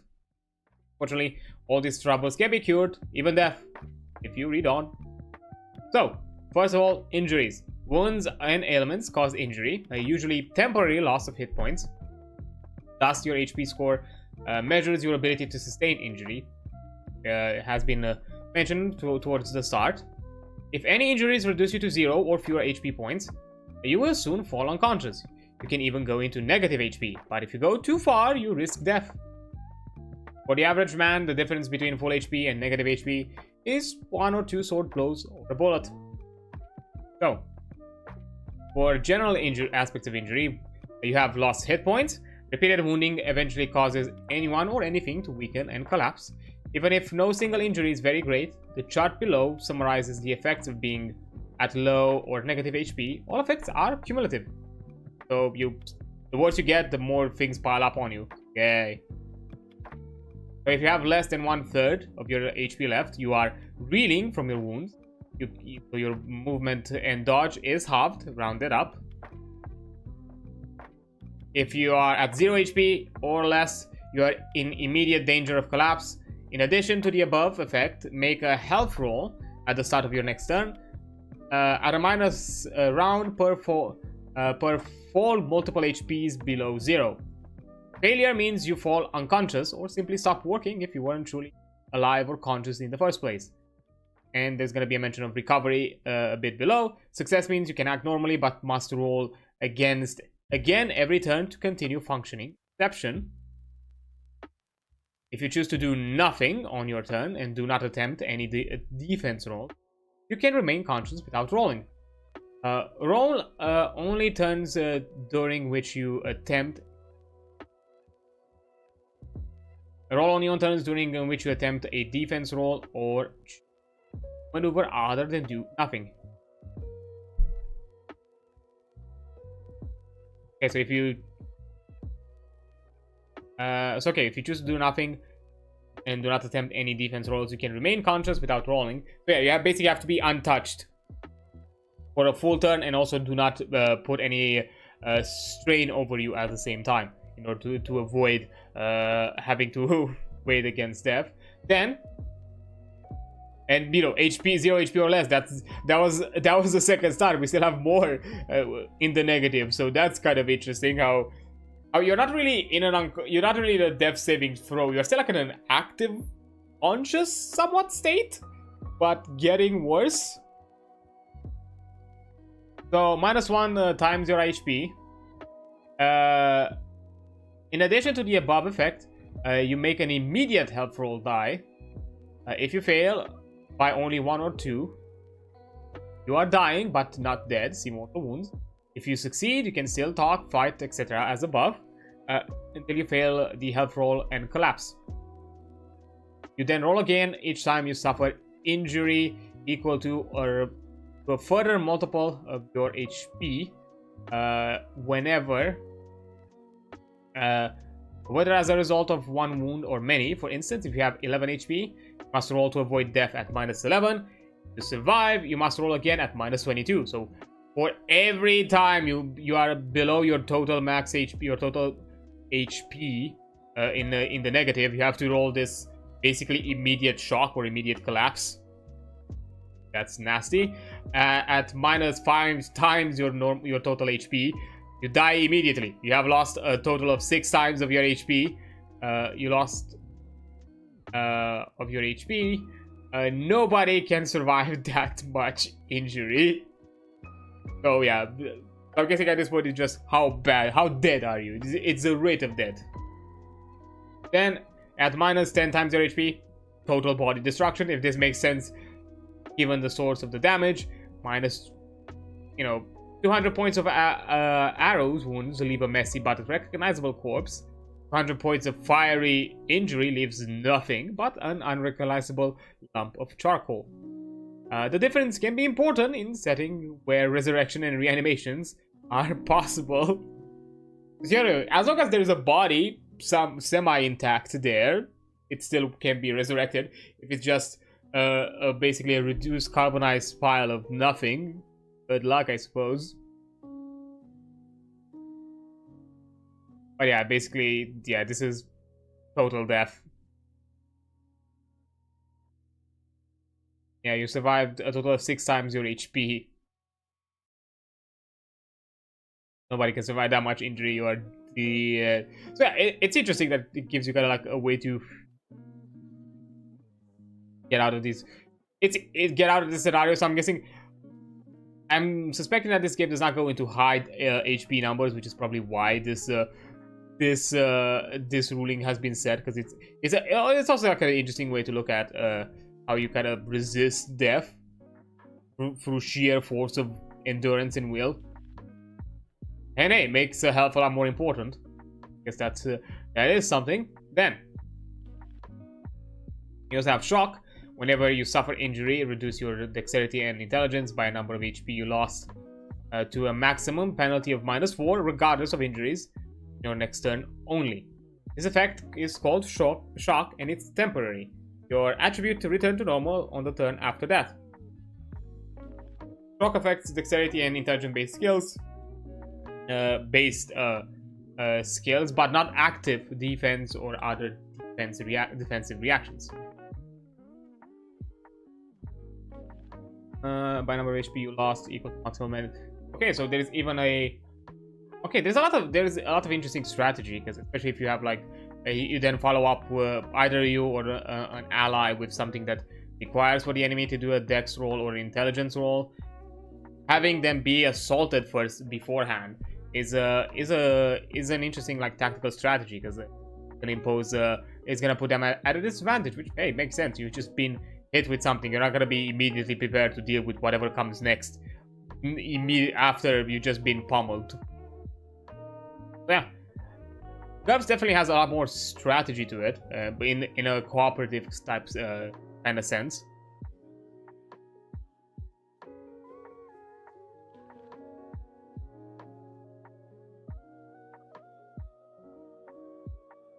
External.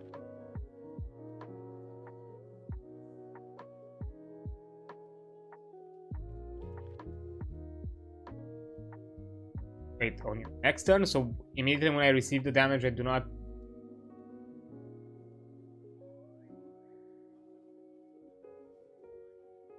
And by number to be lost. Thing. This is on your next turn, Ernie. That's kind of odd. Wait, shouldn't it be like? Should it be like the shock shouldn't be in current turn? Whenever you're receiving that damage, you're not receiving it at the start of your turn.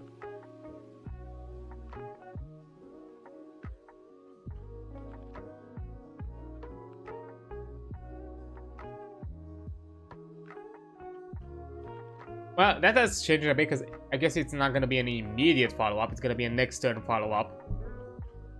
Which I guess makes sense, because that means that you can combo it with your own thing. Like, you can do the attack, and then next turn, when your next turn comes around, you can do something else that can utilize the penalty. That can be in the benefit of that penalty. I thought it would have been a bit more interesting that it still adds an element of cooperation, while at the same time also offers the flexibility of making your own combo. That's nice. It's kind of weird that immediately in that turn, in their current turn, they are not affected by this penalty unless they've already under the penalty. Maybe it's so it doesn't. I'm guessing it's done like this, so it doesn't compound, doesn't add up. if they're already under this temporary effect, it doesn't add over it, so it doesn't get a weird, basically, multiplier. It doesn't get into like a weird multiplier for like a few seconds.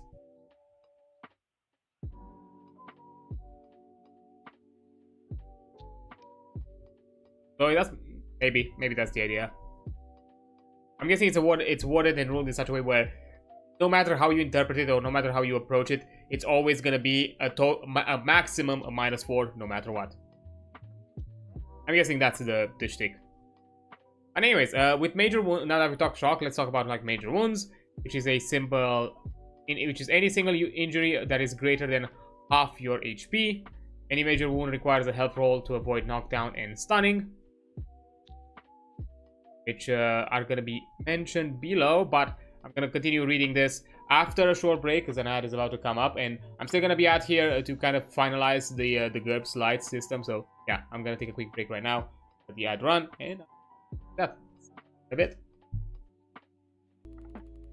All right, here we go. Let's finalize this this coverage and then be done for today. I don't think it's going to take us too long as we still have columns and two more pages of this, and we should be in the clear. And we're gonna go pretty fast with it because most of it is pretty straightforward. There's not like a lot to make an observation, but you know, just to have at the very least a decent proper coverage, I guess, of it all, and then, you know, just have some final talks and ideas of it and conclude for today. So yeah, today is gonna be a bit of an, I guess, extended stream. I think it's gonna add up a bit for the time, for a few of the semi shorter streams here and there. Not too short, but semi short.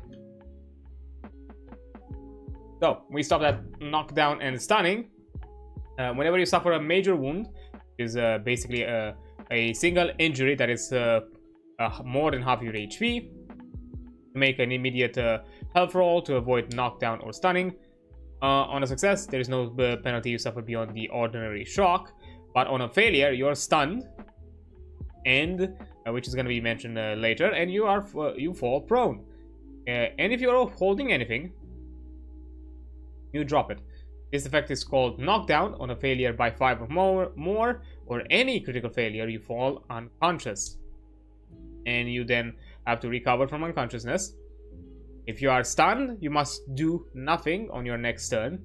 You may perform any active defense while stunned, but the defense roll is going to be at a penalty of 4. Penalty of -4, of course. At the end of your turn, you may roll again against health. On a success, you recover from the stun, and you can act as normal. On subsequently turns, on a failure, you remain stunned. On your next maneuver, you must also do nothing and get another roll at the end of that turn, and so on until you recover from stun. Depending on your health statistics and your luck, how lucky you are with your rolls,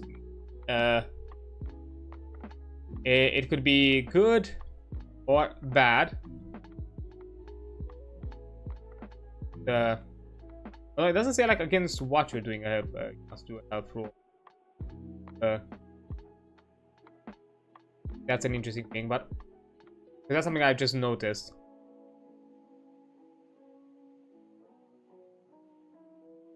What is the number that you're doing? You just a health roll. I'm guessing you're comparing it. You're doing it against your own health. Expecting. That's the stat you're comparing. Your health stat. Fair enough. So, mortal wound. If you fail a health roll to avoid death by 1 or 2. You don't drop dead, but suffer mortal wound. This wound is so severe that your internal injuries might kill you even after you stop bleeding. If you are mortally wounded, you are instantly incapacitated. You may or may not be conscious. It's up to your game master's decision. You suffer further injury and you must make another health roll to avoid death. Any failure will kill you. So this is basically your get out of jail free card, a major wound. After that, nah, you're done. While mortally wounded, you must make a health roll every half an hour to avoid death. On any failure, you die. Shocker. On a success, you linger for another half an hour, then you must roll again. A critical success, you pull through miraculously. You are no longer mortally wounded, but you are still incapacitated. You can also recover from a mortal wound with a successful health roll whenever medical treatment or magical healing restores any number of hit points, even if you're still in the negative. So healing can help with that. If you recover from a mortal wound, you must make a health roll. On a failure, you lose a health point permanently. A critical fail, a Game Master may apply an appropriate disadvantage or some other effect, reduce appearance due to scarring, and so on. So basically, you have a permanent injury of some sort. I'm guessing if it gets worse and worse, it maybe even can like take in account things like losing limbs and all that, and maybe get into some elements of in some elements of disability, and having to find ways to work around it from that point on. And of course, if you are not able to survive a major wound, that will lead to death. If a character is killed, you may still wish to keep track of a further injury in certain futuristic or magical worlds. The dead can be brought back to life by prompt treatment as long as the body is mostly intact and not reduced below 10 times their HP total. Decapitation, a cut throat, etc. can kill anyone regardless of health points or NHP. If a helpless or unconscious person is attacked with an obviously lethal way, they're dead. Don't bother to roll for damage. Calculate the remaining HP or etc. Just assume that he drops to 5 times their normal HP. This does not apply to merely unaware victims. If you sneak up behind the sentry with a knife, you can't automatically kill him. The game it out realistically, since it's a surprise attack. He won't be hitting back. Make an all-out attack roll will almost certainly succeed. The victim gets no active defense at all. You will probably inflict enough injury to incapacitate or kill, but it isn't automatic. So yeah, it's a more kind of a case-by-case basis. Like if you're like in an active kind of like a high stress kind of like a danger zone where where enemies would have some level of alertness to them, do not necessarily take this account of like immediate killing. I've heard this kind of ruling of kind of doing like assassinations under certain roleplay scenarios, but you know, like I mentioned here, like hey, the victim is somehow completely unaware, it doesn't really matter, but as long as you're swift about it and you're not making any sort of noise, go ahead. When a player character or an important NPC is killed, any but the most sudden and thorough fashion, the Game Master should allow a dying action. If this is a final blow at the enemy, or it should be taken no more than a turn. If it's a deathbed speech, the Game Master should stretch that time a little bit for dramatic purposes. This has nothing to do with realism, but it's fun. Yeah, just have to definitely offer the players to have like a final word kind of moment if their character is dying or is about to die. And either you're playing in a campaign where you cannot resurrection is not really an option, or at the place maybe not something within your grasp at your current state, and by the time you actually do, it may be too late to resurrect anybody. So yeah, for those kind of good-hearted moments, definitely let them have a kind of like a final roleplay moment, be it to say something towards the group, the characters, or just something or some small reflections of their own regarding to whatever their goals and plans and ideals were. Definitely gonna make it more interesting. But after all this doom and gloom, how do you get better? How do you recover? The injuries rules may seem harsh, but don't despair. You can get better. Recovering from unconsciousness, failure by a 5 or more on a knockdown roll, which a failed health roll to stay conscious at 0 HP or less, and many other things can leave you unconscious. It is up to the Game Master to decide whether you are truly unconscious or just totally incapacitated by pain and injury. But either way, you can't do anything. You recover as follows. If you have 1 or more HP remaining, you awaken automatically in 15 minutes at 0 HP or worse, but above minus 1 time your total HP. Make a health roll to awaken every hour. Once succeeded, you can act normally, but since you are below 1/3 of your HP, you are at half move and dodge.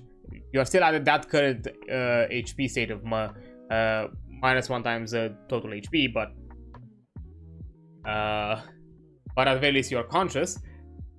If you are below -1 total HP, -1 times total HP, you are in a bad shape. You get a single health roll to awaken after 12 hours. If you succeed, you regain consciousness and can act as described above, but if you fail, you won't regain consciousness without medical treatment or magical healing. If you make a health roll, whether you regain hit points by these means, you wake up and can act as above. Until you receive help, however, you must roll versus health every 12 hours. If you fail, you die. So you're basically on a ticking clock at that point. It's not going to be good for you. Natural recovery. Rest lets you recover lost HP unless damage is of a type specifically that does not heal naturally. For example, some sort of disease. At the end of each day of rest and decent food, make a health roll. On a success, you recover 1 HP. The Game Master may give you a penalty if conditions are bad, or a bonus if conditions are very good. Then you have first aid. That has 2 main uses. The first aid skill are bandaging and treating shock. It takes 1 minute to apply the pressure, or a tourniquet to stop bleeding. This restores 1 HP. After the bandaging, the aid giver may take extra time to apply more elaborate dressing and treatment and treat the victim for shock. You must keep the victim warm, comfortable, calm, and still. After the time indicated on the first aid table below, he may roll the first aid skill again. On a success, the medic rolls as indicated on the table to see below how much HP the victim recovers with a minimum of 1 HP. A critical success restores the maximum possible HP. This roll includes the 1 HP for bandaging, and thus a roll of 1 HP restores no further HP. On a critical failure, the victim loses 2 HP instead of recovering any HP at all, so you can also botch it if you're not careful. So how does okay, so the first aid table differs depending on the level of tech you have. Worst case scenario is 30 minutes, and with the highest chance to heal is 1d6 minus 4. So that's at best you do 2 heals every 30 minutes.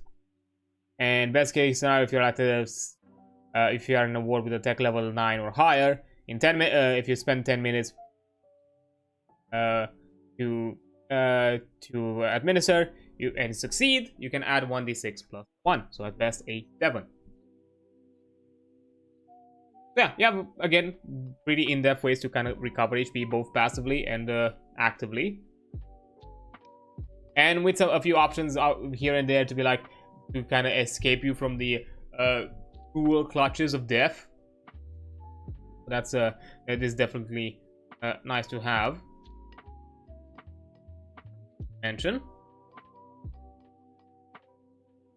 Then now that we've talked about all of these and all of this adventuring, at the end of the day, it does cost and does add up after a while. So you know, fatigue comes along. So running or swimming long distances, being suffocated, and many other things can cause fatigue. A temporary loss of fatigue points, or also known as the temporary loss of fatigue points. Your fatigue points, or FP, score starts out equal to your health status. Just as injury represents physical trauma and comes out of HP, fatigue represents loss of energy and reduces FP. You lose FP, keep track of it on your character sheet. How do you lose fatigue points. The chart below summarizes all the effects at being lost fatigue points at being at low or negative fatigue points. All effects are cumulative, so similarly to P. So if you're less than a third of your FP, sorry, you are very tired, half your move, dodge, and strength rounded up. This does not affect any strength-based quantities such as HP and damage. Just other, I'm guessing it's more like skill-based rolls that are affected. If you're at 0 fatigue or less, you are on the verge of collapse. Suffer further fatigue. Each fatigue point you lose causes 1 HP of injury. To do anything besides talk and rest, you must make a will roll in combat. Roll before each maneuver other than do nothing. On a success, you can act normally. If you are drowning, you cannot. You can continue to struggle, but you suffer the usual 1 HP per FP loss. On a failure, you collapse, incapacitated, and can do nothing until you recover positive FP. And if you are at minus your total FP points, you fall unconscious. While unconscious, you recover lost HP at the same rate as normal rest. You awaken when you reach positive FP. Your FP can never fall below this level. After this stage, any FP comes out of your HP bed. Yikes. If there's anything out there that somehow reduces your stamina, you're kind of out of it. So, fatigue cost. The following activities commonly result in fatigue point loss. Combat. Any battle that lasts more than 10 seconds will cost FP. You expend energy quickly when you fight for your life. Those who make no attacks or defense rolls during the fight are exempt from this fatigue, but other actions, for example like casting magic spells, still have their usual FP cost. At the end of the battle, assess the cost of 1 FP plus number of FP equal to the encumbrance modifier. These cost per battle, not per 10 seconds battle. A very long battle may cost more. Game master decision, but it would have to run for 2 or 3 minutes before extra FP cost would be realistic.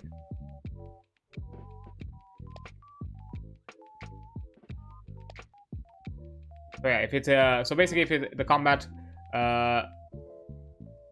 is longer than 10 seconds, you lose 1 FP equal the encumbrance plus FP equal to the encumbrance modifier, but it's not one for every 10 seconds. It's after you hit the 10-second mark, and it starts to accumulate and get worse if you extend it significantly higher. So like after another 100, basically after like another 100 turns or so, that can be, which depending. I don't think it's rare probably to happen. So basically the FP loss is decent. It's not as unless you're doing it through some like more roleplay wise, where you are rolling within a more prolonged battle and you're just summarizing some effects and roll across multiple seconds probably. Okay, if you decide to go under the more of the rule of oh yeah, combat takes a turn takes 6 seconds, so that now all of a sudden 2 minutes is a lot more approachable because that's within 2 sets of 10 turns. Although that would still put you under fatigue after 2 rounds of combat. That would be sucky, to say the least. So, yeah, you'll probably have to balance that out in your own way if you want to do it that way. So, after that, after combat, there is also hiking that uses FP cost for fighting a battle, but assess them per hour of road travel. For example, 1 hour of marching with light encumbrance will cost 2 FP points. I don't know why I say 12. Overexertion, carrying more than extra heavy encumbrance or pulling a very heavy load costs 1 fatigue point per second. It has been mentioned in lifting and moving things. Running and swimming every 15 seconds or of sprinting or minute of paced running or swimming requires an HT roll to avoid losing 1 FP. So if you're sprinting for too long, you're slowly gonna tire out. Starvation. A human needs 3 meals a day. For each meal missed, take 1 FP. Then you have dehydration. A human or elf, dwarf, or whatever needs 2 quarts of water a day. 3 in hot climates, 5 in the heat of the desert. If you get less than what you need, you lose 1 FP every 8 hours. If you drink less than a quart a day, you lose an extra FP and 1 HP per day. You can regain all FP lost to dehydration after a day of rest with ample water, and you water supplies. You recover the lost SP at the usual rate of rest. Yeah, even there is even some elements of survival baked into here to kind of for you to keep track if that's an element for you that matters. Then missing sleep. If you've been awake for more than your normal day, typically 16 hours, you can you start to get tired. You lose 1 FP points if you fail to go to sleep, and 1 FP per quarter day, usually 4 hours. You stay awake after that. If you lost more than half or more of your peak points to lack of sleep, you must make a will roll every 2 hours and inactive, like standing watch. On a failure, you just fall asleep, sleeping until you are awakened or get a full night's sleep. On a success, you have a -2 to dexterity, intelligence, and self-control rolls. Self-control is oddly vague. It's the first time I've heard it mentioned. That's vaguely concerning, but sure, I suppose. You're down to less than a third of your HP due to lack of sleep. Roll as above, once per 30 minutes of inactions instead of 2 hours. Or 2 hours of actions. This can be very dangerous. So be careful if you're in this situation of 2 hours of actions, because if you fall asleep on the battlefield, that's not going to be fun for you. But, you know, we've talked about all this loss of fatigue. How do you regain it? You can recover ordinary lost HP by resting quietly, reading, talking, and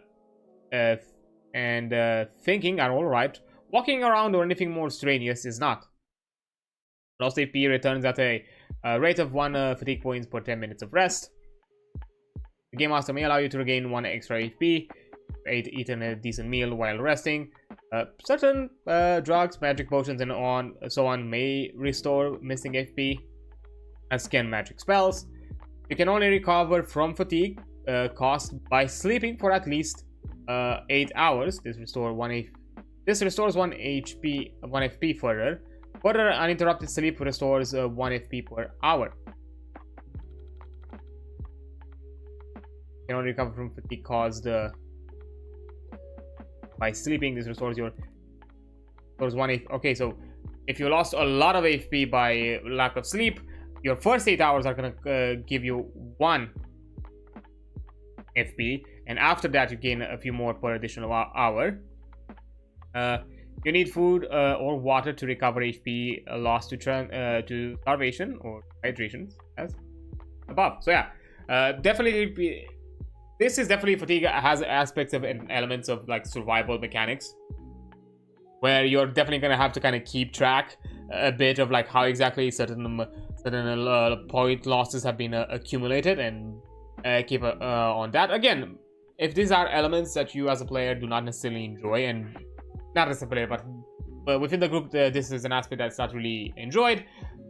It can be simplified. You can maybe even ignore some elements of it, or somehow put all FP gain within maybe within a more reasonable generic system of regaining FP, or you know, especially if you're like in some sort of like a fantasy setting, or maybe even like sci-fi one, you can maybe have some sort of like reason or tool or something that allows you to be like, here, under this, no matter what you're losing, you're still you're gonna gain it back, even if you're not resting in the way that you've that caused you to, you're not doing the action that caused you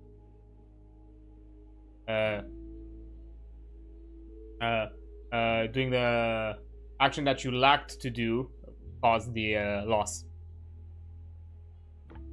Which, you know, can be definitely, but again, it's something that it's up for you to start in.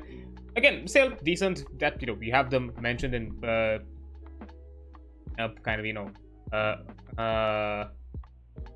okay.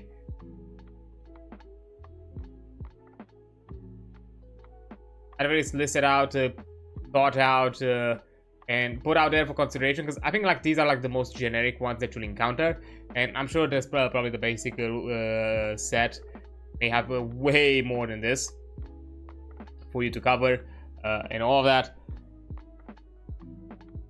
Yeah, okay, let me quickly get a drink.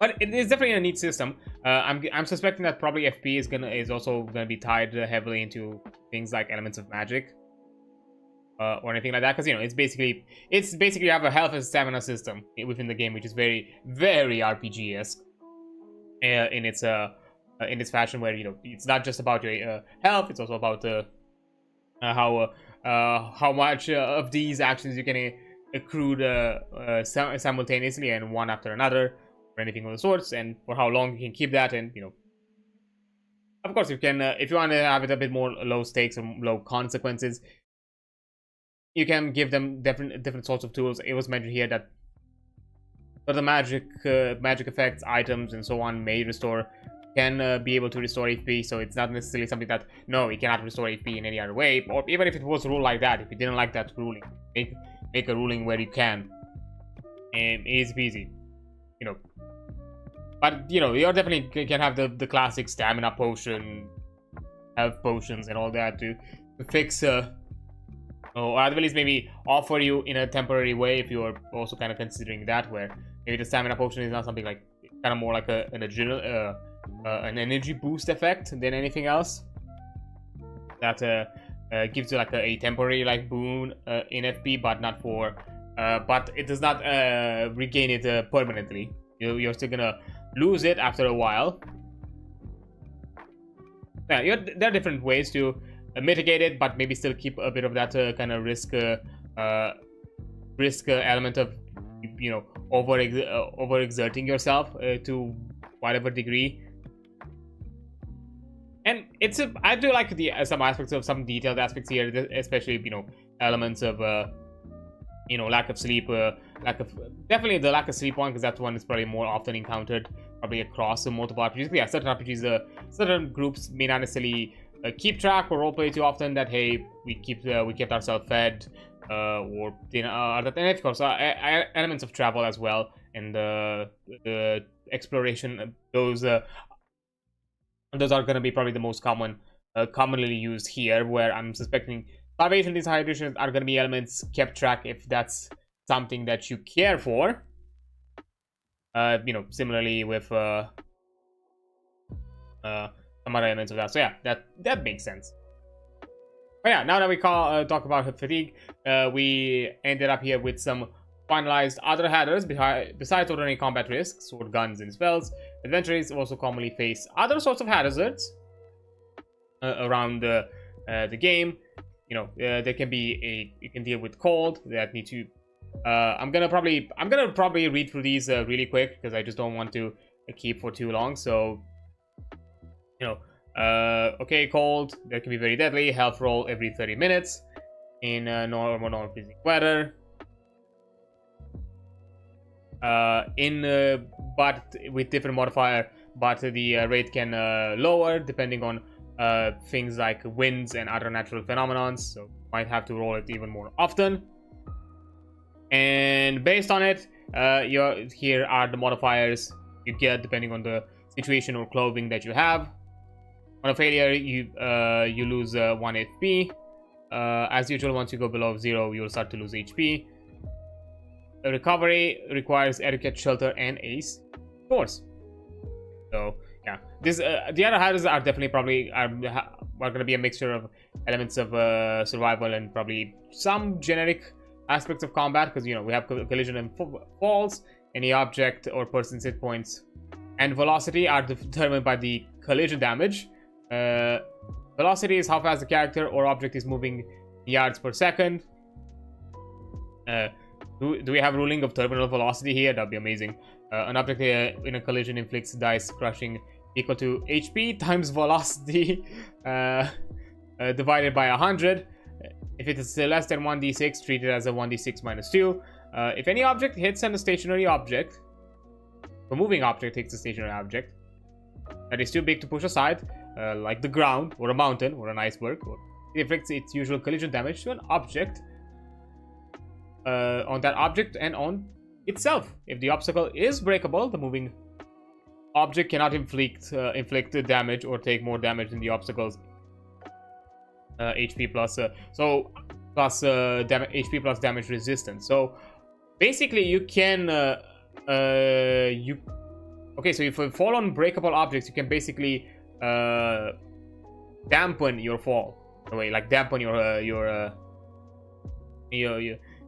collision, which makes sense, like, because it's, it's very physics, kind of under the idea of, if you fall from a, like how parachuters, if they fall from if their parachute like malfunctions or something happens, they usually aim for the trees because hitting the branches dampen their fall. It's not going to be fun, yes, but it's going to dampen their fall than just hitting the ground splat.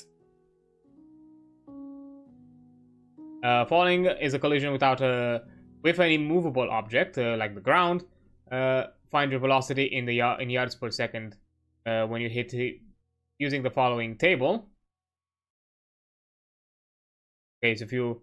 Okay, it's more simplified. It's not based on your weight or anything like that, so you don't determine like a terminal velocity, but definitely gets worse. 146 velocity, 100 yards, because yeah, HP times velocity divided by 100. That's gonna be a lot of dice to roll. If an object falls on someone, find its velocity on the table above, and calculate the damage as for an ordinary collision. Yikes. Then you have diseases, maladies. Strange diseases may affect adventurers in far-off lands, or even at home. The search for a cure, whether a princess is wasting disease, an alien plague, or a terrorist spy weapon, is a wonderful plot device. The important thing is to know about a given disease. Are resistance rolls. So you have to roll health to avoid the disease. Most allow it on a health -6. On a success, the victim does not contract it. On a failure, it does, but it gets further rolls once per cycle.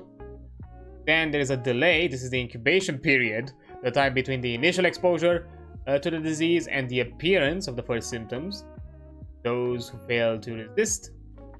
This is 24 hours for a generic disease, but can vary considerably for real-life diseases. Damage. The diseases affect in-game terms. This is typically 1 point of toxic damage, but it might be higher, up to 1d6 for virulent diseases. Damage resistance, of course, does not protect against them. Symptoms may appear that you would expect from a disease: cough, rashes, spots, whatever. Injury from disease will not heal naturally until the victims make a health roll to recover. So you first have to get rid of the disease to heal from it. And cycles. As disease damages his victim at regular intervals till he makes a health roll or a maximum number of cycles pass. The default interval between the health roll is 1 day. The number of cycles varies within the deadliness of the disease. For instance, a potential fatal disease might only inflict 1 HP per cycle, but endured for 20 to 30 cycles. So that's a lot of damage. And considering that you cannot regain that until you are getting rid of the disease, you are basically dead. If you are lower than you have HP lower than these kind of cycles. Once the symptoms of the disease have become apparent, identify it with a roll against diagnosis. This cannot identify a totally new illness, but a good roll might give you enough information to allow treatment. Appropriate remedies, herbs, drugs, so on, can provide bonuses to the cycle. To the cycle rolls to shake up the disease. At technology 6 or higher, antibiotics such as like penicillin can give a +3 to recover from most bacterial diseases. So yeah, we can also add elements of how technology might offer you some boosts into fixing up these kind of things. But yeah, simplistic, because here it's one of those things where you'll probably get more in-depth and more detailed depending on what kind of disease. You're just getting the spread of what are the modifiers and stats that you need to look for and keep track of. And when creating or trying to interpret an existing disease into a game, I'm guessing maybe the basic set will probably offer a few examples already ready-made, so that you can apply for yourself. Probably going to be neat. If not, I'm guessing you can find communities online who do that, or maybe there's some other books who might do it as well. Then another common type of damage or type of hazard is flame. If you spend a part of a turn in a fire, like running through flames or so on, you take 1d6 minus 3 burning damage. If you spend all of a turn in a fire of ordinary intensity, whatever that means, if you are on fire, you take 1d6 minus 1 damage per second. This very intense fires inflict more damage. For instance, molten metal or a furnace would inflict 3d6 per second. So yeah, it gets deadly fast. Continued exposure to a fire can result in intense heat, and that can rapidly fatigue you, which was mentioned below. And even if the flames themselves cannot penetrate your DR, yeah, so which can also ignore the heat, can ignore resistances, so that can be bad.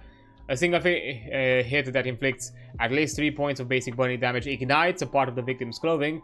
This does 1d6 minus 4 burning per second, and it's distracting, which is usually a -2 to dexterities, unless damage simply cannot harm the target. To put out the fire, the victim must beat it with its hand. This requires a d6 roll, dex roll, and each attempt takes a ready maneuver, so you're basically spending a time to put out the fire.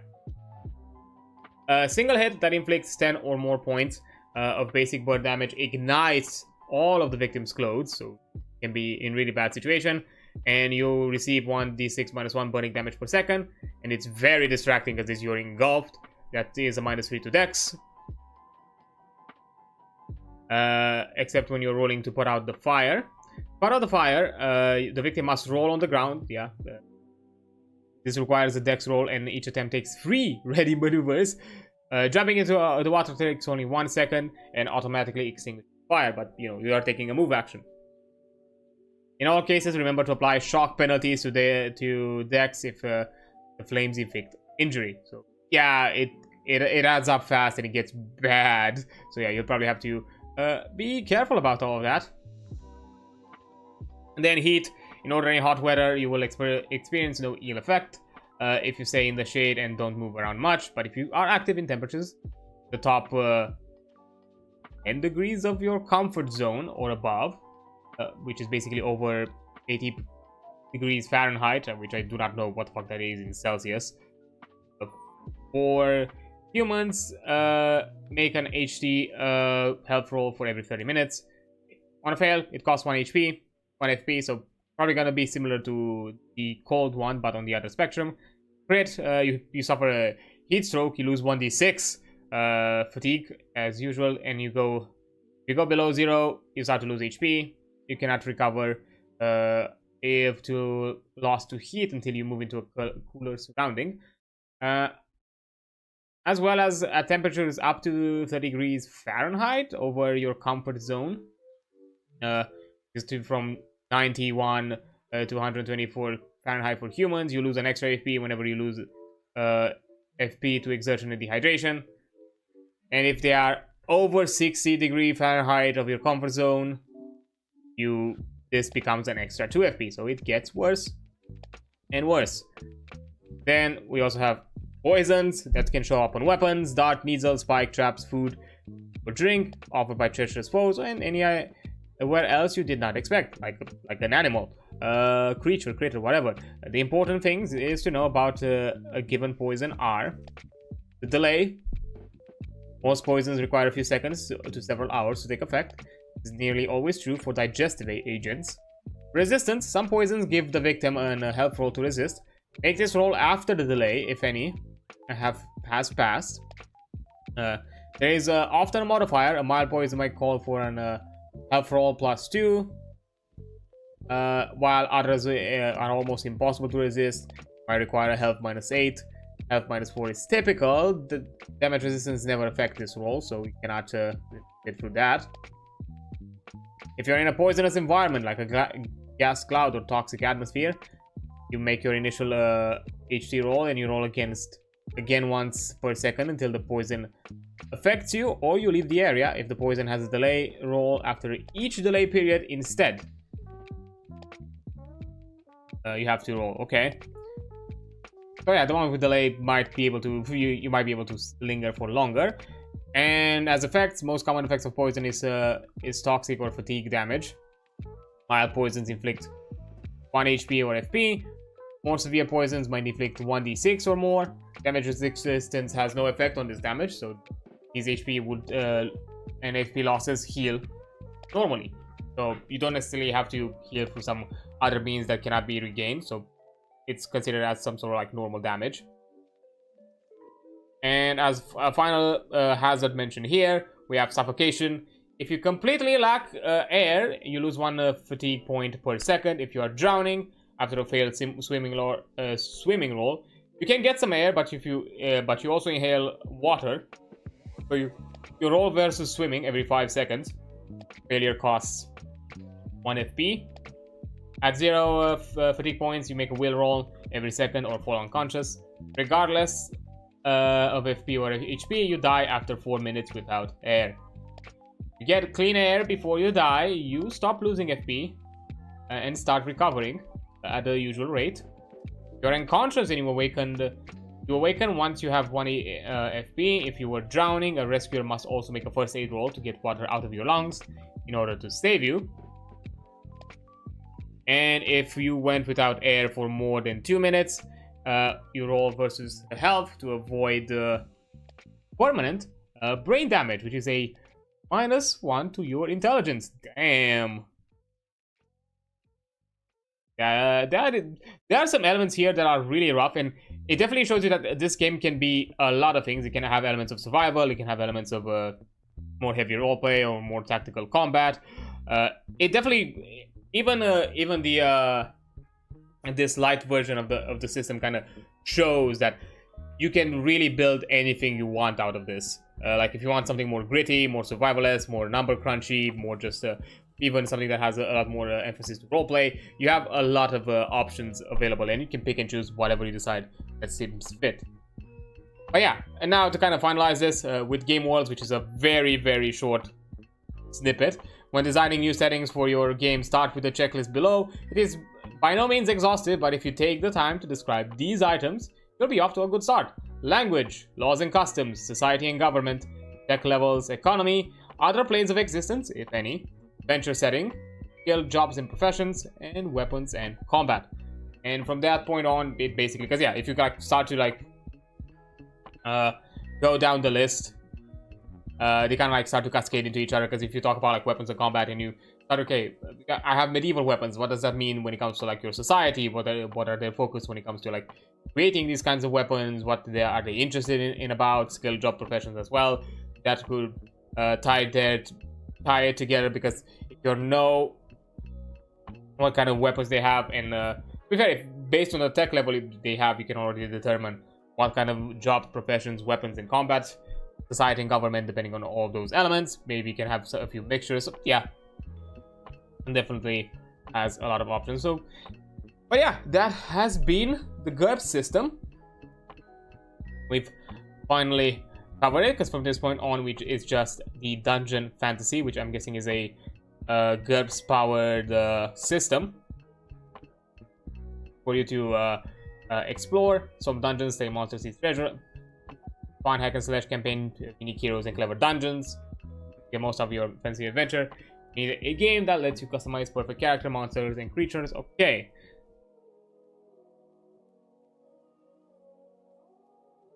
And here are the mentions of the basic sets. You have a basic set for campaigns and a basic set for characters. I'm guessing this offers you a selection of rule sets that you can apply however you feel it makes sense. And then from that point on, you have a ton of additional books that you can pick and choose depending on what fits best for you. Like if you want something like zombie apocalypse, you have zombies. You have something that wants to be like fantasy focused, you have just fantasy, a bit more sci-fi-esque, well, magic, mythology, what types of magic and cosmic elements you have. Oh, this is the link that, yeah, I'm not click that. But yep, that kind of covers it. That is GURPS. It is GURPS Lite system at the very least. Definitely an interesting system. It can be, I will say, even after reading some of the bigger excerpts, it can probably at times, even with this light version, can feel a bit daunting and kind of feels like it adds a lot of things together. And this is one of those systems that definitely something like a wiki, like as I think I talked like towards like the beginning of the stream, something like an Obsidian system, Obsidian kind of like note-taking system or anything like that, that can allow you to like quickly digitally like reference anything that you need would be useful. It gets a bit heavy here and there, but the base core elements of it are simple, easy to grasp, easy to understand.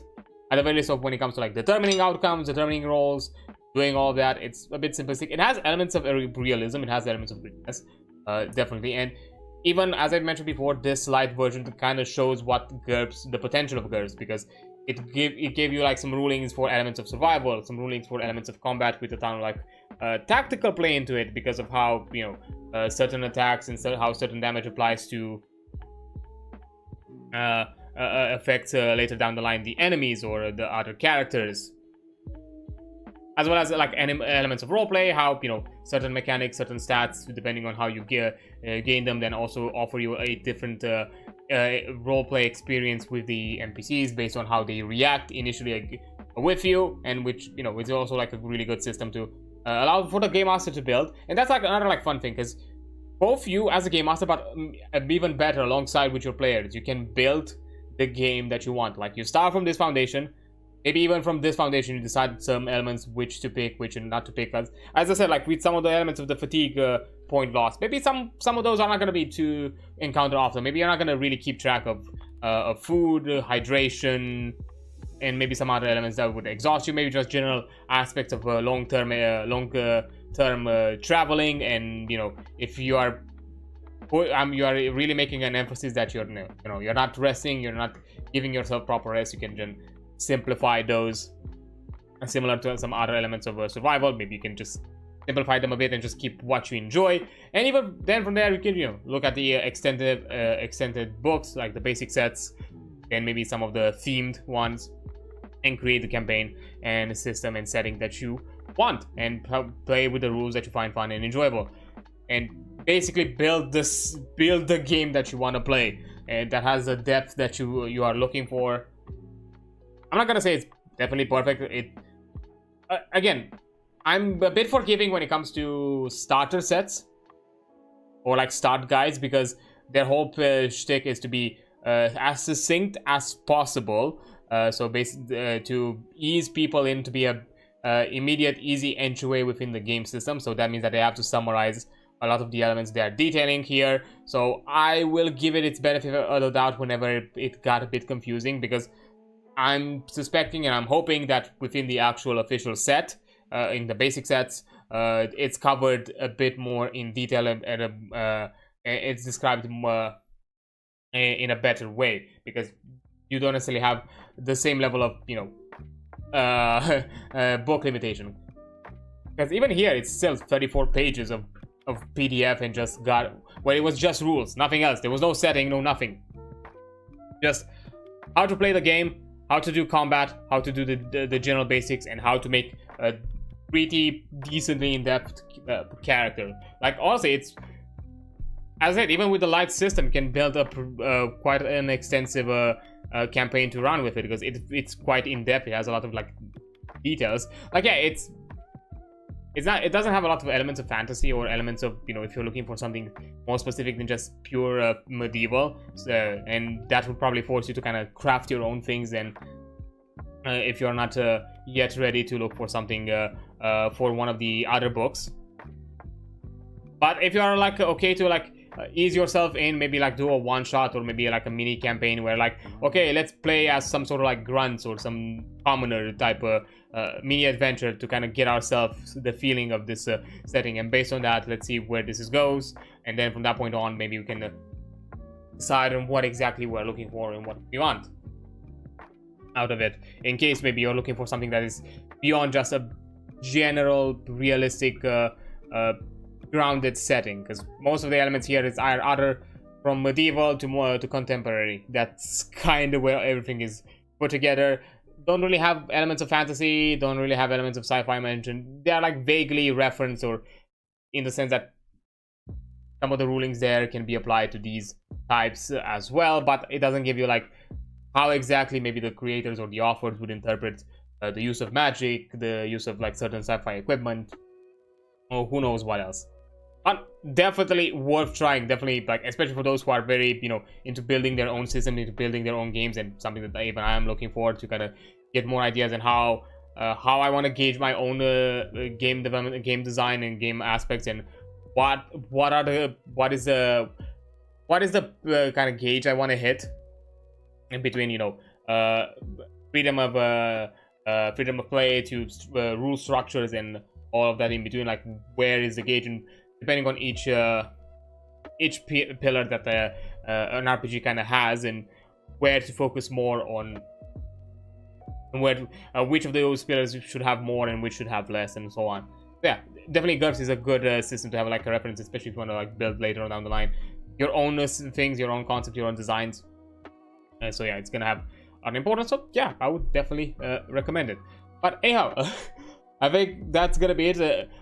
This impromptu coverage of the GURPS Lite system that has been spawned due to a small mistake happening that happened last week and somehow extended into a two-week coverage. But hey, I don't mind it. It's been fun. I did enjoy looking through this game system and learning kind of how others are approaching it. But that's going to be it for me for today. I've already kind of extended with by an extra hour, which is not a big deal. It's something that I usually do at times, so it's okay. I do not mind getting that. Okay, so now let's see, who do we have around that we can say hi to before we go? Is anybody doing anything RPG related? Maybe to some extent.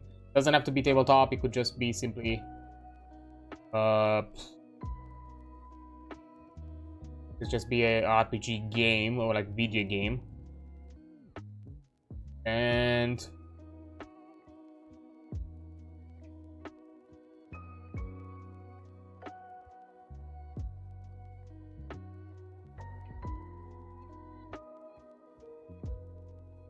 really,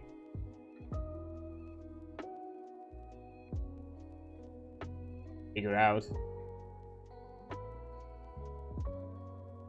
Nobody playing RPGs today, really? Okay, I suppose it is what it is.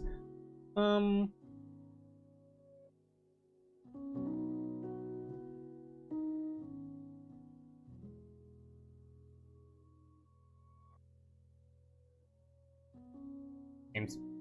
This.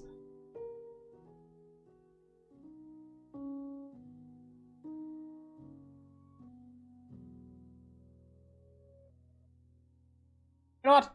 I found somebody. Let's go to a friend of. They're on a BRB. Oh well. I'm not gonna wait out because I like a thing. I think they're in a break, but just reading.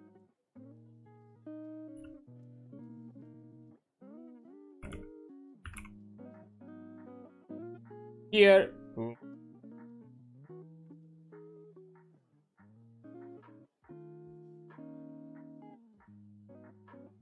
Twitch side, raid channel,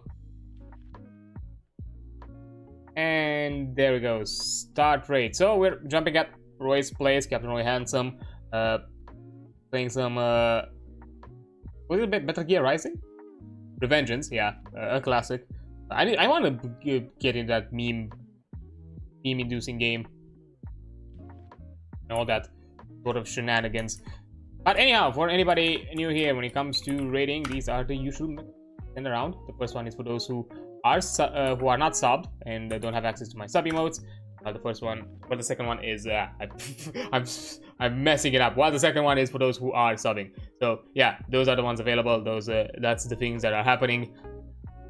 But yeah, that's gonna be it for my coverage for GURPS.